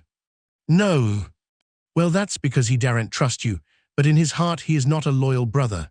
We know that well, so we watch him and we wait for the time to admonish him. I'm thinking that the time is drawing near.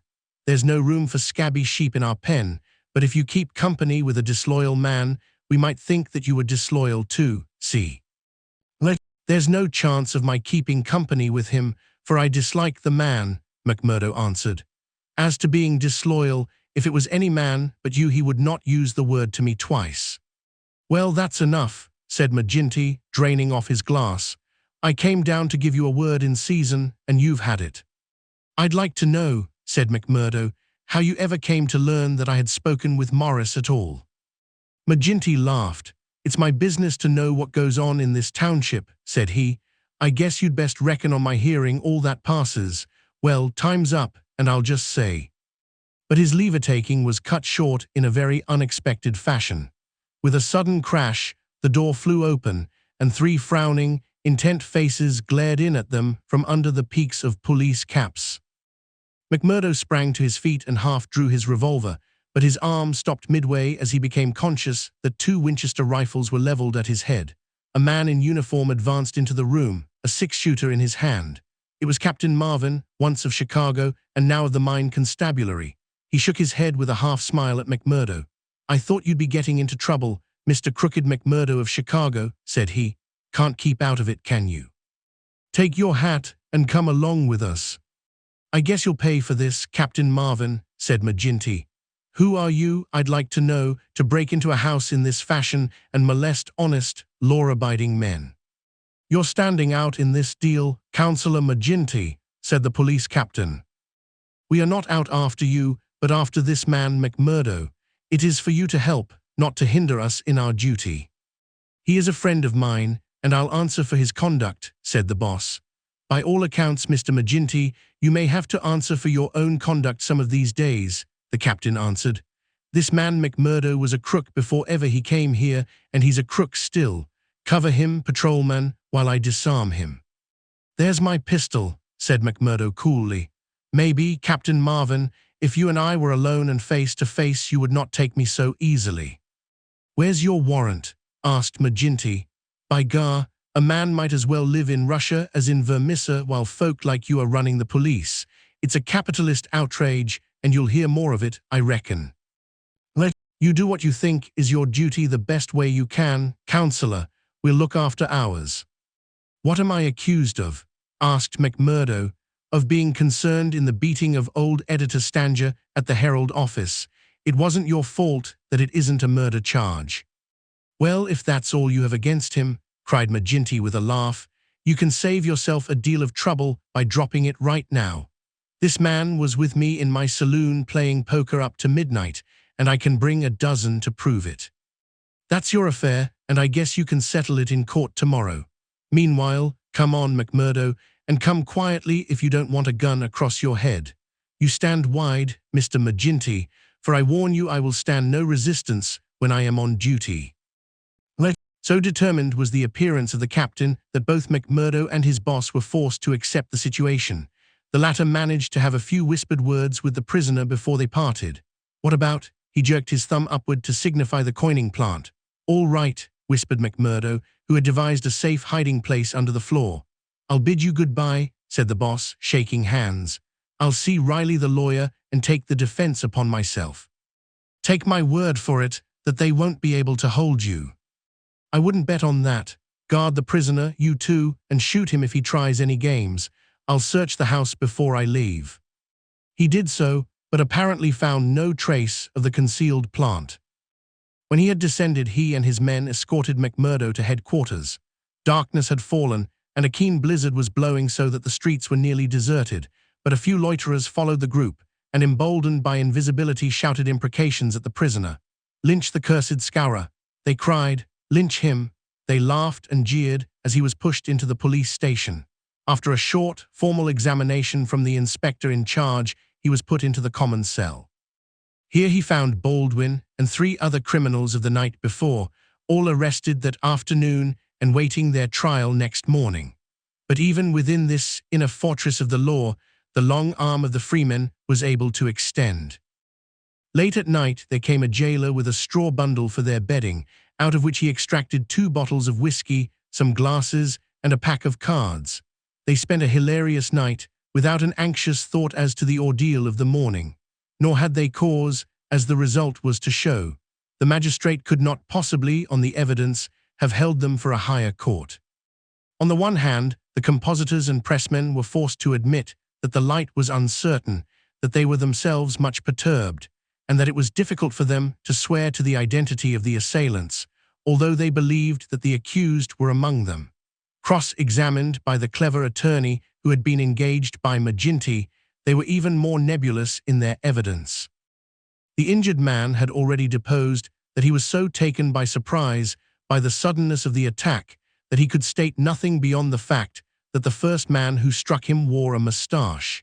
He added that he knew them to be scourers, since no one else in the community could possibly have any enmity to him, and he had long been threatened on account of his outspoken editorials. On the other hand, it was clearly shown by the united and unfaltering evidence of 6 citizens, including that high municipal official, Councillor McGinty, that the men had been at a card party at the Union House until an hour very much later than the commission of the outrage.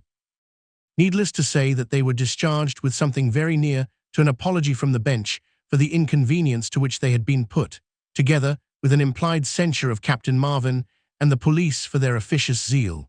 The verdict was greeted with loud applause by a court in which McMurdo saw many familiar faces. Brothers of the lodge smiled and waved, but there were others who sat with compressed lips and brooding eyes as the men filed out of the dock. One of them, a little, dark-bearded, resolute fellow, put the thoughts of himself and comrades into words as the ex-prisoners passed him. "You damned murderers," he said, "we'll fix you yet." Chapter 5: The Darkest Hour. If anything had been needed to give an impetus to Jack McMurdo's popularity among his fellows, it would have been his arrest and acquittal. That a man on the very night of joining the lodge should have done something which brought him before the magistrate was a new record in the annals of the society. Already he had earned the reputation of a good boon companion, a cheery reveller, and withal a man of high temper who would not take an insult even from the all-powerful boss himself. But in addition to this, he impressed his comrades with the idea that among them all there was not one whose brain was so ready to devise a bloodthirsty scheme, or whose hand would be more capable of carrying it out. "He'll be the boy for the clean job," said the oldsters to one another, and waited their time until they could set him to his work. McGinty had instruments enough already, but he recognized that this was a supremely able one. He felt like a man holding a fierce bloodhound in leash. There were curs to do the smaller work, but some day he would slip this creature upon its prey. A few members of the lodge, Ted Baldwin among them, resented the rapid rise of the stranger and hated him for it, but they kept clear of him, for he was as ready to fight as to laugh. But if he gained favor with his fellows, there was another quarter, one which had become even more vital to him, in which he lost it.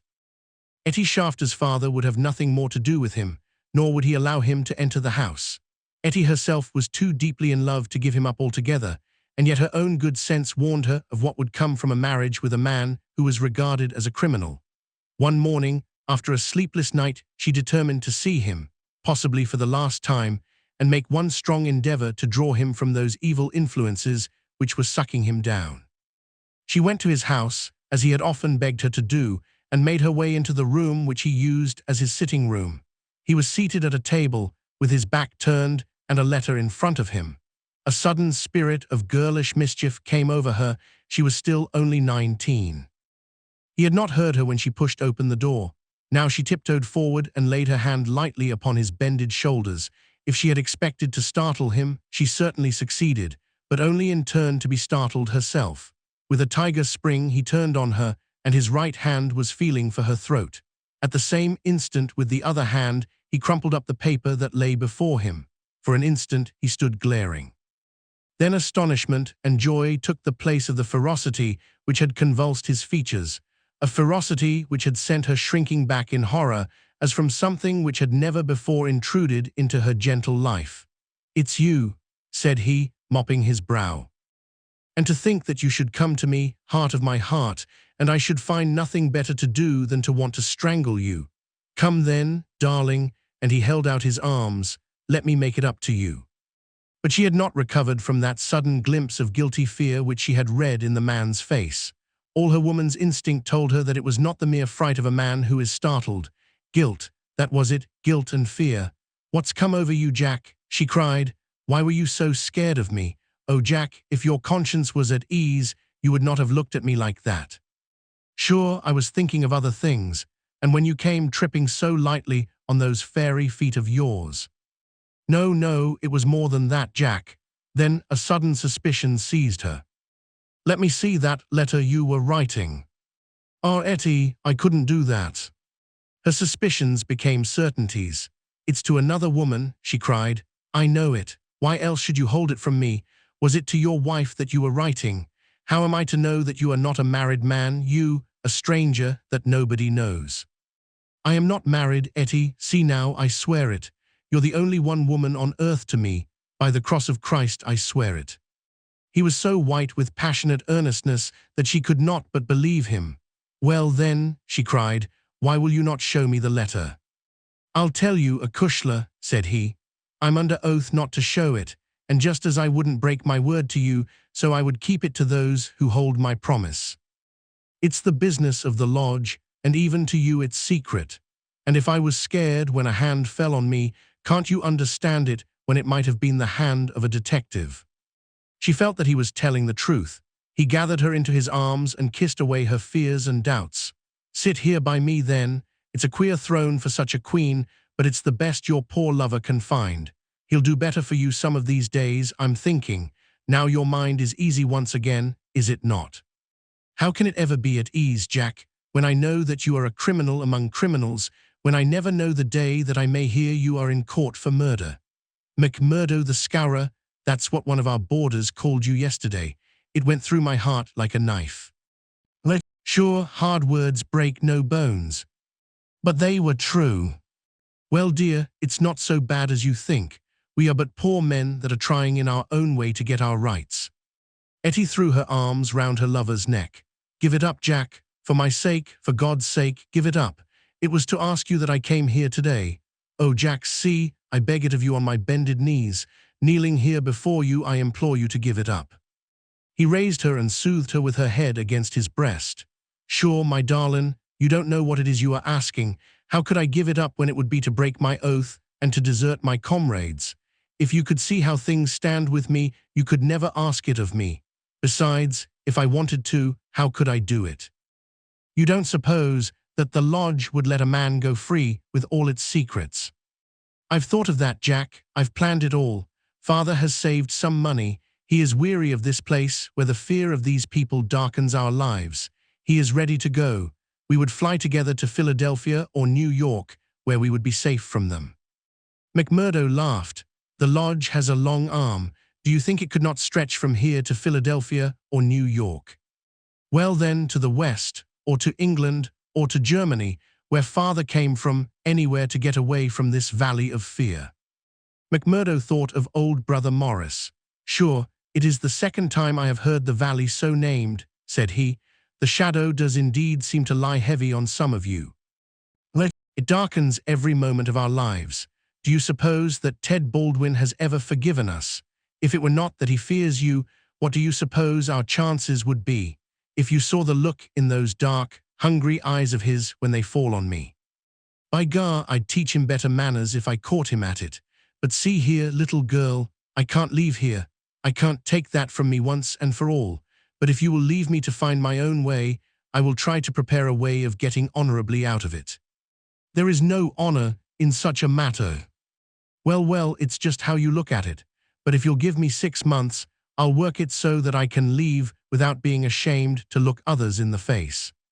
The girl laughed with joy. 6 months, she cried. Is it a promise?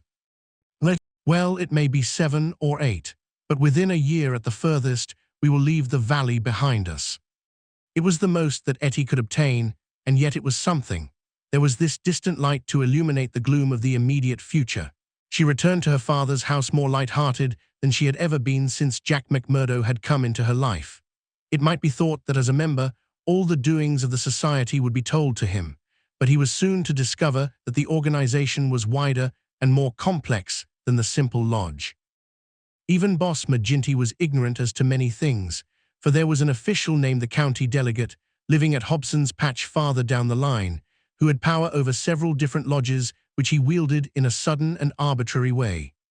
Only once did McMurdo see him, a sly, little grey-haired rat of a man, with a slinking gait and a sidelong glance which was charged with malice.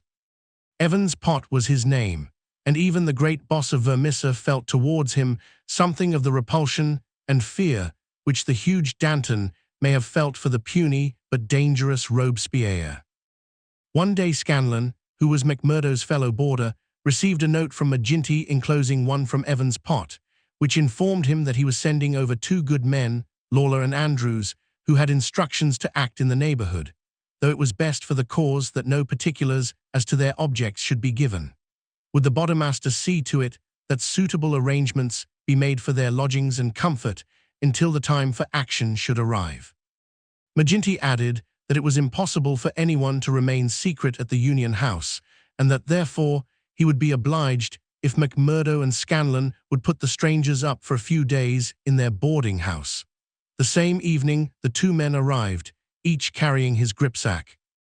Lawler was an elderly man, shrewd, silent, and self-contained, clad in an old black frock coat, which with his soft felt hat and ragged, grizzled beard gave him a general resemblance to an itinerant preacher. His companion Andrews was little more than a boy, frank-faced and cheerful, with the breezy manner of one who is out for a holiday and means to enjoy every minute of it. Both men were total abstainers and behaved in all ways as exemplary members of the society, with the one simple exception that they were assassins who had often proved themselves to be most capable instruments for this association of murder. Lawler had already carried out 14 commissions of the kind, and Andrews 3. They were, as McMurdo found, quite ready to converse about their deeds in the past, which they recounted with the half-bashful pride of men who had done good and unselfish service for the community. They were reticent, however, as to the immediate job in hand. "They chose us because neither I nor the boy here drink," Lawler explained. "They can count on us saying no more than we should. You must not take it amiss, but it is the orders of the county delegate that we obey." "Sure, we are all in it together," said Scanlon, McMurdo's mate, as the four sat together at supper. "That's true enough, and we'll talk till the cows come home of the killing of Charlie Williams or of Simon Bird or any other job in the past, but till the work is done we say nothing." "There are half a dozen about here that I have a word to say to," said McMurdo, with an oath. "I suppose it isn't Jack Knox of Ironhill that you are after. I'd go some way to see him get his deserts." "No, it's not him yet." "Or Herman Strauss." "No, nor him either." "Well, if you won't tell us, we can't make you, but I'd be glad to know." Lawler smiled and shook his head. He was not to be drawn. In spite of the reticence of their guests, Scanlon and McMurdo were quite determined to be present at what they called the fun. When, therefore, at an early hour one morning, McMurdo heard them creeping down the stairs, he awakened Scanlon, and the two hurried on their clothes. When they were dressed, they found that the others had stolen out, leaving the door open behind them. It was not yet dawn, and by the light of the lamps they could see the two men some distance down the street. They followed them warily, treading noiselessly in the deep snow. The boarding house was near the edge of the town, and soon they were at the crossroads which is beyond its boundary. Here 3 men were waiting, with whom Lawler and Andrews held a short, eager conversation. Then they all moved on together. It was clearly some notable job which needed numbers. At this point there are several trails which lead to various mines. The strangers took that which led to the Crow Hill, a huge business which was in strong hands, which had been able, thanks to their energetic and fearless New England manager, Josiah H. Dunn, to keep some order and discipline during the long reign of terror. Day was breaking now, and a line of workmen were slowly making their way, singly and in groups, along the blackened path.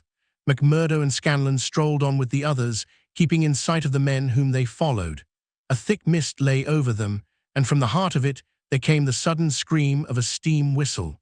It was the 10-minute signal before the cages descended and the day's labor began. When they reached the open space round the mine shaft, there were 100 miners waiting, stamping their feet and blowing on their fingers, for it was bitterly cold. The strangers stood in a little group under the shadow of the engine house. Scanlon and McMurdo climbed a heap of slag from which the whole scene lay before them. They saw the mine engineer, a great bearded Scotchman named Menzies, come out of the engine house and blow his whistle for the cages to be lowered. At the same instant, a tall, loose-framed young man with a clean-shaved, earnest face advanced eagerly towards the pit head. As he came forward, his eyes fell upon the group, silent and motionless, under the engine house. The men had drawn down their hats and turned up their collars to screen their faces. For a moment, the presentiment of death laid its cold hand upon the manager's heart. At the next, he had shaken it off and saw only his duty towards intrusive strangers. "Who are you?" he asked as he advanced. "What are you loitering there for?" There was no answer, but the lad Andrews stepped forward and shot him in the stomach. The 100 waiting miners stood as motionless and helpless as if they were paralyzed. The manager clapped his 2 hands to the wound and doubled himself up. Then he staggered away, but another of the assassins fired, and he went down sidewise, kicking and clawing among a heap of clinkers. Menzies, the Scotchman, gave a roar of rage at the sight and rushed with an iron spanner at the murderers, but was met by 2 balls in the face, which dropped him dead at their very feet. There was a surge forward of some of the miners, and an inarticulate cry of pity and of anger, but a couple of the strangers emptied their 6-shooters over the heads of the crowd, and they broke and scattered, some of them rushing wildly back to their homes in Vermissa. When a few of the bravest had rallied, and there was a return to the mine, the murderous gang had vanished in the mists of morning, without a single witness being able to swear to the identity of these men who, in front of 100 spectators, had wrought this double crime. Scanlon and McMurdo made their way back, Scanlon somewhat subdued, for it was the first murder job that he had seen with his own eyes, and it appeared less funny than he had been led to believe. The horrible screams of the dead manager's wife pursued them as they hurried to the town. McMurdo was absorbed and silent, but he showed no sympathy for the weakening of his companion. "Sure, it is like a war," he repeated. "What is it but a war between us and them, and we hit back where we best can." There was high revel in the lodge room at the Union House that night, not only over the killing of the manager and engineer of the Crow Hill mine, which would bring this organization into line with the other blackmailed and terror-stricken companies of the district, but also over a distant triumph which had been wrought by the hands of the lodge itself. It would appear that when the county delegate had sent over 5 good men to strike a blow in Vermissa, he had demanded that in return 3 Vermissa men should be secretly selected and sent across to kill William Hales of Stake Royal, one of the best-known and most popular mine owners in the Gilmerton district, a man who was believed not to have an enemy in the world, for he was in all ways a model employer. He had insisted, however, upon efficiency in the work, and had therefore paid off certain drunken and idle employees who were members of the all-powerful society. Coffin notices hung outside his door had not weakened his resolution, and so in a free, civilized country he found himself condemned to death. The execution had now been duly carried out. Ted Baldwin, who sprawled now in the seat of honor beside the Bodymaster, had been chief of the party. His flushed face and glazed, bloodshot eyes told of sleeplessness and drink. He and his 2 comrades had spent the night before among the mountains. They were unkempt and weather-stained, but no heroes, returning from a forlorn hope, could have had a warmer welcome from their comrades. The story was told and retold amid cries of delight and shouts of laughter. They had waited for their man as he drove home at nightfall, taking their station at the top of a steep hill where his horse must be at a walk. He was so furred to keep out the cold that he could not lay his hand on his pistol. They had pulled him out and shot him again and again. He had screamed for mercy. The screams were repeated for the amusement of the lodge. "Let's hear again how he squealed," they cried. None of them knew the man, but there is eternal drama in a killing, and they had shown the scourers of Gilmerton that the Vermissa men were to be relied upon. There had been one contretemps, for a man and his wife had driven up while they were still emptying their revolvers into the silent body. It had been suggested that they should shoot them both, but they were harmless folk who were not connected with the mines, so they were sternly bidden to drive on and keep silent, lest a worse thing befall them.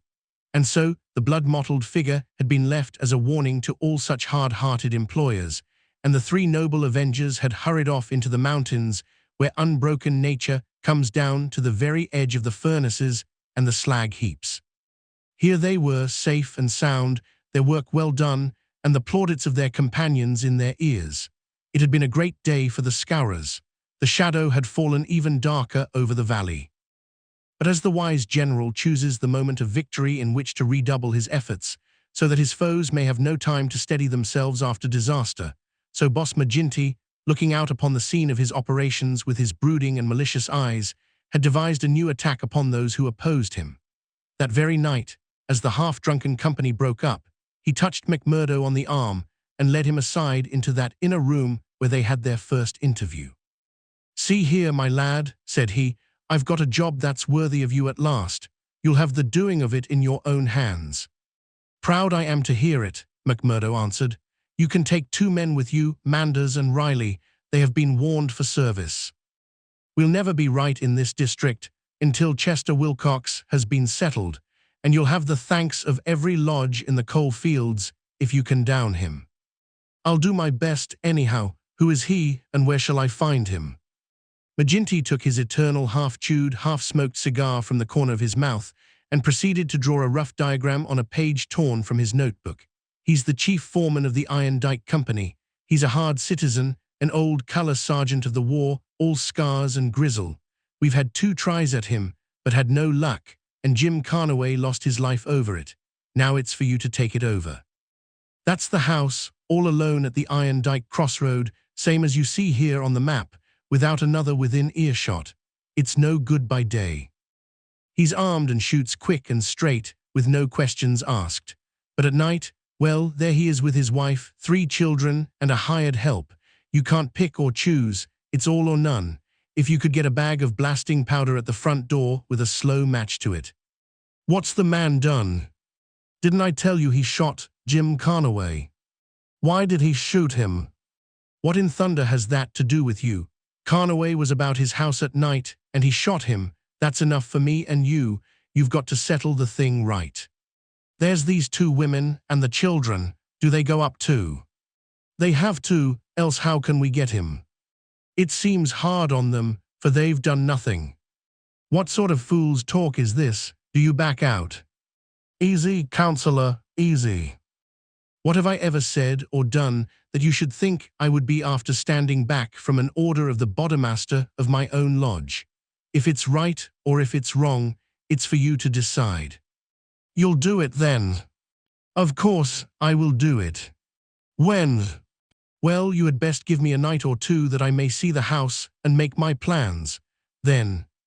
Very good, said McGinty, shaking him by the hand. I leave it with you.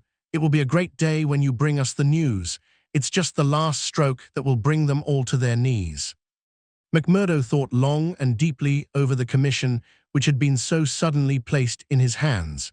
The isolated house in which Chester Wilcox lived was about 5 miles off in an adjacent valley. That very night he started off all alone to prepare for the attempt. It was daylight before he returned from his reconnaissance. Next day he interviewed his 2 subordinates, Manders and Riley, reckless youngsters who were as elated as if it were a deer hunt. 2 nights later they met outside the town, all 3 armed, and one of them carrying a sack stuffed with the powder which was used in the quarries. It was 2 in the morning before they came to the lonely house. The night was a windy one, with broken clouds drifting swiftly across the face of a 3/4 moon. They had been warned to be on their guard against bloodhounds, so they moved forward cautiously with their pistols cocked in their hands. But there was no sound save the howling of the wind, and no movement but the swaying branches above them. McMurdo listened at the door of the lonely house, but all was still within. Then he leaned the powder bag against it, ripped a hole in it with his knife, and attached the fuse. When it was well alight, he and his 2 companions took to their heels, and were some distance off, safe and snug in a sheltering ditch, before the shattering roar of the explosion, with the low, deep rumble of the collapsing building, told them that their work was done. No cleaner job had ever been carried out in the blood-stained annals of the society, but alas, that work so well organized and boldly carried out should all have gone for nothing. Warned by the fate of the various victims, and knowing that he was marked down for destruction, Chester Wilcox had moved himself and his family only the day before to some safer and less-known quarters, where a guard of police should watch over them. It was an empty house which had been torn down by the gunpowder, and the grim old color sergeant of the war was still teaching discipline to the miners of Iron Dike. "Leave him to me," said McMurdo. "He's my man, and I'll get him sure if I have to wait a year for him." A vote of thanks and confidence was passed in full lodge, and so for the time the matter ended. When a few weeks later it was reported in the papers that Wilcox had been shot at from an ambuscade, it was an open secret that McMurdo was still at work upon his unfinished job. Such were the methods of the Society of Freemen, and such were the deeds of the Scourers by which they spread their rule of fear over the great and rich district which was for so long a period haunted by their terrible presence. Why should these pages be stained by further crimes? Have I not said enough to show the men and their methods? These deeds are written in history, and there are records wherein one may read the details of them. There one may learn of the shooting of policemen Hunt and Evans because they had ventured to arrest 2 members of the society, a double outrage planned at the Vermissa Lodge and carried out in cold blood upon 2 helpless and disarmed men. There also one may read of the shooting of Mrs. Larby when she was nursing her husband, who had been beaten almost to death by orders of Boss McGinty, the killing of the elder Jenkins, shortly followed by that of his brother, the mutilation of James Murdoch, the blowing up of the Staffhouse family, and the murder of the Stendals all followed hard upon one another in the same terrible winter. Darkly, the shadow lay upon the valley of fear. The spring had come with running brooks and blossoming trees. There was hope for all nature bound so long in an iron grip, but nowhere was there any hope for the men and women who lived under the yoke of the terror. Never had the cloud above them been so dark and hopeless as in the early summer of the year 1875. Chapter 6, Danger. Was the height of the reign of terror. McMurdo, who had already been appointed in a deacon, with every prospect of some day succeeding McGinty as bodemaster, was now so necessary to the counsels of his comrades that nothing was done without his help and advice. The more popular he became, however, with the freemen, the blacker were the scowls which greeted him as he passed along the streets of Vermissa. In spite of their terror, the citizens were taking heart to band themselves together against their oppressors. Rumors had reached the lodge of secret gatherings in the Herald office and of distribution of firearms among the law-abiding people. But McGinty and his men were undisturbed by such reports. They were numerous, resolute, and well-armed. Their opponents were scattered and powerless. It would all end, as it had done in the past, in aimless talk and possibly in impotent arrests. So said McGinty, McMurdo, and all the bolder spirits. It was a Saturday evening in May. Saturday was always the lodge night, and McMurdo was leaving his house to attend it when Morris, the weaker brother of the order, came to see him. His brow was creased with care, and his kindly face was drawn and haggard. "Can I speak with you freely, Mr. McMurdo?" "Sure. I can't forget that I spoke my heart to you once, and that you kept it to yourself, even though the boss himself came to ask you about it. What else could I do if you trusted me? It wasn't that I agreed with what you said. I know that well. But you are the one that I can speak to and be safe. I've a secret here," he put his hand to his breast, "and it is just burning the life out of me. I wish it had come to any one of you but me. If I tell it, it will mean murder for sure. If I don't, it may bring the end of us all. God help me, but I am near out of my wits over it." McMurdo looked at the man earnestly. He was trembling in every limb. He poured some whiskey into a glass and handed it to him. "That's the physic for the likes of you," said he. "Now let me hear of it." Morris drank, and his white face took a tinge of color. "I can tell it to you all in one sentence," said he. "There's a detective on our trail." McMurdo stared at him in astonishment. "Why, man, you're crazy," he said. "Isn't the place full of police and detectives, and what harm did they ever do us?" No, it's no man of the district. As you say, we know them, and it is little that they can do, but you've heard of Pinkertons. I've read of some folk of that name. Well, you can take it from me you've no show when they are on your trail. It's not a take-it-or-miss-it government concern. It's a dead, earnest business proposition that's out for results and keeps out till by hook or crook it gets them. If a Pinkerton man is deep in this business, we are all destroyed. We must kill him. Ah, it's the first thought that came to you, so it will be up at the lodge. Didn't I say to you that it would end in murder? Sure, what is murder? Isn't it common enough in these parts? It is indeed, but it's not for me to point out the man that is to be murdered. I'd never rest easy again, and yet it's our own necks that may be at stake. In God's name, what shall I do? He rocked to and fro in his agony of indecision, but his words had moved McMurdo deeply. It was easy to see that he shared the other's opinion as to the danger and the need for meeting it. He gripped Morris's shoulder and shook him in his earnestness. "See here, man," he cried, and he almost screeched the words in his excitement. "You won't gain anything by sitting keening like an old wife at a wake. Let's have the facts. Who is the fellow? Where is he? How did you hear of him? Why did you come to me?" "I came to you, for you are the one man that would advise me. I told you that I had a store in the East before I came here. I left good friends behind me, and one of them is in the telegraph service. Here's a letter that I had from him yesterday. It's this part from the top of the page. You can read it yourself." This was what McMurdo read. "How are the Scourers getting on in your parts? We read plenty of them in the papers. Between you and me, I expect to hear news from you before long. 5 big corporations and the 2 railroads have taken the thing up in dead earnest. They mean it, and you can bet they'll get there. They are right deep down into it. Pinkerton has taken hold under their orders, and his best man, Bertie Edwards, is operating. The thing has got to be stopped right now. Now read the postscript. Of course, what I give you is what I learned in business, so it goes no further. It's a queer cipher that you handle by the yard every day and can get no meaning from." McMurdo sat in silence for some time, with the letter in his listless hands. The mist had lifted for a moment, and there was the abyss before him. "Does anyone else know of this?" he asked. "I have told no one else." "But this man, your friend, has he any other person that he would be likely to write to?" "Well, I dare say he knows 1 or 2 more." "Of the lodge?" "It's likely enough. I was asking because it is likely that he may have given some description of this fellow Bertie Edwards. Then we could get on his trail." "Well, it's possible, but I should not think he knew him. He is just telling me the news that came to him by way of business. How would he know this Pinkerton man?" McMurdo gave a violent start.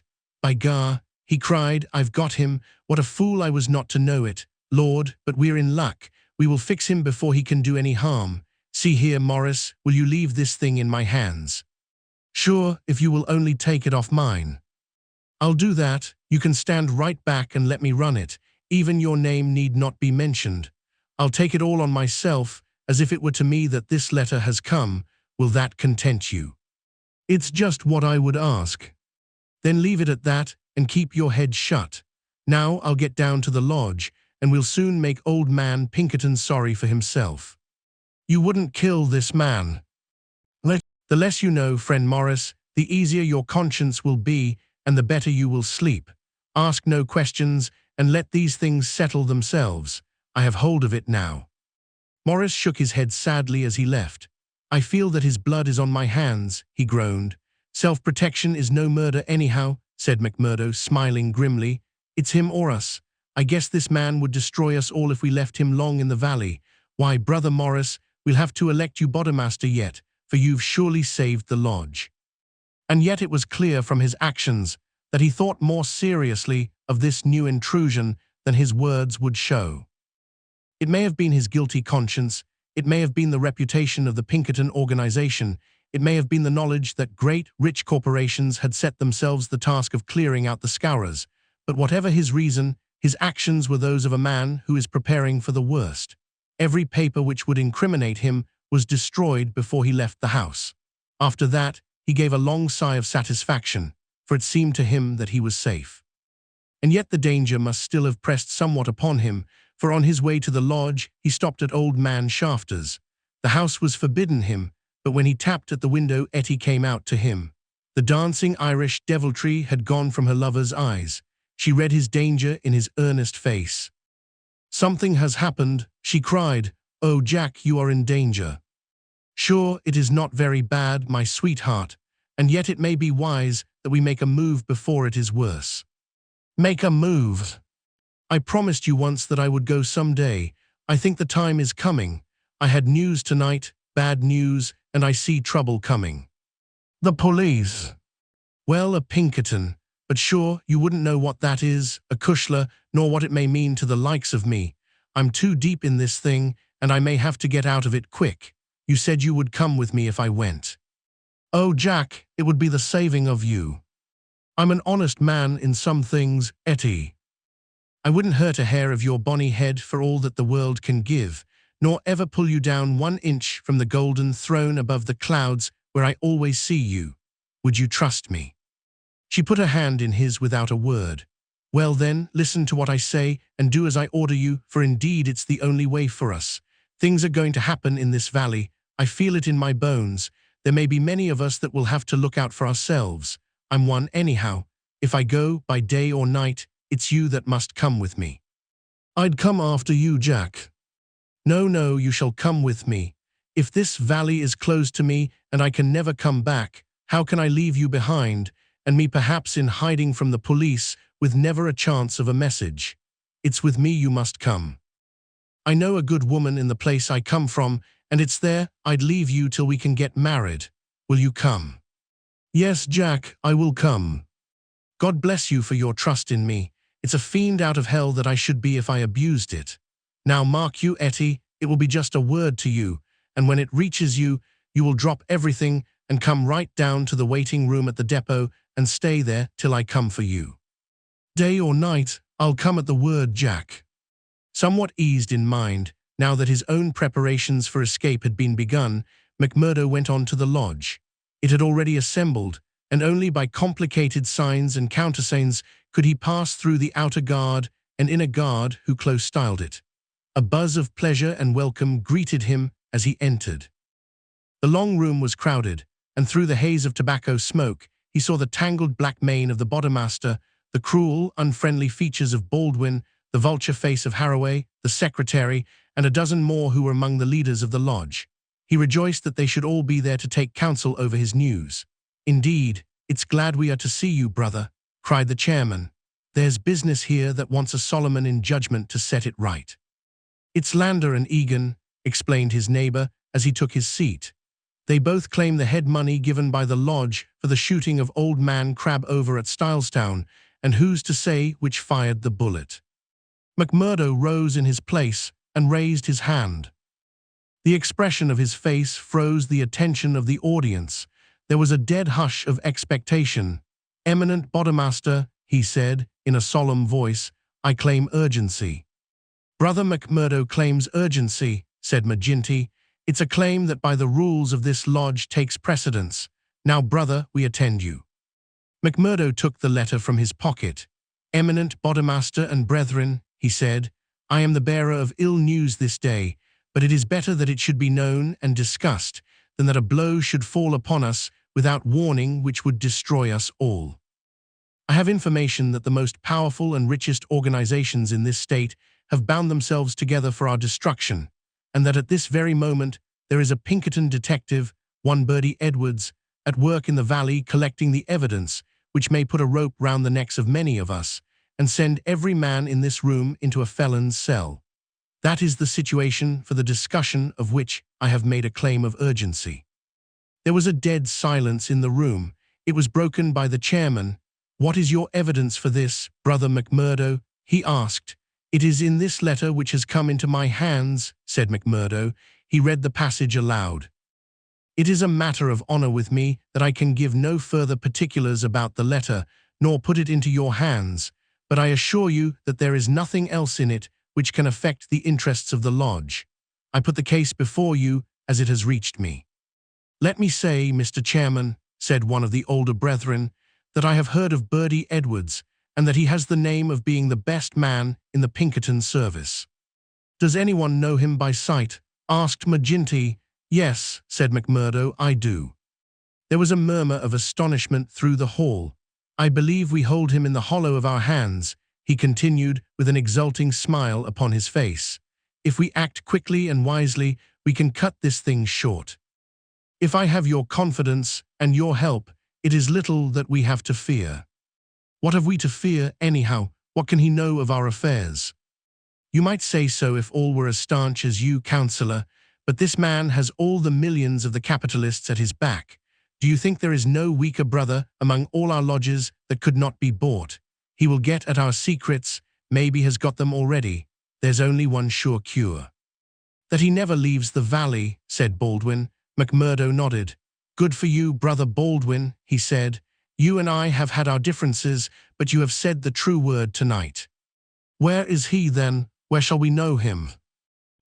"Eminent Bodemaster," said McMurdo earnestly, "I would put it to you that this is too vital a thing for us to discuss in open lodge. God forbid that I should throw a doubt on anyone here, but if so much as a word of gossip got to the ears of this man, there would be an end of any chance of our getting him. I would ask the lodge to choose a trustee committee, Mr. Chairman, yourself, if I might suggest it, and Brother Baldwin here, and 5 more. Then I can talk freely of what I know and of what I advise should be done." The proposition was at once adopted, and the committee chosen. Besides the chairman and Baldwin, there were the vulture-faced secretary, Haraway, Tiger Cormac, the brutal young assassin, Carter, the treasurer, and the brothers Willoughby, fearless and desperate men who would stick at nothing. The usual revelry of the lodge was short and subdued, for there was a cloud upon the men's spirits, and many there for the first time began to see the cloud of avenging law drifting up in that serene sky under which they had dwelt so long. The horrors they had dealt out to others had been so much a part of their settled lives that the thought of retribution had become a remote one, and so seemed the more startling now that it came so closely upon them. They broke up early and left their leaders to their counsel. "Now, McMurdo," said McGinty when they were alone. The 7 men sat frozen in their seats. "I said just now that I knew Bertie Edwards," McMurdo explained. "I need not tell you that he is not here under that name. He's a brave man, but not a crazy one. He passes under the name of Steve Wilson, and he is lodging at Hobson's Patch." "How do you know this?" "Because I fell into talk with him. I thought little of it at the time, nor would have given it a second thought but for this letter, but now I'm sure it's the man. I met him on the cars when I went down the line on Wednesday, a hard case if ever there was one. He said he was a reporter. I believed it for the moment, wanted to know all he could about the Scourers and what he called the outrages for a New York paper. Asked me every kind of question so as to get something. You bet I was giving nothing away. I'd pay for it and pay well, said he, if I could get some stuff that would suit my editor. I said what I thought would please him best, and he handed me a $20 bill for my information. There's 10 times that for you, said he, if you can find me all that I want. What did you tell him then? Any stuff I could make up. How do you know he wasn't a newspaper man? I'll tell you, he got out at Hobson's Patch, and so did I. I chanced into the telegraph bureau, and he was leaving it. See here, said the operator after he'd gone out, I guess we should charge double rates for this. I guess you should, said I. He had filled the form with stuff that might have been Chinese, for all we could make of it. He fires a sheet of this off every day, said the clerk. Yes, said I, it's special news for his paper, and he's scared that the others should tap it. That was what the operator thought and what I thought at the time, but I think differently now. By gar, I believe you are right, said McGinty, but what do you allow that we should do about it? Why not go right down now and fix him? Someone suggested. Aye, the sooner the better. I'd start this next minute if I knew where we could find him, said McMurdo. He's in Hobson's Patch, but I don't know the house. I've got a plan, though, if you'll only take my advice. Well, what is it? I'll go to the patch tomorrow morning. I'll find him through the operator. He can locate him, I guess. Well, then I'll tell him that I'm a freeman myself. I'll offer him all the secrets of the lodge for a price. You bet he'll tumble to it. I'll tell him the papers are at my house, and that it's as much as my life would be worth to let him come while folk were about. He'll see that that's horse sense. Let him come at 10 o'clock at night, and he shall see everything. That will fetch him sure. Well, you can plan the rest for yourselves. Widow McNamara's is a lonely house. She's as true as steel and as deaf as a post. There's only Scanlon and me in the house. If I get his promise, and I'll let you know if I do, I'd have the whole 7 of you come to me by 9 o'clock. We'll get him in. If ever he gets out alive, well, he can talk of Bertie Edwards's luck for the rest of his days. There's going to be a vacancy at Pinkerton's, or I'm mistaken. Leave it at that, McMurdo. At 9 tomorrow we'll be with you. You once get the door shut behind him, and you can leave the rest with us. Chapter 7. The Trapping of Bertie Edwards. As McMurdo had said, the house in which he lived was a lonely one and very well suited for such a crime as they had planned. It was on the extreme fringe of the town and stood well back from the road. In any other case, the conspirators would have simply called out their man, as they had many a time before, and emptied their pistols into his body. But in this instance, it was very necessary to find out how much he knew, how he knew it, and what had been passed on to his employers. It was possible that they were already too late and that the work had been done. If that was indeed so, they could at least have their revenge upon the man who had done it. But they were hopeful that nothing of great importance had yet come to the detective's knowledge, as otherwise, they argued, he would not have troubled to write down and forward such trivial information as McMurdo claimed to have given him. However, all this they would learn from his own lips. Once in their power, they would find a way to make him speak. It was not the first time that they had handled an unwilling witness. McMurdo went to Hobson's Patch as agreed. The police seemed to take particular interest in him that morning, and Captain Marvin, he who had claimed the old acquaintance with him at Chicago, actually addressed him as he waited at the station. McMurdo turned away and refused to speak with him. He was back from his mission in the afternoon and saw McGinty at the Union House. "He is coming," he said. "Good," said McGinty. The giant was in his shirt sleeves, with chains and seals gleaming athwart his ample waistcoat and a diamond twinkling through the fringe of his bristling beard. Drink and politics had made the boss a very rich as well as powerful man. The more terrible, therefore, seemed that glimpse of the prison or the gallows which had risen before him the night before. "Do you reckon he knows much?" he asked anxiously. McMurdo shook his head gloomily. "He's been here some time, 6 weeks at the least. I guess he didn't come into these parts to look at the prospect. If he has been working among us all that time with the railroad money at his back, I should expect that he has got results and that he has passed them on." "There's not a weak man in the lodge," cried McGinty. "True as steel, every man of them, and yet, by the Lord, there is that skunk Morris. What about him? If any man gives us away, it would be he. I've a mind to send a couple of the boys round before evening to give him a beating up and see what they can get from him." "Well, there would be no harm in that," McMurdo answered.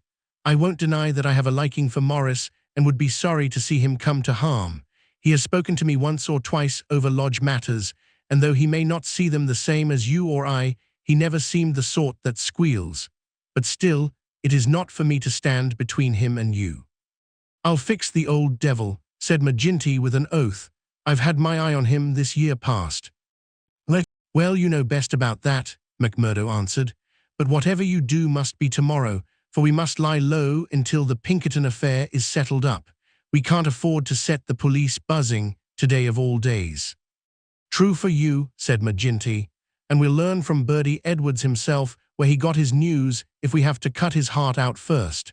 Did he seem to scent a trap?" McMurdo laughed. "I guess I took him on his weak point," he said. "If he could get on a good trail of the scourers, he's ready to follow it into hell. I took his money," McMurdo grinned as he produced a wad of dollar notes, "and as much more when he has seen all my papers." "What papers?" "Well, there are no papers, but I filled him up about constitutions and books of rules and forms of membership. He expects to get right down to the end of everything before he leaves." "Faith, he's right there," said McGinty grimly.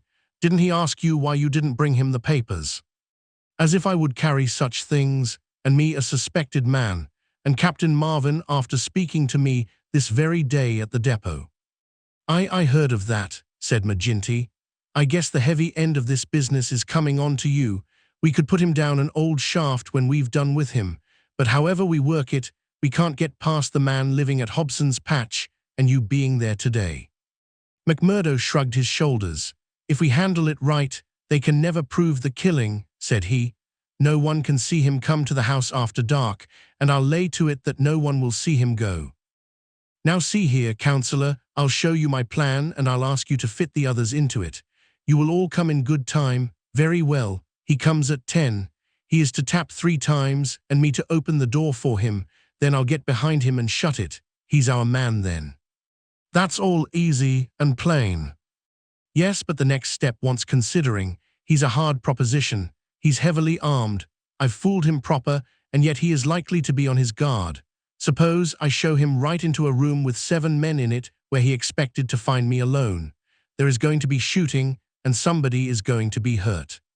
"That's so. And the noise is going to bring every damned copper in the township on top of it. I guess you are right. This is how I should work it. You will all be in the big room, same as you saw when you had a chat with me. I'll open the door for him, show him into the parlor beside the door, and leave him there while I get the papers. That will give me the chance of telling you how things are shaping. Then I will go back to him with some faked papers.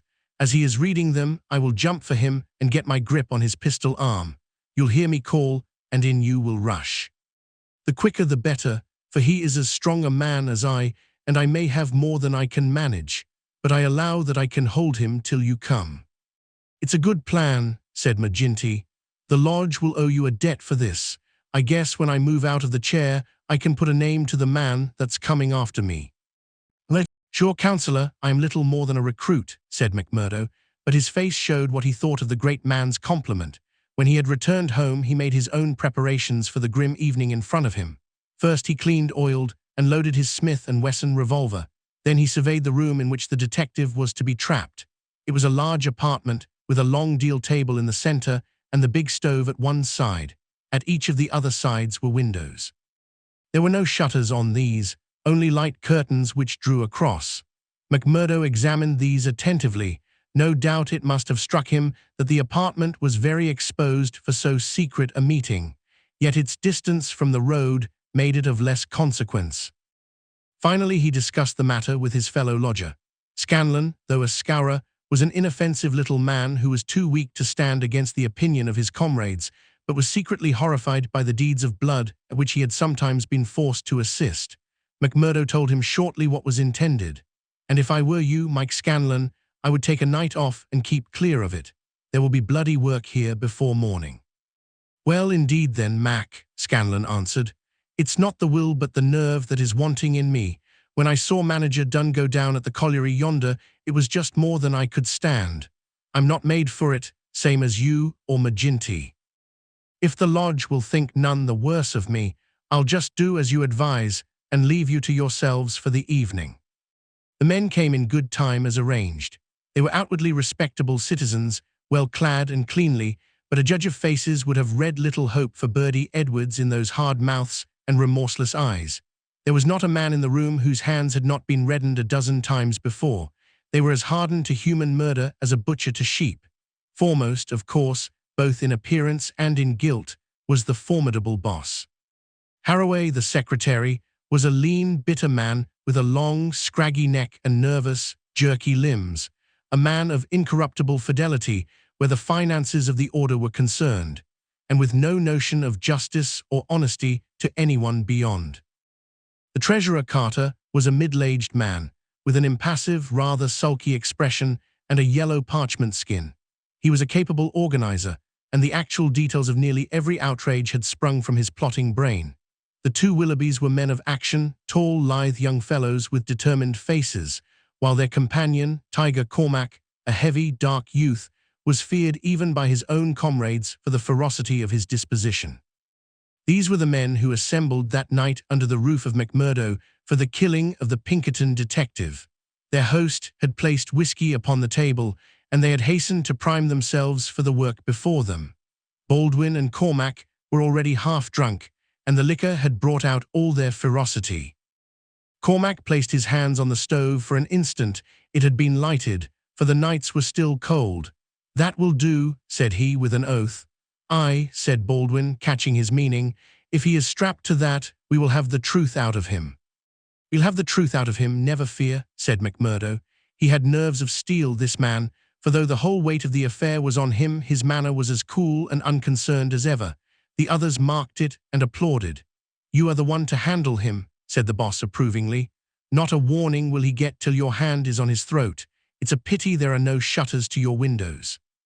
McMurdo went from one to the other and drew the curtains tighter. "Sure, no one can spy upon us now. It's close upon the hour." "Maybe he won't come. Maybe he'll get a sniff of danger," said the secretary. "He'll come, never fear," McMurdo answered. "He is as eager to come as you can be to see him. Hark to that." They all sat like wax figures, some with their glasses arrested halfway to their lips. 3 loud knocks had sounded at the door. "Hush!" McMurdo raised his hand in caution. An exulting glance went round the circle, and hands were laid upon their weapons. "Not a sound for your lives," McMurdo whispered as he went from the room, closing the door carefully behind him. With strained ears the murderers waited. They counted the steps of their comrade down the passage. Then they heard him open the outer door. There were a few words, as of greeting. Then they were aware of a strange step inside and of an unfamiliar voice. An instant later came the slam of the door and the turning of the key in the lock.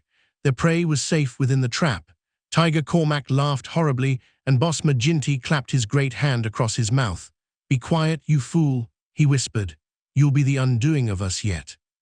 There was a mutter of conversation from the next room. It seemed interminable. Then the door opened, and McMurdo appeared, his finger upon his lip. He came to the end of the table and looked round at them.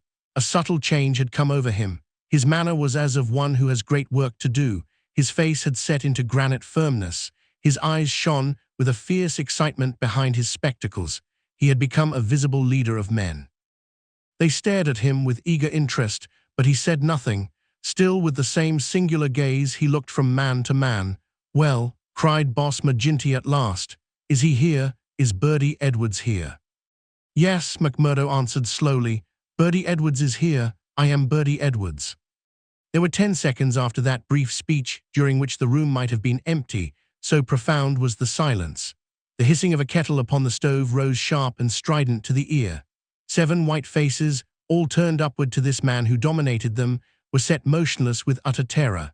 Then, with a sudden shivering of glass, a bristle of glistening rifle barrels broke through each window, while the curtains were torn from their hangings. At the sight, Boss McGinty gave the roar of a wounded bear and plunged for the half-open door. A leveled revolver met him there, with the stern blue eyes of Captain Marvin of the Mine Police gleaming behind the sights. The boss recoiled and fell back into his chair. "You're safer there, Counselor," said the man whom they had known as McMurdo. "And you, Baldwin, if you don't take your hand off your pistol, you'll cheat the hangman yet. Pull it out, or by the Lord that made me, there, that will do. There are 40 armed men round this house, and you can figure it out for yourself what chance you have. Take their pistols, Marvin." There was no possible resistance under the menace of those rifles. The men were disarmed. Sulky, sheepish, and amazed, they still sat round the table. "I'd like to say a word to you before we separate," said the man who had trapped them. "I guess we may not meet again until you see me on the stand in the courthouse. I'll give you something to think over between now and then. You know me now for what I am. At last I can put my cards on the table. I am Bertie Edwards of Pinkerton's. I was chosen to break up your gang. I had a hard and dangerous game to play. Not a soul, not one soul, not my nearest and dearest, knew that I was playing it. Only Captain Marvin here and my employers knew that. But it's over tonight, thank God, and I am the winner." The 7 pale, rigid faces looked up at him. There was unappeasable hatred in their eyes. He read the relentless threat. "Maybe you think that the game is not over yet. Well, I take my chance of that. Anyhow, some of you will take no further hand, and there are 60 more besides yourselves that will see a jail this night. I'll tell you this, that when I was put upon this job, I never believed there was such a society as yours. I thought it was paper talk, and that I would prove it so. They told me it was to do with the freemen, so I went to Chicago and was made one.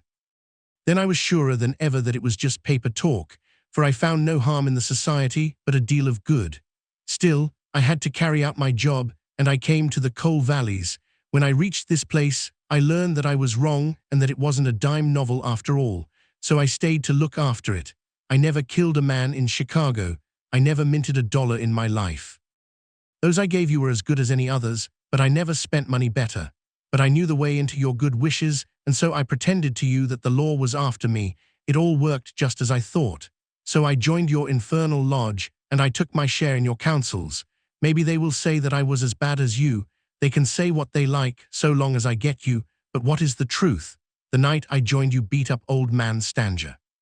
I could not warn him, for there was no time, but I held your hand, Baldwin, when you would have killed him.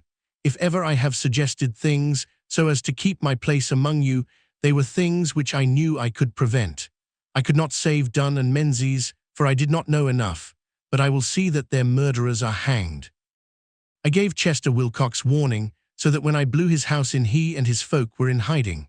There was many a crime that I could not stop, but if you look back and think how often your man came home the other road, or was down in town when you went for him, or stayed indoors when you thought he would come out, you'll see my work."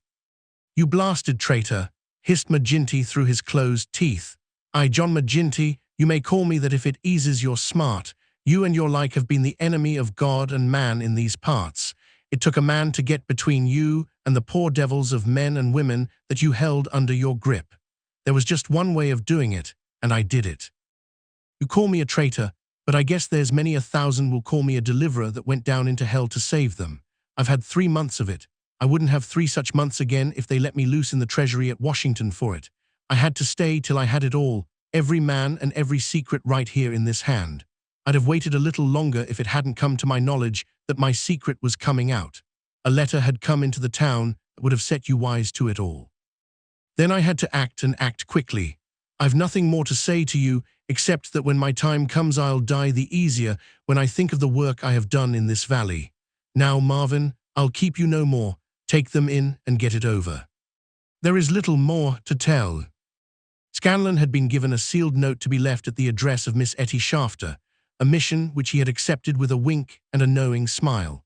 In the early hours of the morning, a beautiful woman and a much muffled man boarded a special train which had been sent by the railroad company and made a swift, unbroken journey out of the land of danger. It was the last time that ever either Etty or her lover set foot in the Valley of Fear. 10 days later, they were married in Chicago, with old Jacob Shafter as witness of the wedding. The trial of the Scourers was held far from the place where their adherents might have terrified the guardians of the law. In vain, they struggled. In vain, the money of the lodge, money squeezed by blackmail out of the whole countryside, was spent like water in the attempt to save them. That cold, clear, unimpassioned statement from one who knew every detail of their lives, their organization, and their crimes was unshaken by all the wiles of their defenders. At last, after so many years, they were broken and scattered. The cloud was lifted forever from the valley. McGinty met his fate upon the scaffold, cringing and whining when the last hour came.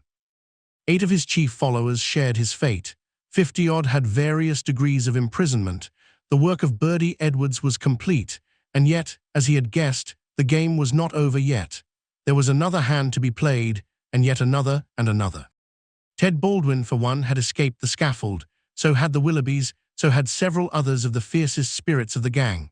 For 10 years they were out of the world, and then came a day when they were free once more, a day which Edwards, who knew his men, was very sure would be an end of his life of peace.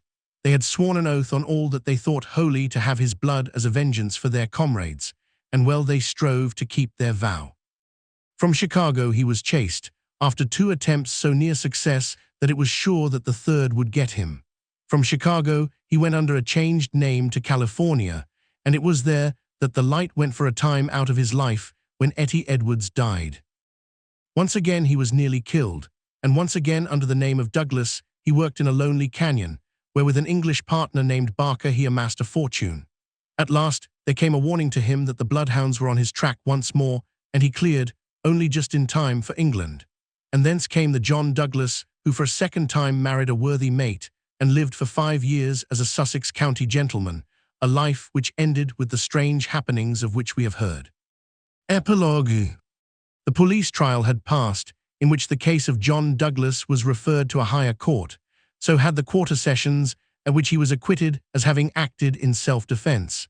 "Get him out of England at any cost," wrote Holmes to the wife. "There are forces here which may be more dangerous than those he has escaped. There is no safety for your husband in England." 2 months had gone by, and the case had to some extent passed from our minds. Then one morning there came an enigmatic note slipped into our letter box. "Dear me, Mr. Holmes, dear me," said this singular epistle. There was neither superscription nor signature. I laughed at the quaint message, but Holmes showed unwonted seriousness. "Deviltry, Watson," he remarked, and sat long with a clouded brow. Late last night Mrs. Hudson, our landlady, brought up a message that a gentleman wished to see Mr. Holmes, and that the matter was of the utmost importance. Close at the heels of his messenger came Cecil Barker, our friend of the moated manor house. His face was drawn and haggard. "I've had bad news, terrible news, Mr. Holmes," said he. "I feared as much," said Holmes. "You have not had a cable, have you?" "I have had a note from someone who has. It's poor Douglas. They tell me his name is Edwards, but he will always be Jack Douglas of Benito Canyon to me. I told you that they started together for South Africa in the Palmyra 3 weeks ago." "Exactly. The ship reached Cape Town last night. I received this cable from Mrs. Douglas this morning. Jack has been lost overboard in gale off St. Helena. No one knows how accident occurred. Ivy Douglas." "It came like that, did it?" said Holmes thoughtfully. "Well, I've no doubt it was well stage-managed." "You mean that you think there was no accident?" "None in the world. He was murdered." "Surely." "So I think also. These infernal Scourers, this cursed vindictive nest of criminals." No, my good sir," said Holmes. "There is a master hand here. It is no case of sawed-off shotguns and clumsy six-shooters. You can tell an old master by the sweep of his brush. I can tell a Moriarty when I see one. This crime is from London, not from America. But for what motive? Because it is done by a man who cannot afford to fail, one whose whole unique position depends upon the fact that all he does must succeed. A great brain and a huge organization have been turned to the extinction of one man. It is crushing the nut with the trifammer, an absurd extravagance of energy, but the nut is very effectually crushed all the same. How came this man to have anything to do with it? I can only say that the first word that ever came to us of the business was from one of his lieutenants. These Americans were well advised. Having an English job to do, they took into partnership, as any foreign criminal could do, this great consultant in crime. From that moment, their man was doomed. At first he would content himself by using his machinery in order to find their victim. Then he would indicate how the matter might be treated. Finally, when he read in the reports of the failure of this agent, he would step in himself with a master touch. You heard me warn this man at Burlstone Manor House that the coming danger was greater than the past. Was I right? Barker beat his head with his clenched fist in his impotent anger. Do not tell me that we have to sit down under this. Do you say that no one can ever get level with this king devil? No, I don't say that, said Holmes, and his eyes seemed to be looking far into the future. I don't say that he can't be beat, but you must give me time, you must give me time. We all sat in silence for some minutes while those fateful eyes still strained to pierce the veil. The end.